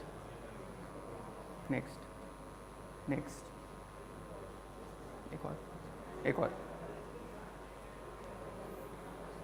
Yeah, so I think we have this feature within the ads manager. It's called generative AI creatives. So I think this is a beautiful feature that all of you should use. So, for example, a lot of times we have 4x5 creatives or 1x1 creatives. We have something called as image expansion that will automatically make a square creative into vertical. There's text generation. So if you are struggling with the copy of an ad, actually you can use text generation to have multiple copies of your ads. There's background generation, where you can use a white background image and it will convert it into multiple backgrounds. There is image animation as well. So you can actually take a static image and convert it into an animated video which is fit for reels. And then there is full background generation as well, where you can actually give the AI a prompt and it will make a fully functional image as well. And I think again a fantastic product which all of you should leverage. It's called Opportunity Score. So this sits right within the ads manager and it rates your campaigns on a score of 0 to 100. Right, so the higher the opportunity score, the more efficient your ads are, right? So you will get like very real-time insights. It will say that your ASC campaigns are not optimized because the cost per value is very high, right? Or you don't have enough creative diversity, or you're over-indexed on video creatives, but you don't have carousels or static posts. Right, so essentially this is very, very personalized to every campaign that you run. So this is almost like a meta Spock with you in real time, giving you recommendations. So try to leverage opportunity score, and the higher the opportunity score is, the more efficient your ads are for scaling. And finally, partnership ads, which I said, where you can run ads in partnership with creators. The interesting thing is, partnership ads could be brand, creator, creator brand, brand as well, right? So let's say if you are a Gen Z fashion brand, and there's another Gen Z brand which sells coffee, right? And essentially the audience is similar, but the product line is different. Now you can actually run partnership ads between two brands as well to leverage each other's communities, right? And it could be brand only and could be creator only as well. So sometimes you will see Karan in partnership with Sleepy Owl Coffee. It could also be just Sleepy Owl Coffee. It could just be Karan's profile as well, right? So look at exploring partnership ads to partner with influencers. Next. And I think this is one of our most loved products which is now coming out in India. It's called the Instagram Creator Marketplace, right? So just as I said, there are 10 million creators in India. Just imagine a product which is available on the Ads Manager, where you can search any creator based on the keywords, location, filter, demographic, follower count, also Meta's first party data like 3-second hook rate, saves, shares, engagement, and also see कौन से creator ने किस brand के साथ पहले काम किया है, so that it, and how much was the ad spend on that creative as well. So all of that is now available in the Instagram Creator Marketplace. It's being rolled out to brands very slowly. So again, a fantastic feature for you to kind of leverage on. And finally, collab ads. If you guys are on quick commerce platforms, this is a fantastic product for you guys to get market share on quick commerce platforms. So think of collab. That was my laptop, sorry. Think of collab ads like your D2C, but for quick commerce, right? So you can run ads on Meta, take them to Blinkit, Zepto, Instamart, get full funnel attribution on click to cart, landing page views, ROAS, and then retarget those users as well, right? So we're seeing, especially for CPG, BPC brands, where the cost of delivery is very high and they have a lot of volume coming from quick commerce platforms, this product is very interesting in terms of building market share. Yeah, these are the partners we have partnered with for collab ads in India. Next.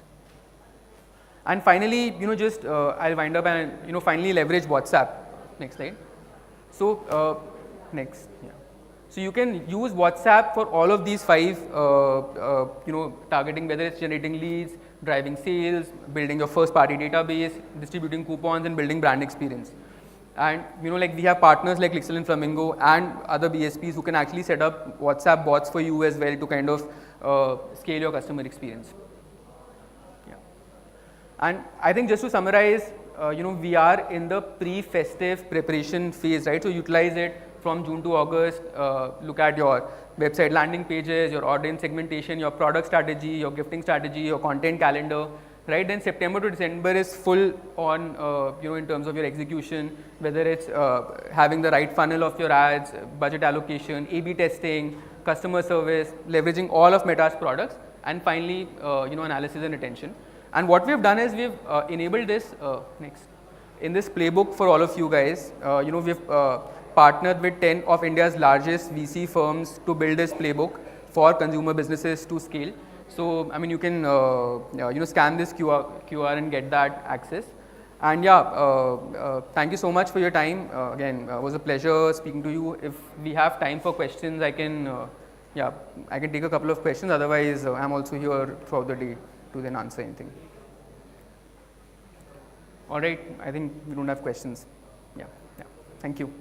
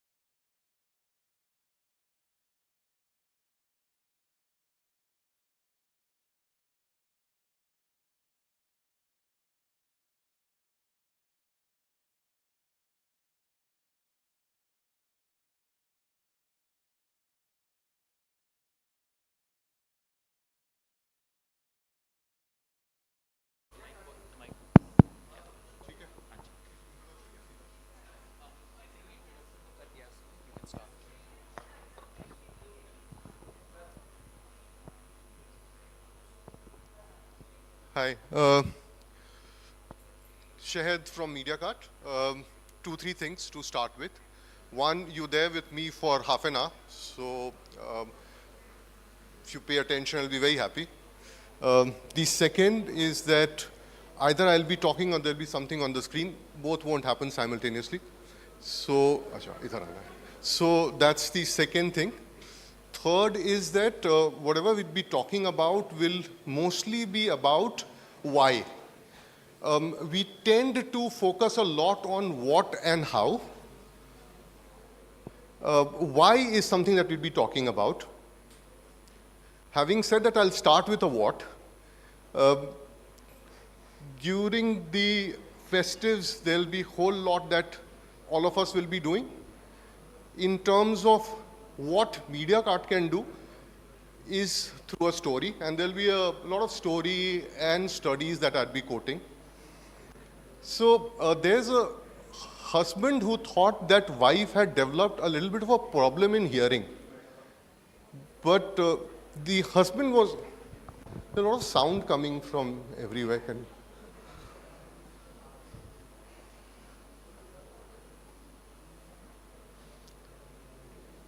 So back to the story, the husband thought that the wife had developed a little bit of a problem in hearing, but the husband was very sensitive.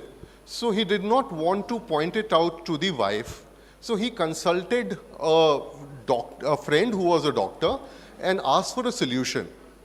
The doctor suggested that first we have to find out the extent of the problem, and for that you need to find out from a distance of 50 feet, 40 feet, 30 feet, 10 feet and so on, whether your wife is able to hear. That night, that evening, the husband from 50 feet asked wife, what's in for dinner? He did not get any response. He moved to 40 feet and asked the same question, 30 feet, 20, 10, and then he went as close as he could. He got the answer saying, this is the 5th time I am telling you it's fish and rice. If in this story, the husband was the advertiser and wife was the user, the doctor friend is MediaCart. We come up with the solutions that help you identify the problem of the user and solve it for you. What we do it through is providing you immense reach, very, very high level of targeting, very precise contextual targeting, and great creative solutions. 4 pillars that come together and solve the problem.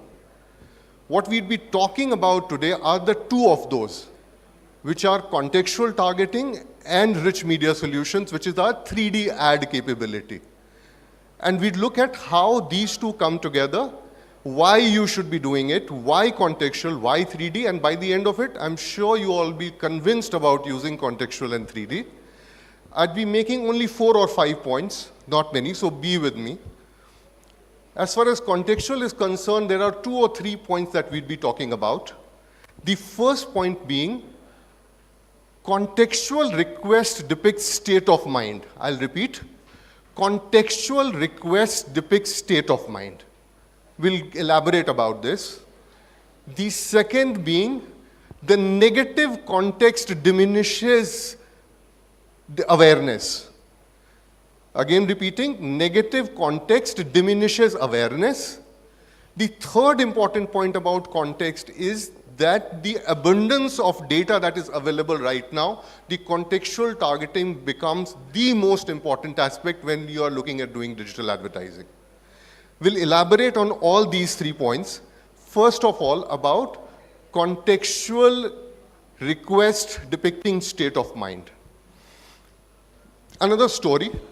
There's an old man who moved to a neighborhood for the reason that it was a very quiet neighborhood. He liked his siestas and all those things. And precisely at that time, a group of children used to come near the park near his house and used to play. Everything that he tried fell on deaf ears. He could not do anything. Then he thought of an idea. He went to each kid, gave them $1 each, for them to come and play in that playground. He did it for a few days. Then he started giving them 50 cents, moved to 30 cents and 20 cents. there came a point of time after 10 or 12 days when he didn't pay anything. That is the day all kids walked out of the park murmuring that, what does he think? We'll play without money here. What happened exactly? They were playing for joy. The context changed. The context now was money. And the problem. So contextual request, the context actually depicts the state of mind. What happens online? If we look at all these studies that are done online, what we notice is there are three kinds of destinations that users usually go to. Number one is news sites. Number two is do-it-yourself websites. Number three is recommendations and reviews. I'll repeat. The destinations that typically users go to are news, do-it-yourself, reviews and recommendations, among a whole lot, but these three are the top. What do they consume there, going to those sites? Again, there are top three there. The first thing that they always consume, the users consume the most, is about health and wellness. The second what they consume is finance and investment. The third thing that they consume is entertainment and celebrities. What are they doing online? They're going to news sites, do-it-yourself, reviews and recommendations. What are they consuming in terms of content? They are consuming health and wellness, finance and investment, celebrities and entertainment. If as an advertiser we marry these two, we would be able to reach the audience exactly at the point of time where they are ready to interact, where they are ready to respond. For example, health and wellness married with reviews and recommendations will get immensely good results for any advertiser to be there. A finance and investment going with do-it-yourself for a financial client, great results coming in there. A news website with a celebrity who's the brand ambassador, again, great results. What we are doing here is we are there for the user who's ready to respond. That is where context becomes the most important one.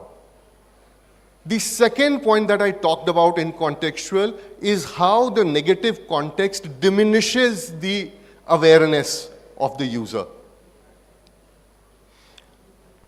Whenever there is negative content or context that we come across, we become very defensive, and our reaction to that is fight or flight. When we are in that state of mind, we do not think of anything else. For instance, if you come across anything negative right now, and I ask you what colors the walls are, you won't be able to answer. What color the fabric of the person sitting next to you is, the fabric of cloth, you won't be able to answer, because we develop what is called a tunnel vision as soon as we get into the negative context. So negative context is an absolute no if you intend to create awareness. A farmer's youngest son was a very, very short-tempered one, and he was always worried. When a saint visited that farmer, the saint suggested a plan wherein the son of the farmer was supposed to go out and hammer a nail in a tree outside whenever he got angry. He did that considerable number of period of time and then came back to father saying there is no space left in the tree to hammer a nail. The father suggested, take out all the nails, go and hammer again. The son did that. There came a point of time when there was no life left in the tree. The moral of this story is that you shouldn't get angry, but the learning that we have here in terms of context is that the son did not see what was happening to the tree when he was angry. Most of the content that we read online worries us. It creates anxiety. Generally, the studies suggest that 85% of things that we are anxious about never happens. It's the perceived threat of something that makes us anxious, and all that we are consuming that is negative makes us anxious. So contextually, anything that you put in a negative context is where the awareness won't happen. The second point being, negative context diminishes awareness. Coming to the third point, And it becomes important because we have a lot of data available now. At MediaCart, whenever we are looking at doing contextual targeting, we are not looking at one or two aspects. Typically, contextual targeting is understood as looking at keywords. We don't look at only keywords. We look way beyond. We look at the sentiment of the article, the topic, the flow, the length. There are 94% of the articles are associated with images. We look at the images, the brand ambassador, the object, the activity, everything happening there. So there are 8 or 9 data points put together, and we contextually target, thus getting the great results that we get. I can show this by an example, and for that I'd request my colleagues Nikita, Anukriti. Quickly.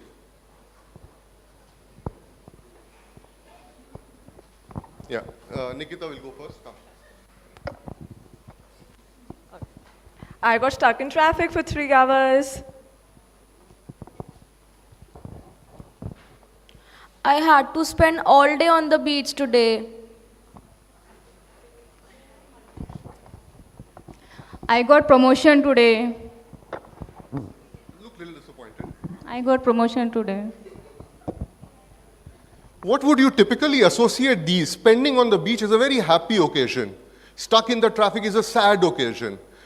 Getting promoted is very joyous. But what we saw was that the person was disappointed that she got promotion. The person was happy about getting stuck in the traffic and very sad about spending time on the beach. Now that's the whole picture that you get to see when you look at multiple aspects, and then the targeting happens. There was a study conducted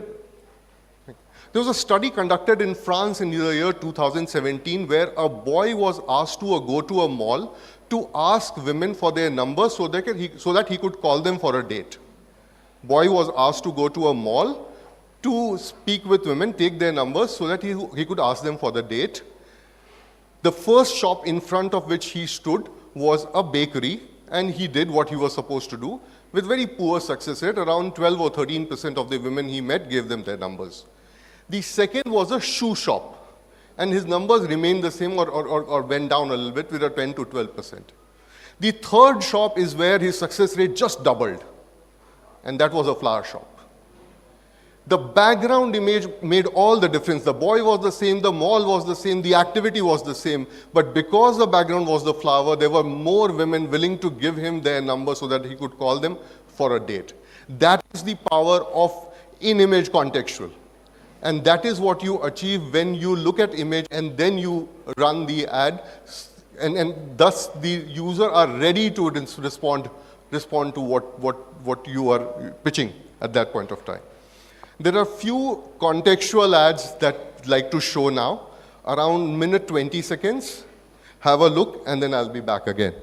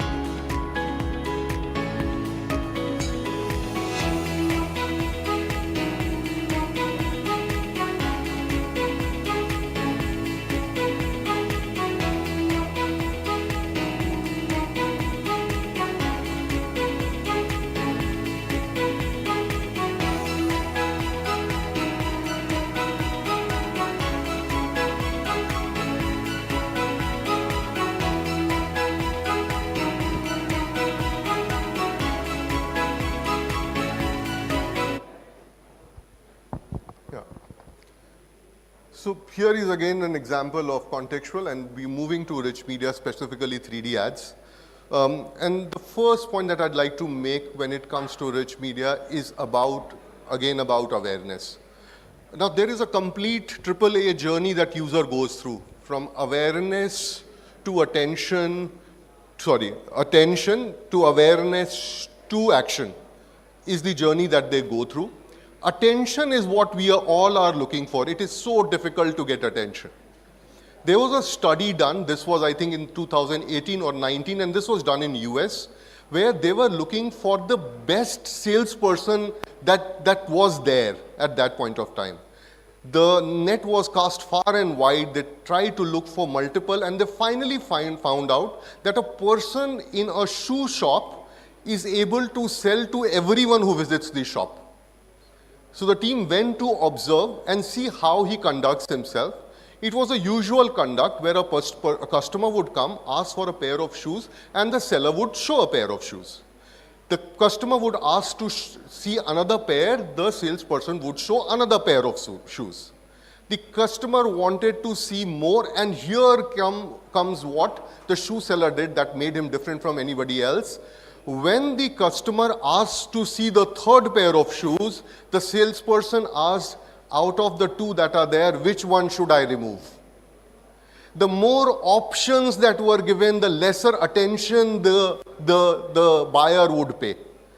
That is the trick of attention. So if we are looking for attention, we have to make a lot of effort, and that is where rich media comes in. What these kind of creatives do is that they drive their attention, users' attention, among a whole lot of other things that are happening online at that point of time. A few examples is what you will see now, another 1.5 minutes or so.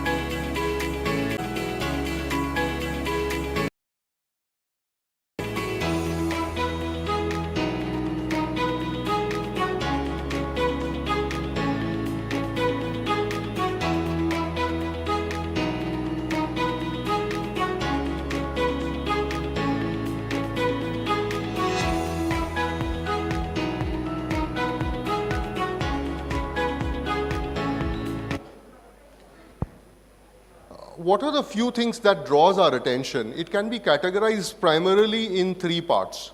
One, something that we like or desire. It always gets our attention. This is true about the real world as well as the online world. The second, if there is a frequent occurrence or a reward associated with something, that draws our attention. We did not need it or like it, but we saw it too many times and there was some reward associated with it. Thus, we intended to see it.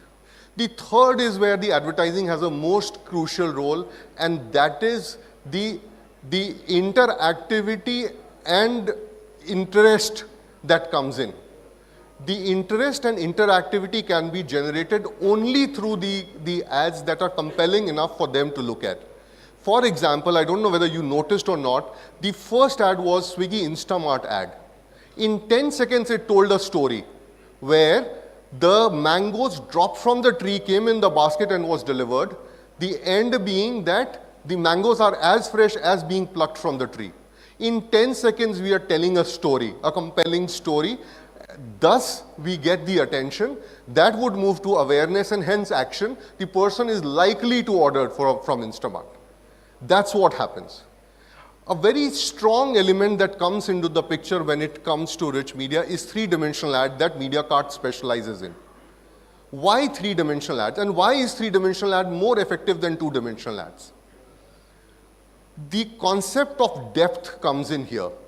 When we are around 6 months old, that is when we start seeing depth. All the living beings who have got their eyes in front of them are able to see depth. It's not only human beings, but even animals, the ones whose eyes are in front. But why is it crucial? Our unconscious and subconscious mind always tells us that something which has 3 dimensions, something which has depth, is not an image but an object. This is an important one. If there is a length, breadth and depth, then our subconscious mind says that it is an object. Before we have made it interactive, the interactivity has already set in. It takes around 3 or 4 seconds for the person to believe that it was an image and not an object. No matter how good a 2-dimensional ad is, it is always considered an image. No matter how bad a 3D ad is, it's always considered an object. That's how typically our mind works. If, for example, I give you all a task to walk on a plank which is 6 feet by 3 feet and is lying on the ground, and I tell you not to touch the ground and walk through it, you'll probably run, you'll dance, you'll sing, you'll stay, do whatever, but you'll do it easily.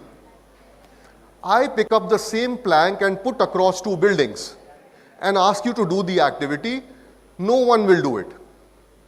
You are the same, the plank remains the same, the activity remains the same. What is common is the depth, the fear that you will fall down.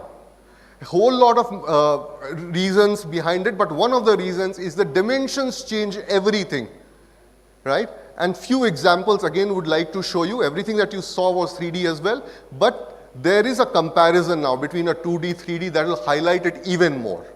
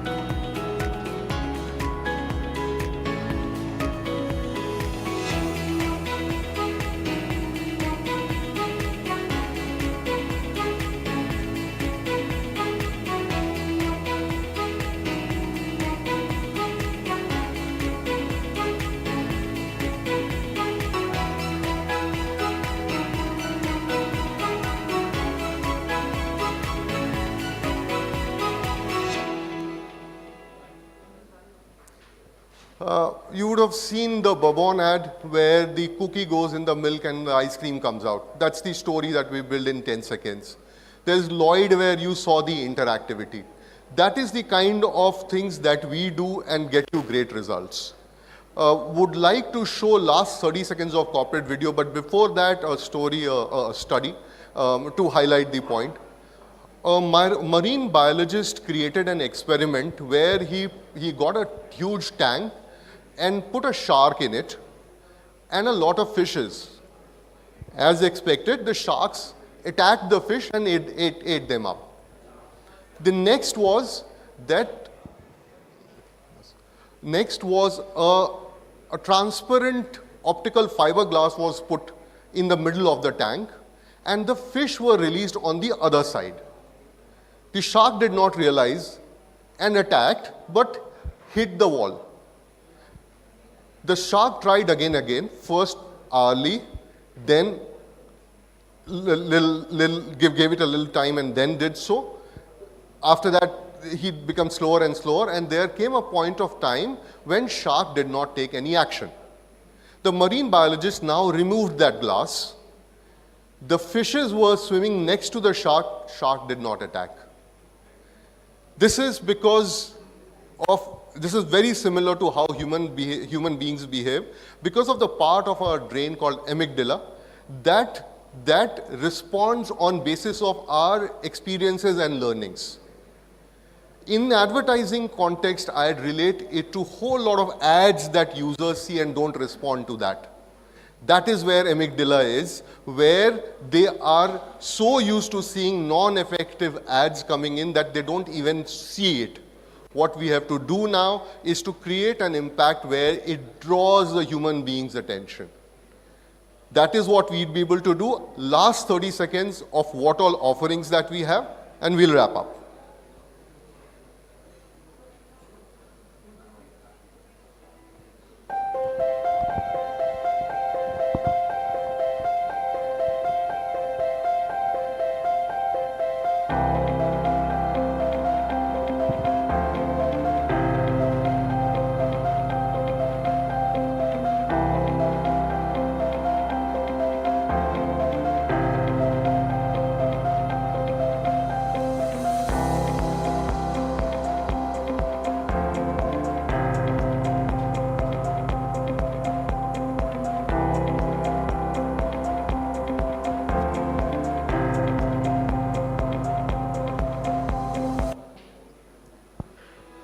Thank you so much for being a very, very patient audience and hearing me out. Do try the medium, it works wonderfully well. Thank you.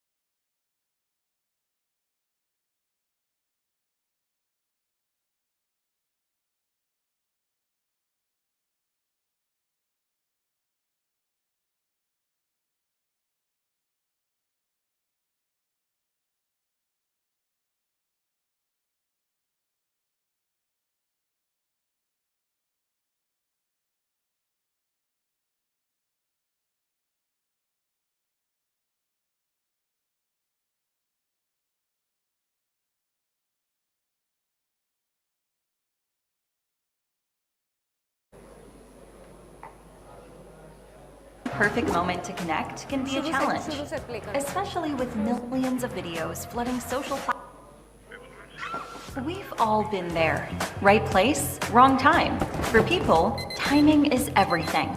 And for brands, finding the perfect moment to connect can be a challenge, especially with millions of videos flooding social platforms every day. And without the proper tools, content loses context. At Channel Factory, context matters. We understand content better than anyone else, ensuring your ads reach your ideal customers in moments that matter most to them. Our technology filters through social content like a fine-tooth comb. We analyze billions of videos to match your brand ad with the best content, excluding what is not safe or right for your brand's reputation while crafting a seamless experience for your customer. With precision and transparency, brands get back control on where and how they activate on social platforms, eliminating budget waste on placements that just don't make sense for your brand. Channel Factory is recognized as the preferred partner for the world's biggest brands and agencies globally. Channel Factory. We place your ads where they matter most.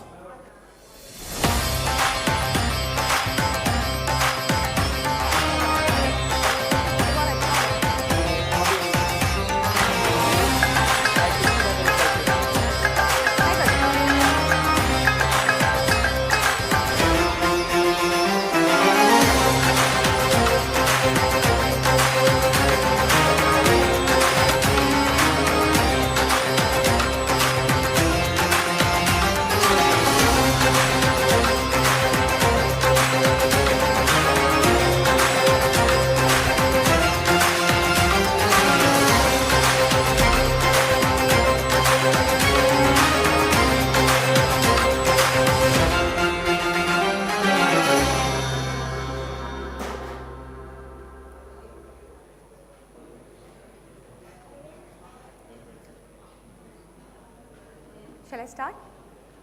Yes? Okay. Hi guys, can you hear me? Am I audible? Jag jao, I think after lunch, so already what all you guys have seen it so far. After lunch, Swati, have you seen meta presentation? Do you remember?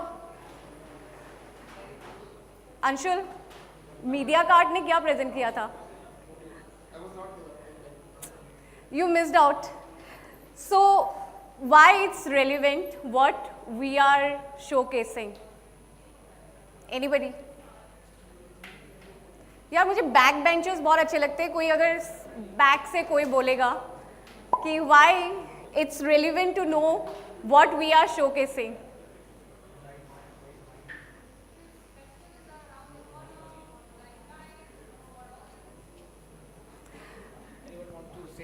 Yes, please give the mic. Neha, right?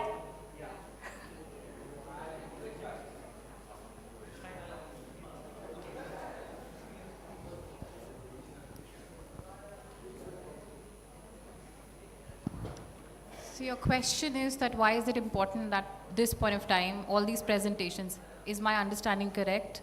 Absolutely. All right, it's correct. Then the answer is that it is relevant, it is contextual in nature because festivals are around the corner. So it's good to understand that what are the calendars like when it comes to festivals. And yes, like Meta said, that it's not just about Diwali, but about 17 festivals that are around the corner, starting from Raksha Bandhan, and even before that, for that matter, there is Sarvan Mela, Savan Ka Mela, Tej, etc., right?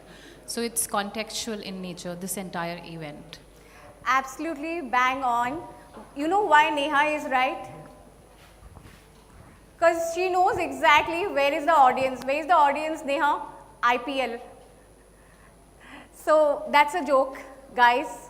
So apart from IPL, there are other platforms where you can figure out your audience. So where you can find your audience now? For your festival, do you know how many festivals are there in India? So that is very North Indian festival. Apart from how many states are there in India, by the way? Basic. Upasna, can you just say that how many festivals are there? Yeah. Absolutely. So there are almost 31 festivals in India.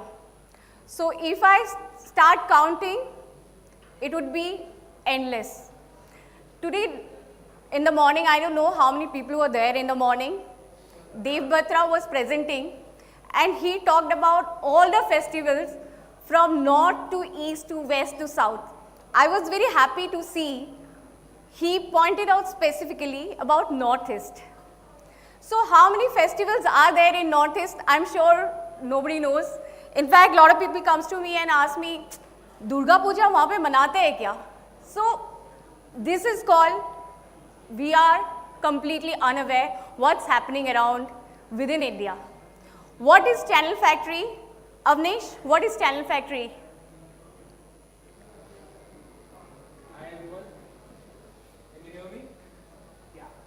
Channel Factory is a US-based ad-tech company, and we are a US-based company. We launched in India last year, but we are in market since last 14 years, and we are founded in 2014. We are operating in 31 languages, for 31 locations, and 400 plus employees with multiple like YouTube, Google, and we are partnered with Google and Meta. Also outside India, we are working with TikTok, Pinterest, Snapchat, and the other players as well. These all are the brands and agencies we are working closely with, like Publicis, WPP, Dan, and IPG, Lyxel&Flamingo, LNF. We are working these agencies, and these are the clients which we are working with. These are the clients. We are not only working in India, we are working globally. Okay? And why it is important, then they understood the importance of contextual and brand suitability. What exactly we do? Avnish, do you know what exactly we do? So we do contextual targeting and brand suitability campaign on YouTube. So because we are a Google partner, we are YTMP badge partner. YTMP is a YouTube measurement program partner where we do a contextual and brand suitability campaign on YouTube. How we do it? So while you are setting up your campaign, there are two things: tags, metadata, and keywords. In metadata keywords, you get tags and keywords in DV. What additionally Channel Factory is giving you is the layer of multiple targeting like audio transcription, sentimental analysis, content creator quality, and the computer vision. How we do it, I tell you. Can you please?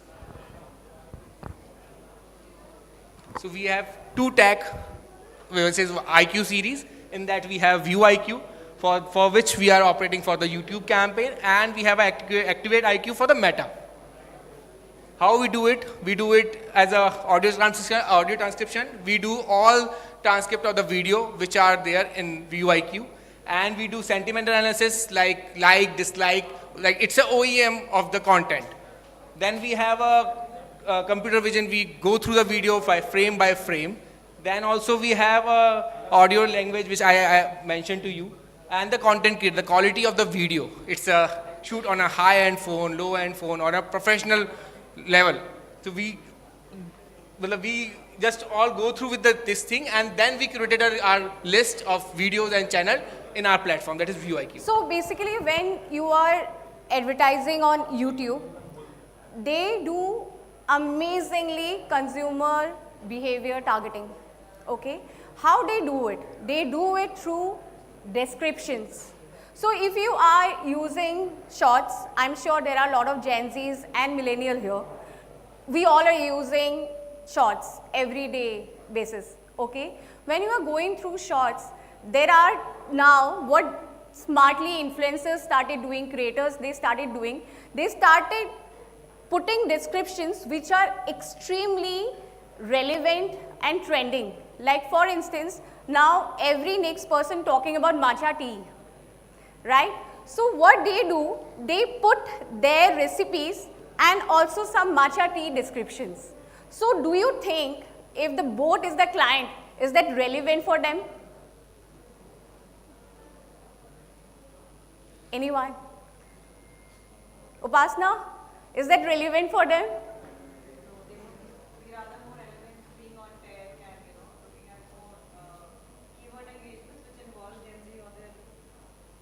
So basically, when you are doing metadata analysis, your descriptions does not help you to reach to the right audience. When you can reach to the right audience? You can reach to the right audience when you are watching that video frame by frame.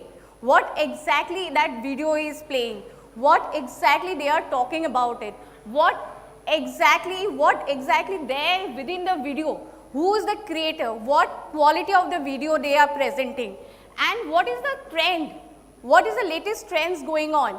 Apart, when you decide, sentiment analysis is very important nowadays, and when you put it on DV360, you cannot figure out sentiment analysis. Sentiment analysis, what is sentiment analysis? Likes, dislikes, and your trends, your comments. These are extremely important when you are advertising on YouTube. Yeah. Basically, this is the YTMB badge partner slide. Where you can see the YTMB badge, like YouTube measurement program website, where you can see the channel factory certification over there, which help us, because if you are a content creator, you have an API access of 50,000 server call a day. If you are a YTMB badge partner, your server call will rise up to 900 times more, which we have a 450 million server call a day. Yeah.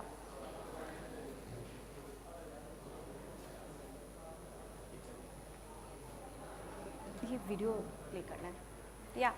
So how do we did explain it to you how we do it, but what is the tech? We'll show you exactly our tech.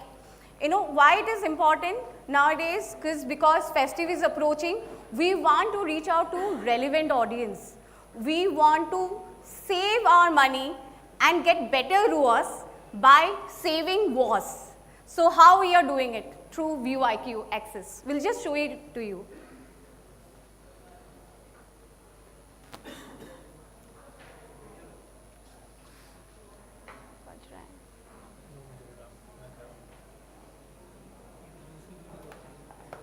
ये नहीं, वो जो पहले भी आपको चलेंगे ना, जो उनने किया था वो भाई.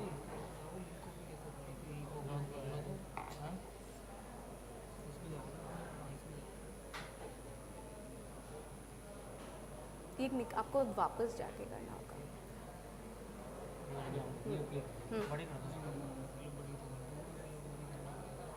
नहीं, आपको पहले उसको चालू करना पड़ेगा. इसको यहाँ से प्ले कर दो, ऑटोमेटिक चालू हो जाएगा, कोई बात नहीं.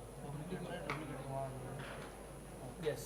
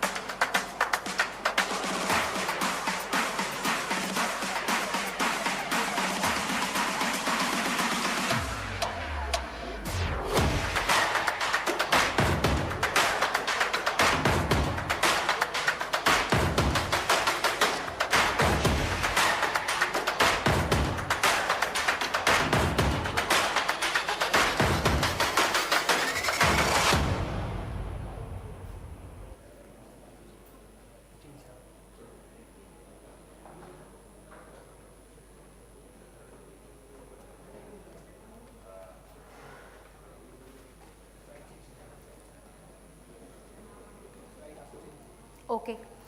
So मैंने थोड़ा सा देव बत्रा के presentation से छुड़ा लिया है because these informations are very very important because tier 2 and tier 3 growth. Why Festive is important? Because Festive is not limited to your metros. Festive is important for all the region.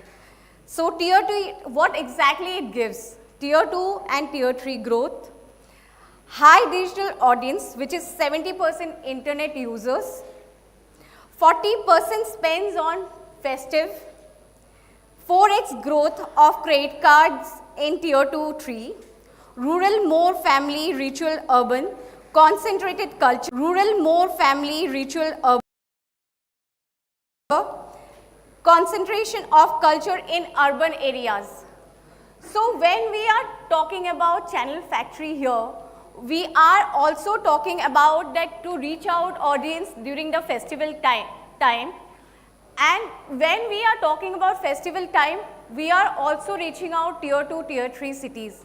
So when you are reaching out tier 2, tier 3 cities through YouTube directly, you have lot of content which are irrelevant. Why it is irrelevant? It is because that YouTube is mostly people created audience. People created those creators, they are creating lot of brands. They are creating lot of content which are irrelevant. Like for instance, when you are targeting Durga Puja, what do you want in Durga Puja? You want brand needs more than reach. Target the right moment and mood. You want relevant matters for effective ads, engage consumers with tailored content. So it is extremely important to reach out to audience which are more relevant. Like puja hopping. During Durga Puja, people don't sit at home. They keep roaming around. I don't know how many people you guys have visited Durga Puja pandals. I am sure when you are within, in fact, Gurgaon itself, there are tons of Durga Puja celebration happening. I'm talking about Durga Puja because I'm from East.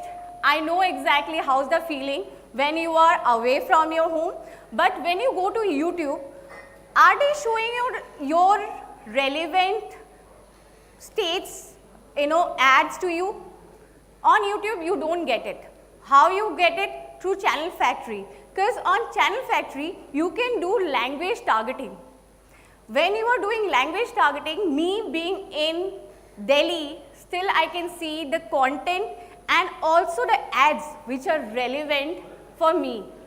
So for instance, sunflower oil, they are doing a campaign in Bengali, or let's say, let me change the language right now, maybe Malayali. So do you think they should reach out to that Malayali language content or ads should be relevant for whom? So it is relevant for HSM, or it is relevant for the market like Kerala, or it's a people who are here like in Delhi who speaks Malayali. So do you think they should also see that ads? The answer is yes. So they have to see that ads. How can you reach out to them? You can reach out to them only through Channel Factory.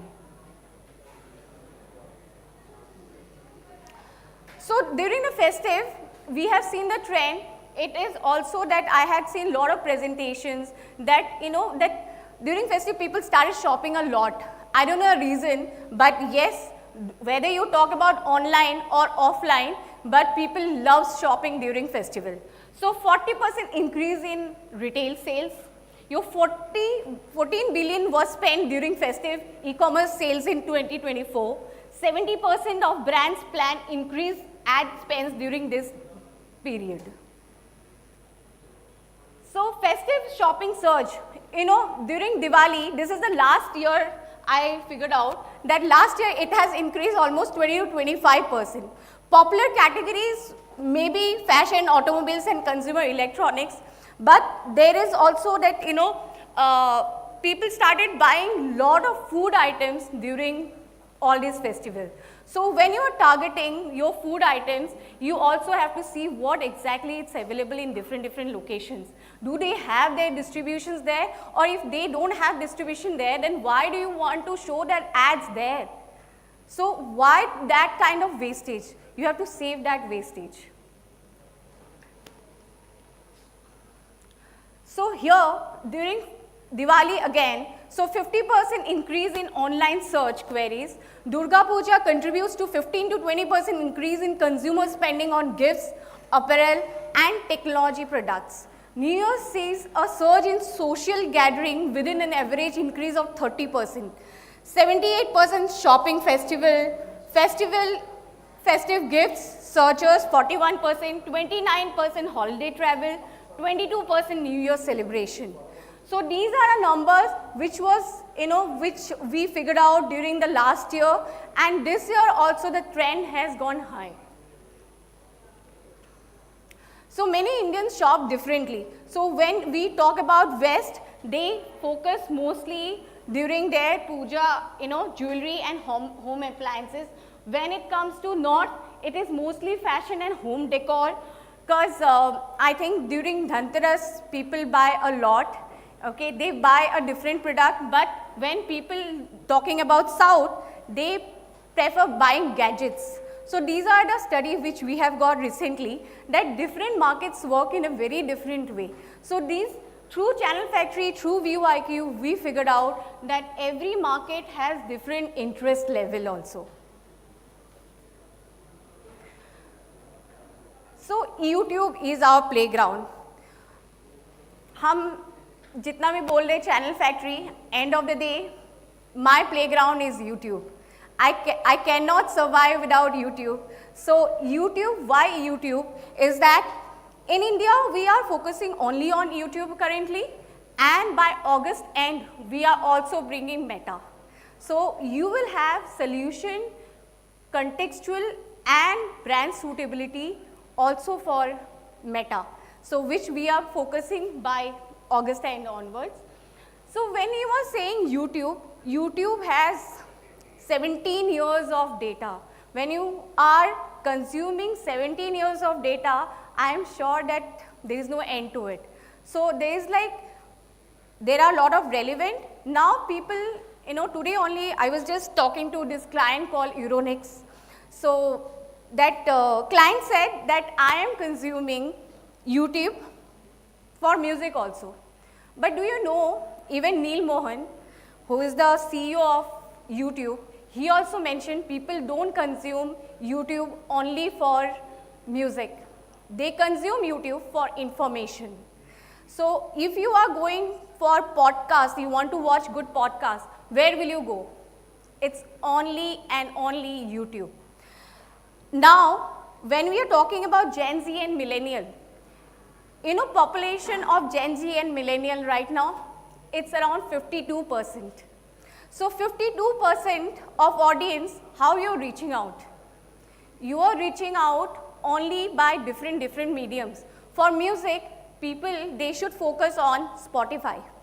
When it comes to your video, like for instance, your, maybe reviews. For reviews, where will you go? For reviews, you will only dependent on YouTube. So you get lots of tons of videos on YouTube. I'll just give you an example of another my favorite client, Boat. So Boat has a lot of competition. So during festival, why not we are targeting all the reviews of their competition. You can't go directly to DV and look for it. It is only Channel Factory which will help Boat to reach out their competition review. So we can target competition targeting, we can do language targeting only and only through Channel Factory. So these are again, we are not talking about only Durga Puja, New Year, Christmas and shopping. I had a discussion today in the morning with Panasonic client why Eid is missing. So good news, we also cover Eid. So what do you do during Eid apart from biryani? It's a lot of celebration across. So why not that audience?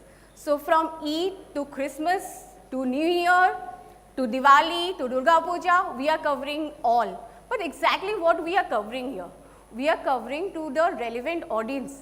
We are covering to the people who really matters to you. We are saving your money. My last take would be save your money, put your money on YouTube. When you're putting your money on YouTube, think about relevant audience. When are you reaching to the relevant audience, then only you can make better ROAS and save your was. Thank you, guys.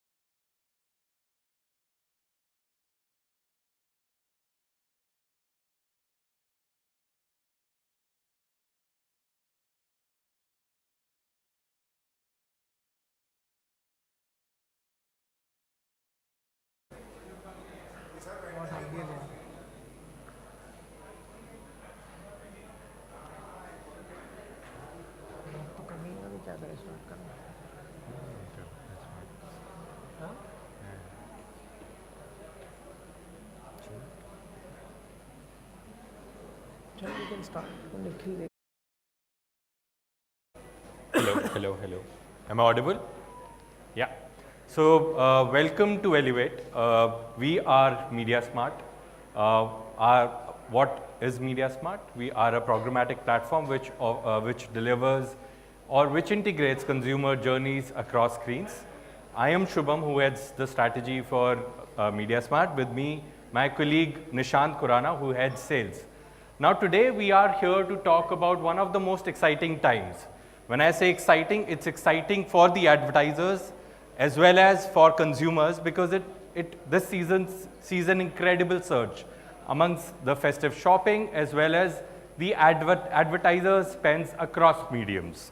Now, today our topic that we want to talk about is how do we understand who the audiences are for festive, and how do we map a seamless journey, or how do we deliver ads in such a way which seamlessly integrates into all the touch points that are relevant amongst these users during the festive season.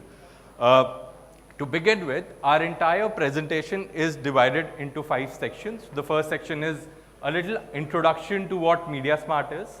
From there, we'll move into what are the insights when it comes to a festive market, who are these audiences, how the advertising spends are growing.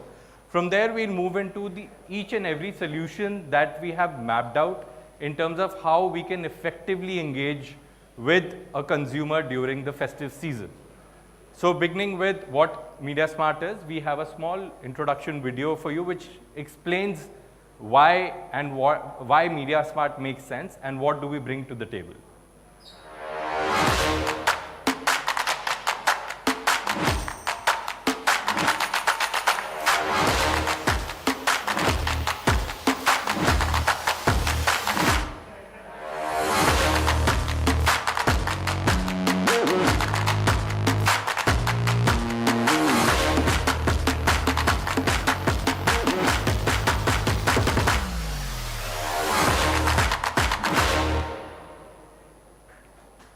So MediaSmart, it started from its humble beginnings from 2013 to now where we are at 2025. We are also part of one of the largest group called AFL. So what we bring to the table is solutions across screens. We integrate consumer journeys, be it a connected TV, door screen or a mobile. We have solutions that seamlessly connect users across these screens. Moving on, because of the solutions, because the kind of technology that we bring to the table, we have won over 100 plus awards working with top tier brands, and these recognitions have been recognized across the countries, right? Be it India, Southeast Asia, LATAM, we have won awards across these markets. Now also because of our programmatic prowess, we have also achieved, or we have also been recognized for 10 plus platform level awards. So what we want to highlight is the kind of technology that we have been providing, the kind of collaborations that we have done with the advertisers. They have not just been recognized at India, but globally as well. So moving on to where and why we are here is because we want to talk about what is happening, what's going to happen in the festive market, right? Who are these audiences? What is the kind of surge in the advertising that we are expecting? And how do we map or how do we reach out to these audiences effectively? So to begin with, if we look at 2025, it's going to be one of the, we are going to witness an incredible surge when it comes to advertising spends from the consumers. Now, if you see a chart on your left hand side, from 2022 to 2025, there is a 47% increase in the festive shopping, right? Now this is backed up, and this is a confluence of several factors, be it your macroeconomic factors, and also given the fact because of the digital penetration across India, even e-commerce, category is witnessing an incredible surge amongst these markets, right? Now, if we move ahead from e-commerce, what we also witness is that where urban households were driving the festive spends in the earlier days, now tier 2 and tier 3 markets are the ones who are going to drive these spends, which constitutes to close to 65% of Indian population. Moving on, when we look at festive spends from the consumers, we also wanted to understand how are these users going to spend. Is it going to be an online first, offline first, or is it going to be an integrated journey or integrated spending across online as well as offline? So what we witnessed was that 50% of the users are looking for a phygital approach where they want to either search online or buy online.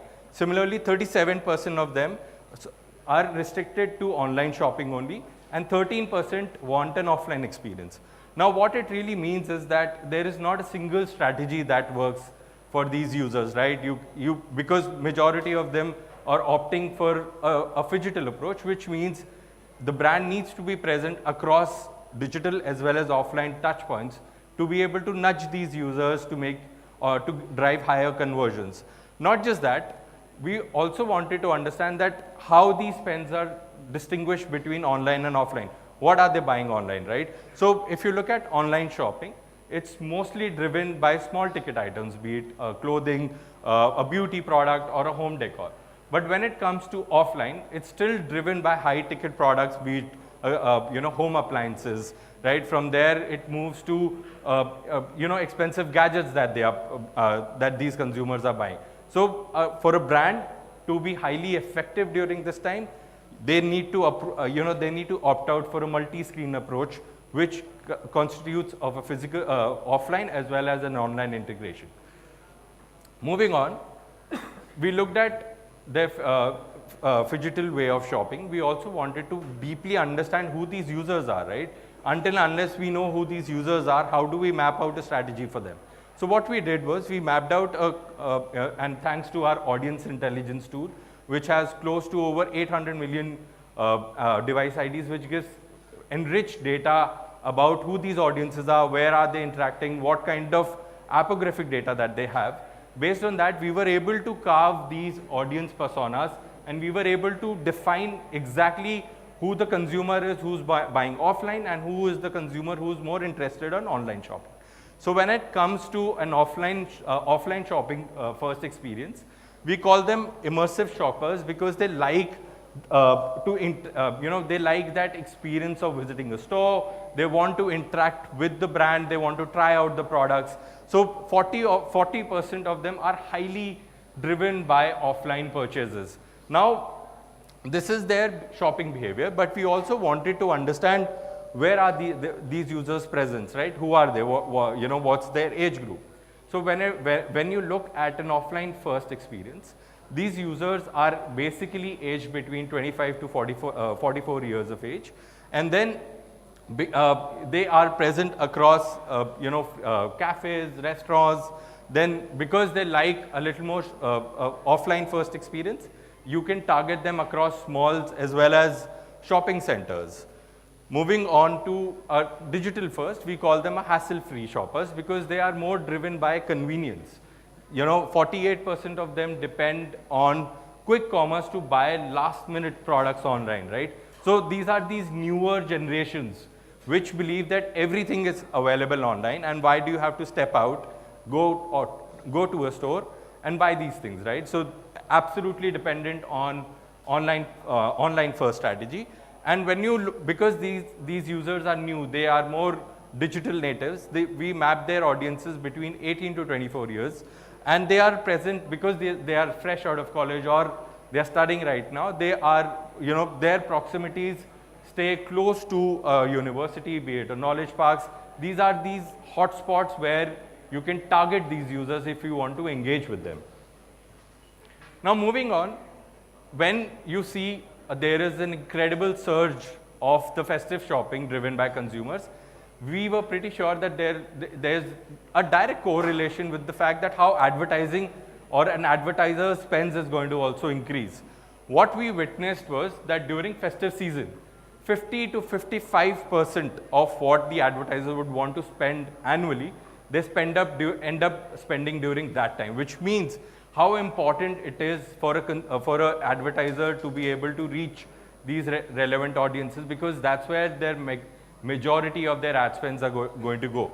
And also because advertisers are now understanding the fact that the consumers are moving beyond one screen, right? They are opting for a phygital approach. They are not just present on mobile screens, but connected TV. One of the primary engine which is driving the growth of digital ad spends today, they are present across that medium as well. So the way the festive shopping is, or festive spends are going to increase is CTV is going to witness 14x times of festive spends when it comes to 2025, right? Mobile is going to see a surge of close to 3.5x of what was spent last year by the advertisers. And we are also witnessing a growth of an omni-channel rise of spends, which means that because the advertisers are going across screens, which is a connected TV, which is a mobile, or opting for an omni-channel strategy, it means it's highly, it is of paramount importance that advertisers partner with a technology-first brand, which gives access to such solutions under one roof, which can allow them to be able to deliver solutions across the screens. Now, we wanted to take a step beyond, and we wanted to map an entire festive blueprint for effectively engaging with your audiences. Now, what we did was, we mapped an entire day in the life of a consumer during the festive season. Now, what these spikes highlight is that how the consumer will be shopping during the festive season. Now, if you see, the festive spikes or festive shopping begins as early as 8 a.m. and it goes up till midnight at 12 a.m. So what we did was, we tried to map what exactly are they doing during these times. Now, when you look at between 8 a.m. to 10 a.m., these people are getting up, getting ready, or probably they are commuting. So what are the effective channels that we can reach out to, to be able to interact or engage with these users? We have mapped that how connected TV can be seamlessly integrated, because they might be consuming content in the morning, right? Similarly, when you get up, you end up scrolling your phone. That's where you want to be present to be able to engage with these brands, or engage with these users, sorry. As well as when these users are walking, right? They might step out to drop their children, or they are moving in and around these residential societies. A lot of digital screens are present, which they might sort of pass by. There is a passive engagement that happens over there. You need to be present across those screens as well. Now, that's exactly how we have carved an entire strategy across the entire timeline. Now, when you look at MediaSmart, that's what we offer, right? We offer solutions across connected TV. We offer solutions across mobile devices. We offer solutions on an advertiser's visibility across those screens. We have inventory across all the screens that are present, digital screens that are present across the digital mediums, so that you can effectively reach to the audiences. Now, imagine all of this, which is powered by your location intelligence, which makes your targeting extremely effective and efficient, and everything gets routed through our journey, which is empowered by our technology, and this is how we integrate consumer journeys across screens. Moving on, we have a list of solutions that we believe are relevant for the festive season. I would like Nishan to walk you through each and every solutions, what kind of solutions that can be deployed basis the advertiser. What we have done in the past, we have taken a few examples of that, and basis that, it highlights the entire journey of what could be the optimal strategy for festive season. Thank you, Shubham. Hope you can hear me. Thanks. So thank you for walking us through the insights or shopping behavior insights during the festive time. Now, quickly, I think we're going to talk about the solutions. Now, this slide gives you a perspective of how MediaSmart has the deepest CTV reach and with scale and sync. So when we talk about from the left hand side, like from the advertiser's point of view, that what they all can access through. They can access across all OEMs, irrespective of their TV make, model, type, any of those. Then you can layer that audience or layer that targeting basis the location, basis the screen size, basis the city. So For an example, let's say if you are hunting for a affluent audience, where do you find them? You can actually filter them by screen size of 55-inch plus and target on, let's say the users are residing on a golf course road in a residential area, you can target them. Then moving on to viewing habits. What is viewing habits? Viewing habits is equal to smarter targeting. And how it is you can enable for your brands? MediaSmart maps the user's content consumption across channels. Be it fast, which is free ad streaming TV, be it on your OTTs, national, regional, any of them, or the news channels, which is the fastest growing category in CTV. Then moving on to this, you can also enable and create more of an engagement via CTV Creative Sync. This, I think a lot of people are talking about it, but we've been doing this from past 4 years. There are a lot of examples we have created with the campaigns, with the brands, where we have translated that vanilla's video ad into more of an engagement ad, whether be it a QR code, whether be it a weather-based targeting, any of those things. Then comes into the picture, which is the last funnel connecting to the journey of the user, which is mobile household sync. And guys, I think we'll talk about this household sync because back in 2020 when we started, this is the first, or this is the MediaSmart's proprietary tech. So from 2020 to 2025, we've been always talking about synchronizing the journeys. Now what it enables, that it retarget those users in a household who are connected to the same Wi-Fi and IP address, and then you enable an action on a mobile device. So that's, the only key takeaway here is that, when you combine the power of connected TV and household sync, you get, maximum attention and action. So that's what MediaSmart brings to the advertisers. Second, I think in very interesting slide, because I think we've been talking about CTV a lot. What are the key points or key things to keep in mind? And in today's world, we always know that a user is not available on one medium. They are spread across multiple touch points within the CTV landscape. Now what MediaSmart offers? MediaSmart gives you the maximum reach across multiple platforms in this fragmented landscape. Now what does this mean? That thanks to the wide OEM coverage, we can cover all from LG, Sony, Samsung to Motorola to all OEMs. We can show your ad on masthead screens over across Amazon Fire to TCL to cloud to any other OEM platform.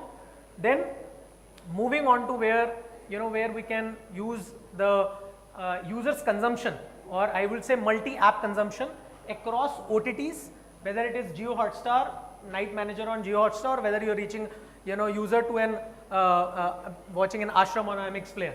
Then you can club this with also content on FAST across other distributor of apps or within the OEM space as well. Then not only this, we can also showcase that same user ad on content on live news. Now what does this means? That for a user, for an advertisers, you get everything under one umbrella and with a unified or a global frequency capping, ensuring that a user is being targeted without saturating and creating more of a engagement for you. The next is, I think we've been kept talking about the reach from a longer period of a time, and at MediaSmart what we have realized that the base with us is around close to 33 to 35 million. Now that is very well spread across tier 2, tier 1, 3 cities. That is, MediaSmart gives you an extensive reach of users. Even let's say it becomes important that during festive time you can reach out to those users on tier 2 and tier 3 markets as well. So MediaSmart provides that. Now coming on to the solution part, solution or what are the ad placements. The first slide will give you that you can also during the festive time, well, for example, let's say if you're you're launching a product and you want to reach out to those audiences in a single day, showing what you have created or what you have come up with. So you can reach them on a OEM roadblock, which will give you a high or 100% SOV, which is partnered with TCL, Amazon or any other OEMs. Not only this, you can sustain that campaign over a period of 30 days being present on the OEM in their patch wall screens, whether from a video format or a display format. Second, we don't stop there. When we can club also the users who are consuming content on live news, and that's what the growing fastest category in CTV, where people are actually hooking up and watching content on news channels. So you can have the same kind of a replica of your linear TV, create a L banner on impact on news channels, and you can watch it through. And when we spoke about FAST, what is FAST? I think most of the people were aware about FAST, but just to give you an example, it's more of a free ad streaming TV. Now what it empowers that, not with a single OEM, if you are reaching out to 50 or 100 channels, what MediaSmart gives you a leverage is to access to 525 channels, cluster basis the categories like sports, lifestyle, 100 plus news, 100 plus entertainment. So any given day, if you want to cluster your audience and reach to that end user, and you want to dissect basis, the audience or the content consumption across categories, you can do that. And that too also with a very quality and a high brand safe environment. Moving forward, as I mentioned, I think, you have the impact on OEM, you have the FAST, you can have a high SOV run across all OTTs, whether it is regional, whether it is national, any of those OTTs, you can combine that power. I think that's more of on the CTV landscape. Now, if I go into this screen, I mean, going beyond awareness, because what we all know that CTV is always for creating an awareness. It is about non-clickable inventory. You are not doing anything. You're just pushing your 6-second or a 10-second or a 30-second ad. But what beyond that? Now, very interesting data showcase that 60% of CTV viewers or TV viewers use a second screen. What does that mean? And who are these users? Largely are bucketed into a demographic of 18 to 34 age users, most likely to use a second screen. Second screen means they are multitasking in a household.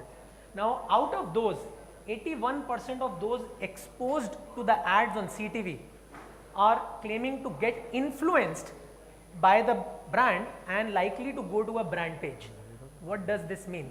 This means that there is a high chance of creating a second channel strategy, which means that a digital ad follow-up matters. So how you are connecting those things. And just before jumping onto the next slide, I will ask you a simple question that, let's say if you have to choose between connected TV or a mobile, which platform do you think leaves a stronger brand impression? Is it CTV, is it mobile, or is it both? Any guesses? Both? So your answer is right. That's where MediaSmart comes into the picture. When we say that, let's say for example you are you're sitting in your home watching your favorite content on CTV, you get an ad for a sleep well. In the same time, in next half an hour, you get an exposure, an ad on your mobile phone, and then you just click on the ad, go to the landing page, go to the browse through your app or website or e-commerce or quick commerce, and what you do, you just, if you love the product, you add it or you end up buying it. That's what CTV household sync for you, which is smart, which is intelligent, and giving you a action based outcome then and there. And we have done a lot of campaigns, more than 400 campaigns, built case studies, done industry recognitions, so I can share those with you as well. Not only this, when on CTV, I think people kept asking to innovate. That's what we've been doing from last 3 or 4 years, that we have created a progressive bar sync, a L shape, a QR code, or let's say during monsoon, if somebody wants to run a DCO campaign on a CTV with a weather based integration. So that all things are possible on CTV. I'll just quickly show you one example of, on the creative sync, which we did with Uniqlo. How do you press this? Center button? Back and back or back. Can you play this?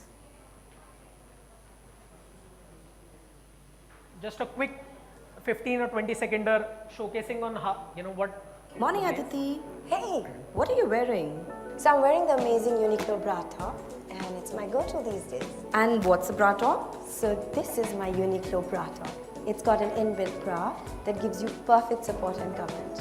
I don't have to worry about wearing a bra, and it's super comfortable and so convenient. Where would you wear them? Oh, everywhere. I'd wear them at home when I go out, and even for my yoga class. I So just this slip is into one of the it. campaign we did with Uniqlo on doing a creative sync. So that's what creative sync for you. Uniqlo, a And this is Japanese the- casual wear the case designer, study manufacturer, which and we retailer, created and won has a history many that digital reflects its awards. transformation from a So small just a local quick store 20-second into a global fashion giant.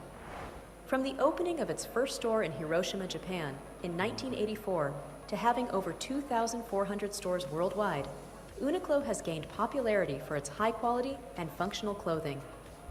The brand made its entry into India in October 2019, marking a significant moment for the Indian retail landscape.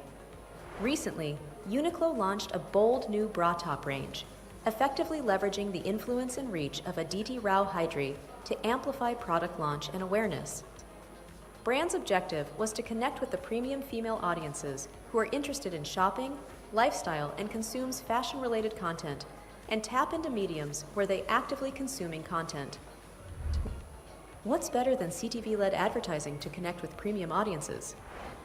Enter MediaSmart with its state-of-the-art CTV-led solutions to drive maximum awareness and engagement for the brand. MediaSmart's connected TV universe empowers brands to engage with users through a suite of premium offerings, including accessibility across OEMs via a programmatic safe universe, with targeting capabilities across locations and screen sizes. Brands can leverage users' viewing habits across FAST, OTTs, news, and gaming platforms, driving engagement with solutions like CTV Household Sync and visually stunning CTV Creative Sync. All of these solutions are validated by third-party measurement partners such as Kantar, Nielsen, and many others. At the outset, we strategically focused on women audiences consuming content on 50-inch and larger smart TVs, and enabled our programmatic prowess to deliver ads across OEMs, ensuring the brand's message reached highly engaged and relevant viewers. Our branded ads were strategically deployed on OTT platforms and FAST channels, where female audiences consume the majority of their content. To deliver an immersive ad viewing experience, we leveraged creative sync solutions and made the brand's products stand at the forefront. These innovative ads, enhanced by dynamic animations, transformed the big screen into a captivating brand experience. The seamless integration of QR codes in the ad format fostered immediate real-time engagement among the high-intent users by redirecting them to the brand's website with UTM firing. We went a step ahead to amplify brands' engagement by leveraging proprietary CTV household sync technology to retarget users on their mobile devices within the same household. This real-time strategy identified devices connected to the same Wi-Fi network using IP addresses, effectively recapturing users' attention across multiple connected devices. By strategically leveraging MediaSmart's comprehensive CTV universe, I think that's what the CTV household sync for you.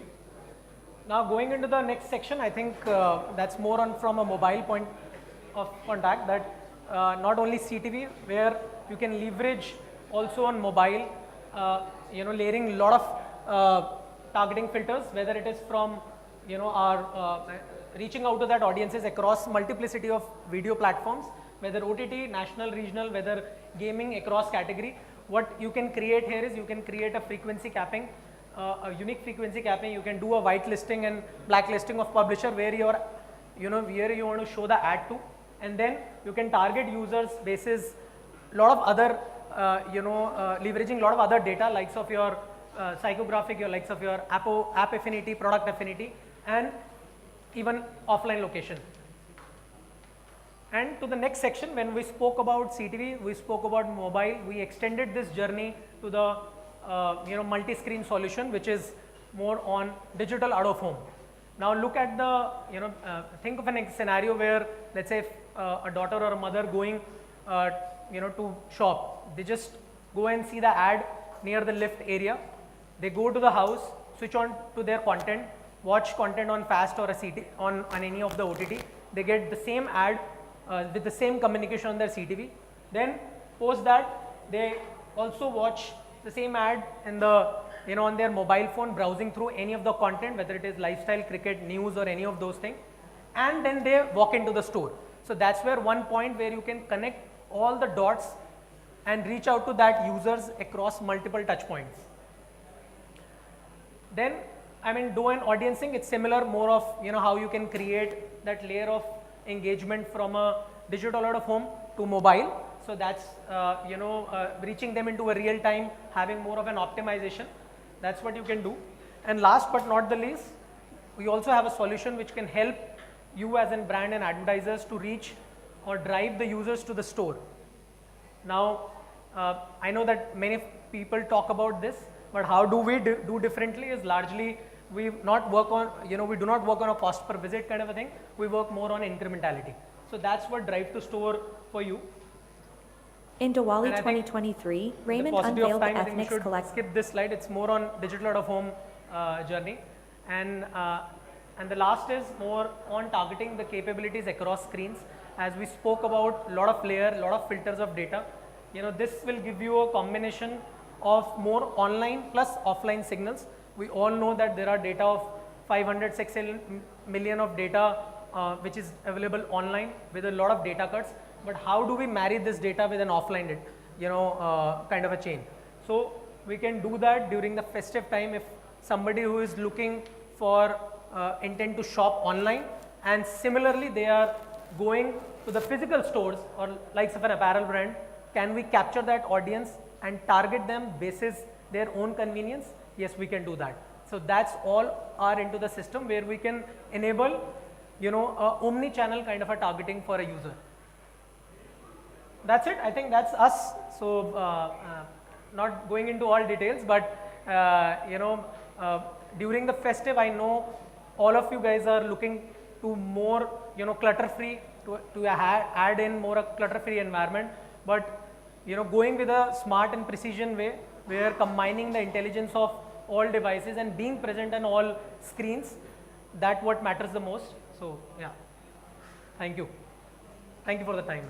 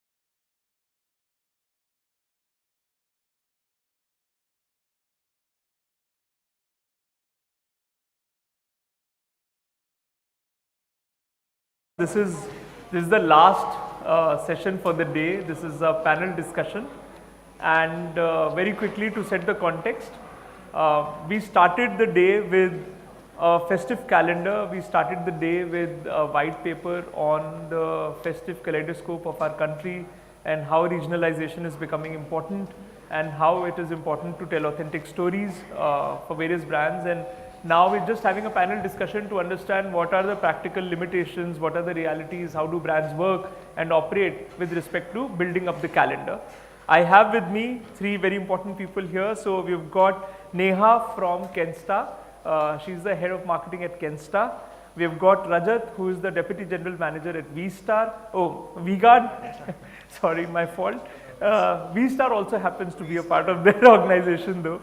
And then we have Vedansh. Vedansh heads brand marketing at Boat. And I am Dev. So let's begin. So with them, I'm trying to figure out and explore what is really practical, what is really possible, and how brands put together their festive playbook. But my first question is to Rajat, because V-Guard is a bit different from the other two brands. V-Guard is based out of Kerala from an HQ perspective, so it's a pure South Indian brand, as they say, and now it is expanding quite well in the northern market also. So I want to understand, what is your festive playbook like, and how big is Diwali, or what is big enough? Yeah, so I think we would like to call ourselves a pan-India brand. We recently concluded a brand equity study.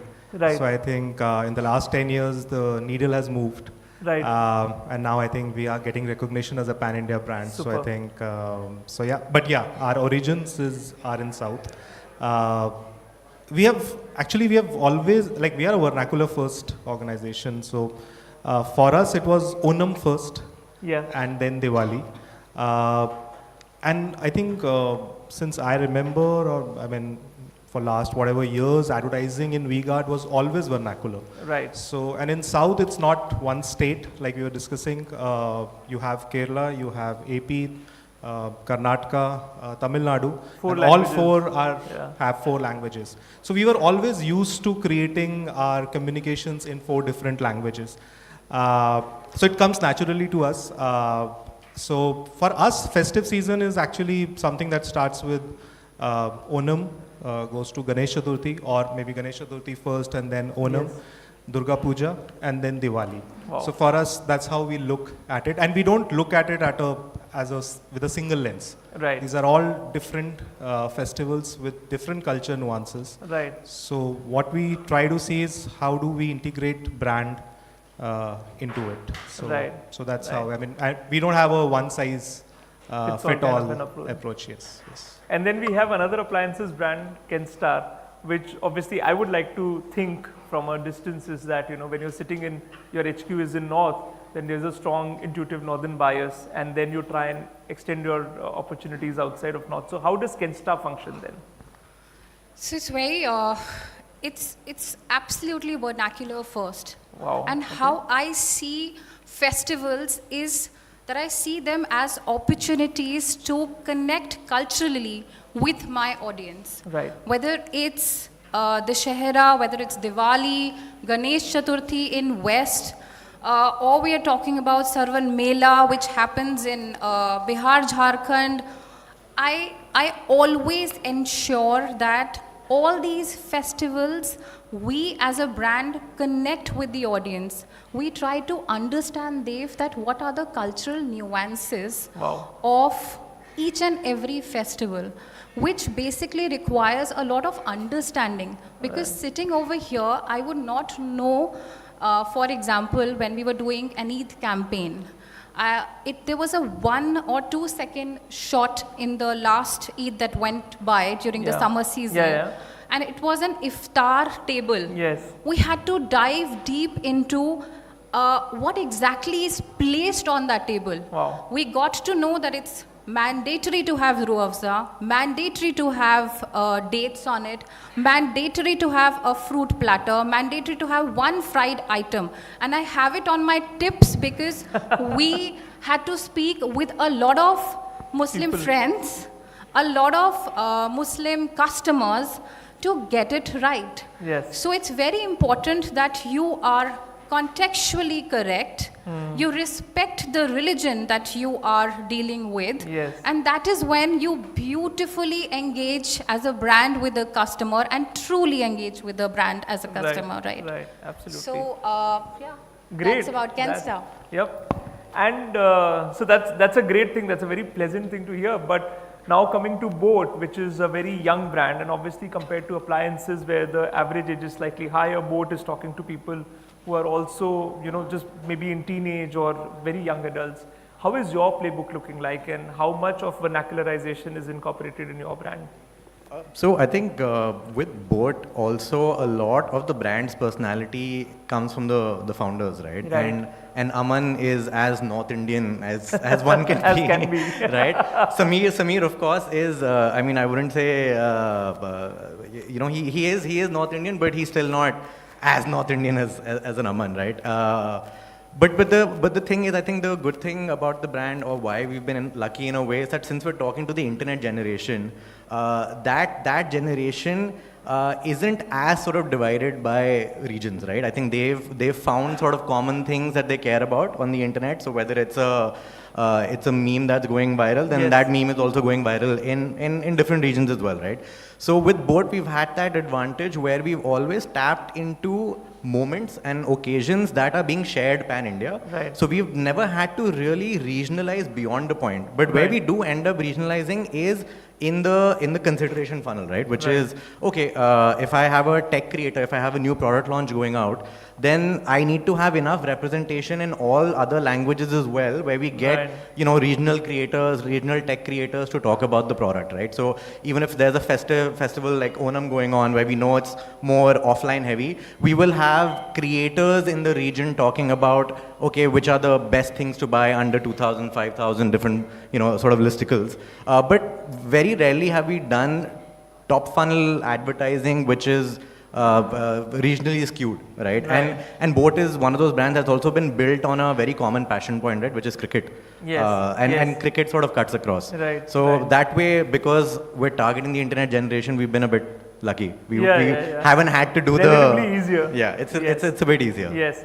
So sometimes, you know, what happens is that when you look at India today, it's a very interesting mix of tier 2, tier 3, and even metro cities. And the behavior of people in metro city versus tier 2, tier 3 can be different. You know, metro cities are melting pots of cultures, because a lot of people come in to stay and work there, and hence it becomes a representation of culture. So cultures get diluted. While in tier 2, tier 3, relatively it's all concentrated and it's very different. Now, one thing about the three brands is that we are all accessible brands. We are not luxury brands, we're not premium brands in that sense. We're trying to be as accessible and as democratic as we can be. In that situation, when I look at vernacularization, is it a great opportunity to go deeper in tier 2, tier 3 for especially your kind of brands, because where the audience is slightly senior, or I would say older, with homes and all of that? So how does that work for you? So it's a great opportunity, Dev, because one, it lets me speak with the customer in their language, stuff which is relevant for them, and they appreciate the kind of content or ads that I'm showing to them. There is a lot of content that we do, Dev, which is not necessarily ad led. Yes. Ads to hum dikhate hi hain. We do Right, show ads right, which are right. contextual, etc. But at the same time, I'll give you an example of something that we did last time, which we have made an IP of Kensta, which was during Ganesh Chaturthi. So this was after a lot of discussion with my regional teams, multiple discussions, what happens in Ganesh Chaturthi. I'm not a Marathi, so I spoke with them. There was one insight that they gave me, which was that, Neha, we have Ashtavinayak Yatra, okay, which basically is like Char Dham in Hindus. In Ashtavinayak Yatra, there are 8 temples of Lord Ganesha, which as a Marathi you need to visit. Oh, okay. They also said that, Neha, we are able to visit 2, 3, 8, because of time, because of paucity, we are not able to do that. Do all of that. So we have made a microsite, courtesy Lyxel&Flamingo, on which you can go share a wish that you want us to submit on your behalf, which is absolutely discreet, and we will send it across the 8 temples. And we actually do it for Marathis. Wow. And that's something that we started last year. We're going to continue it this year. Now, this kind of attachment, and we got good number of wishes, and we then shared with those people that yes, humne unki taraf se we went to the 8 temples. There were wishes that were submitted. There were some CSR activity, etc., that was done as well during that tenure in the 8 temples. So that's something that we're going to repeat this year as well, because now that's going to be something that we want to continue as an association with our customers in Maharashtra. Right, got it. Because they appreciate it, and we thought that it works for you. Yes. Yes, awesome. Yeah, and it's not important always that you just push the product, right, which right, you anyways ways Relationship. will Yes. eventually, Yes. but not in such brand initiatives. Right, right. What about you, Rajat? So to your question that getting vernacular, is it critical or important, and going to tier 2, tier 3 cities? I think see, brand building is a lot about emotions. Yep. A brand is an emotion, and Yep. you have to connect to the heart of the consumer. Yep. And more researchers are showing that consumers' decision making is more emotional rather than rational. Yes. So in order for a brand to connect with the consumer at an emotional level, I think somewhere vernacular does help, because you are Right. talking to them in their language. Right. And there's a I mean, if you look at the country in last few years, people are now taking pride in their language. Right. Right. There's no longer a taboo Yeah, when yeah, you're yeah. speaking in your Absolutely. own language. Absolutely. So I think somewhere for brands it's challenging, because Yes. when you have to create content in so many languages, Yeah. like what she said, you have to be culturally aware, because every culture, India is a land of a lot of cultures, Right. right? So you need to be culturally aware. You need to have historical perspective, and you have to be very, very sensitive. Right. But I think the brands that can do that would probably succeed, because then you connect to the heart of the consumers. Right. So clearly, Vedansh, what you were talking about is your playbook is more pan-India, essentially, at least at an upper funnel level. And do you think that sometimes it can be limitation, or do you see that as an opportunity, or were you ever tempted to be a little more vernacular, coming from the background of Nestle and all, where you must have done and seen so much of that work? So what's your view on that? I think even more than Nestle, when we were at Zomato, food is so regional, right? Yes, absolutely. So wahan pe the level of nuancing one would have to achieve, not just in your top funnel, middle funnel, but at a CRM level as well. Whether you're sending a push notification to someone, which dish you're mentioning in that, at what time of the day, what language you're using, I think all of that really matters. In board, I won't lie, I don't think we've done enough. Right? If I'm being completely candid and transparent, is that an opportunity? 100%. Is that something that we want to do more of? Absolutely. But like I said, it's not been a big hindrance. It's not been a very big hindrance, but do we want to double down on that? And like Rajat was also mentioning that now people are taking more and more regional pride, right? And how do we sort of tap into that? We've done that sporadically, but not with a lot of intent. I think this year would be possibly the first year where we're actually doing that with a lot more intent by creating sort of, or leveraging certain contextual moments that would play out regionally as well, right? Starting with, I mean, Rakhi in the north, Onam, then Ganesh Chaturthi, and so on and so forth. But as a complete brand from top to bottom, if I look at all parts of the funnel, then we haven't done it. But in some part of the funnel, we would have, right? So at an offline level, at the retailer level, we would have done that, right? At a creator level, we would have done that, right? But maybe not yet at like I said, the main communication that we usually put out. So, you talked about... adding on to, I think it's very challenging for brands. Yeah. It's not easy. Absolutely, it is not easy. I like Europe more than US in that sense. Yes, absolutely, absolutely. And even if you have tools like AI and all to convert it into different languages, you need people in the brand team who can approve it, and they need to know the culture, right? They need to be aware. I'll tell you a specific example with V-Guard.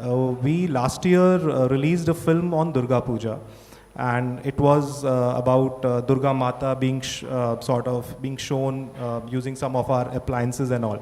Now that film worked very well in Kolkata, and people really appreciated it.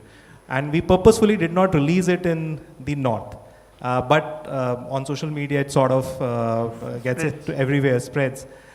So sentiments were hurt in north, because the way we look at Durga Mata in north versus how you look at Durga Mata in east is very different. So these are the cultural nuances that sometimes gets very, very difficult to pick. Manage. Yeah. How did you manage it? I mean, was it a proactive attempt to? So it was more of an internal noise that we got. So we purposefully, all the promotions, everything was kept for away from north. And we actually had almost, a lot of discussions before we released that film. Because I being from north, for me it was difficult to sort of give a go at. But my team in east was saying that this is absolutely fine for us. Fine, right, so, right. Yeah. No, that's true. I mean, going back to Vedansh, what you were saying, I think apart from food, which has huge cultural context, I think the other thing that has huge cultural context in at least our country is also music. And the beats, the rhythms, the way the melodies happen, and especially during festive, which changes from a garba to a pandal to everything. I think there's so much of variety. So I think one thing that we've somewhere tried to do with both is, like I said, in broad strokes, do this, right? Last year, I think October or something, we had done this IP called Mati with Warner Music, where we essentially got 8 or 9 different folk songs from different regions of the country, got new age contemporary artists to actually reimagine them, right? And we turned that into a YouTube IP, right? Similarly, we've had, Boat's one of those brands that has had cricketers from across the country, right? So whether it was the KL Rahul from the north, we've had RCB, we still sponsor RCB in Bangalore, right? Then we have Gujarat Titans. Before that, we used to have 6 different IPL teams, so practically had all of it covered. So like I said, we've always targeted common passion points and then tried to give that a regional twist rather than going too gung-ho on every regional event. Right? Because that also, like I think Rajat mentioned, that वो skill set और वो thinking नहीं है अभी instinctively, तो हम ज़्यादा फिर अपने आप को भी push नहीं करते हैं कि like because that risk stands, right? You're going to offend someone. We still end up offending a lot of people, but it is what it is. Team at LNF, please note, there's an opportunity here. So now, just generally, I want to understand, because you talked about so many, it's very clear with how you're answering these questions. There's a lot of research method that you guys follow before you come back with anything. Give me an example of a non-core market. And when I say non-core, for you, it is obviously northern markets. If you leave northern market, pick up a non-core market and tell me how and why you have grown in that market. Any very good performing non-core market for you where you have seen that growth, and how and to what aspect of your advertising or branding strategy do you credit that growth? Okay, I'll give you a small example. Okay, because see, any brand growth from a sales point of view is a sustained effort. Yeah, obviously. Okay. But there are certain campaigns that give you instant results. Yes. Okay, which are rare, but they happen. Yeah. If you are in the right direction. Yeah. So the recent one that I was talking about, which was for the East market, which is Bihar and Jharkhand for me. Okay. This regional influencer, Pawan Singh, that I roped in, he's the Bhojpuri singer-composer. Yeah. Okay. He has, just because I was at least not aware, he's the guy behind the Ai Nahi song of Stree 2. If you have heard the song. Very popular. Okay, very popular song. Singer. So then I got to know that he's the guy who sang the song. So when I roped him in, I was absolutely skeptical that, my God, I went through his page, I was like, no. Not my brand. Not my brand, okay. Then I spoke with the regional guys. I said, okay, fine. They were gung-ho about it. We want to do Pawan Singh, you have to do him. I was like, okay, fine, I'll listen to you. There were deep discussions with the content creator directly, who was slightly difficult to deal with. But we were able to nail it. Wow. We said, your forte is composition and music. Please do that. We did not alter anything in his content. 2 days, organically 3 million views. Wow. All the partners started playing in their outlets. Recordings came to me that Pawan Singh ka gana outlets pe chal raha hai. The team got orders from the partners that the brand has partnered with Pawan Singh. I said, okay, fine, let me see the Instagram comments. The comments were like, Pawan भैया ने बोला है आज ही जाके कैनस्टार का cooler लेंगे. It's like, okay, this is correct then. Yeah. So there are certain cases wherein you really nail it. But as I said, growth in any market is a sustained effort across departments. And yes, every department, including marketing, has to do its part and do it obviously. well. Obviously. That's true.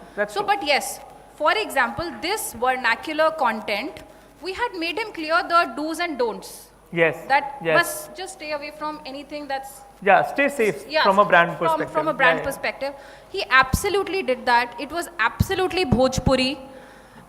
Ken Star became Kenistar in that song. And I was absolutely fine with it. Apparently, I'm surprised because a lot of brand managers would definitely not allow that to happen. After the results, I was okay. Obviously. Okay. Apparently, that video was some 30 odd seconds. There were people who were followers of Pawan Singh. They created a 60-seconder, composed the full music album for us. Wow. I was like, okay, Amazing. fine, we are good. Amazing. Great. What about you, Rajat? Do you have an example of V-Guard's growth in a non-core market over the last few years, and you credit it to something that you guys have done in marketing? So it's not related to Festive. Of course, there are campaigns that deliver, and we actually, when we entered inverters category, some 8-9 years, I think, all 2011 and 12. The product was, I mean, in our categories and a lot of categories that we operate, there's not much differentiation in products, right? Because they have been in existence for quite some time. So we sort of came up with a very radical communication. It still goes viral. It was about a first night of a husband and wife, and what happens if the light goes. Yes. And that one piece of communication, we had huge challenge in getting it approved and even running it, because it was completely like V-Guard in Kerala is it's a very trustworthy, very respected brand, and we had huge sort of challenges, internal challenges, and that I think that ad ran only for 1 week or so before we had to pull it down because of the backlash that we got from everybody in Kerala. But it did wonders for the category, for the inverters category. Overnight, our category sales went through the roof. Wow. And even today, it's been almost 10-12 years, every time an IPL comes, that ad typically again comes alive. Wow. So yes, campaigns like what Neha said, they do help in giving you spikes. Yes. But yes, at the end of the day, it's a sustained effort. Brand is built over decades. Yes. So yeah. No, I think wedding is also a huge festival, at least the way I process it. It's a very long festival with huge amount of investments, and it has cultural interpretations also. It has regional interpretations also. So yes, I think that qualifies. What about you? I mean, have you? I think one that I remember from recent memory is Onam last year. So we have a retail partner in Kerala called Maiji. They're one of the biggest there, and they usually end up doing a pretty sizable campaign at that point of time. And this time we had partnered with them. So they had Mohanlal, and they had a bunch of new age rappers also from the region, right?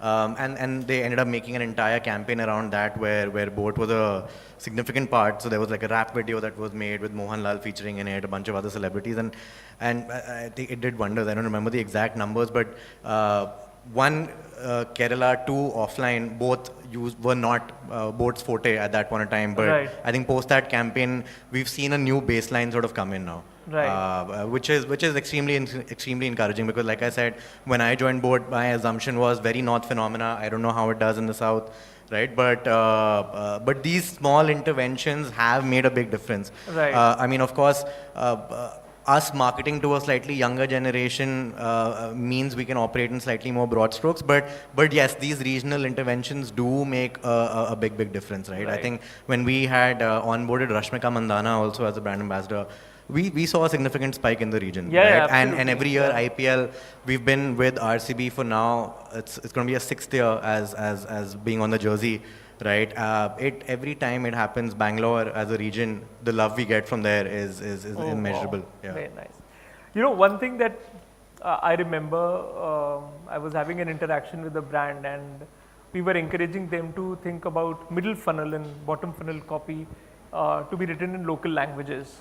You know, like Tamil, Telugu, Bengali, so on and so forth, to see if we can maybe get better outcomes in those. But the brand was quite clear that this will not happen because they felt that they were slightly more on the premium side, and this may dilute the imagery of the brand. Now that's one perspective, and there's another perspective that the Unilevers and the PepsiCos and the P&Gs and Cokes of the world follow, which is they are global. Everybody understands. There's no doubt that the way they speak, it's all very aspirational, and yet they are also able to maintain a very strong sense of regionalization. What's your point of view on that as a brand marketer? Would you ever allow boAt to advertise regionally? 100%, I think. And using vernac languages? Yeah, using vernac languages, using local representation, because again, boAt is, from a tonality standpoint, a fairly bold, out there brand, right? And there are enough and more things happening which are, and we see this in music, right? I think music was a great reference. A lot of my personal playlist is now, it's a mix, right? There are electronic artists from Bangalore, there are hip hop artists from Kerala. It's not that it reduces my premiumness in any way, right? I think that coolness is sort of pan-Indian now, right? Like, everybody has their own definition of cool, and it's not that people in different regions are not appreciating that. Right. So with boAt, 100%. I think with Nirvana, which is a slightly more premium range, we haven't tried it yet. To be very honest, we haven't tried regionalization in our creatives. We don't mind using, like we used Hanuman kind in one of our campaigns, right? Now, regional representation in that way is fine by us, but does it necessarily mean that I have to write my headline or I have to write my film copy in that language? Maybe not. We've kept it we've kept it in English, and that's worked out for us. But yes, having representation of what is considered cool for them or who is considered cool for that region is something that we'll continue to do. Right. So I'm actually going to just be a little more specific now, which is around script, use of script, which is Indic script, let's say. So Devanagari or any of the scripts that we use. So I'm now checking with you. Would you use Hindi script in your advertising? Do you do that? Have we done that in V-Guard in the past? Yeah, all the time. Okay. All the time. So, like I said, we are vernacular first in that way. So any communication that is typically happening in Kerala, there are a lot of instances when we will be Malayalam will be used. When we are in Tamil Nadu, so Tamil would be used. So we do try to do that. What happens is issues crop up when you are trying to translate a campaign idea that has originated in, say, a language Hindi. So I'll tell you, like, we were doing a campaign for air coolers, and it had a tagline, "Achhe achhe ko thanda kar de." Now this is a very Hindi specific this thing. The manner. Now to get the same emotion in other languages is a very difficult task, and sometimes you don't get the words. The words don't exist the way. I mean, and for us, our creative agency is also in a way non-South, so we tend to think Hindi first when we are thinking of campaign taglines or campaign ideas. Like one of our recent campaign was "Hum Tum Aur V-Guard." So now translating it to different regional languages is a challenge. That becomes a challenge. Yes. Right. Yes. What about you, Neha? Have you? So as I said, vernacular first, 100%. using the scripts, using Tamil, Telugu, Bengali scripts also works for you? Scripts. Plus, I tried that is separate. Right. Whenever it permits from time, budget point of view. It's always good to have different content for different regions. Right. Because then it even performs better. Yeah, obviously. 100% it performs better. CPVs drop, engagement rates go up for me. Yes. So it's important that you have the content that is good for you. Yeah, yeah. So one storyline that is relevant for that kind of an audience, and yes, vernacular as well, Right. and different languages. Right. If in case some translation is required, then yes, do it that as well. Super, super. I think it also depends on your TG. Yeah. How your consumer behaves, how your target group absolutely, reacts, absolutely. things like what he said, what is cool for your target audience, and then you sort of take these decisions basis that. For a brand like us, which straddles multiple price points, it's not a very difficult decision for us to make. Fair. I mean, you've got a BLDC, which is obviously premium, and you've got a stabilizer, which is Very entry level. Even in fans, the fans range could start from 2,000 rupees to or 1,500 rupees and go to 7,000, 8,000, 9,000 rupees. Got it. So now, just generally, one very quick answer question: what is that one, so to say, marketing evil that we should avoid as much as we can during festive or generally otherwise also? Just very top of the mind, what comes to you?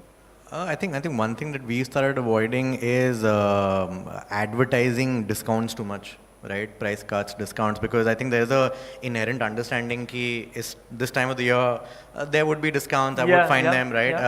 And the consumer insight also is that they've been saving up for this time period the entire year, right? So they're not, the moment you start advertising or you start forming your entire communication strategy around just discounts, it hasn't worked for us in the past, right? So I think that's one thing that I'd avoid. And maybe another one would be a lot of and this is something that you guys will like, but a lot of media concentration, just banking on one channel to deliver heavy lifting. I think that's something that right.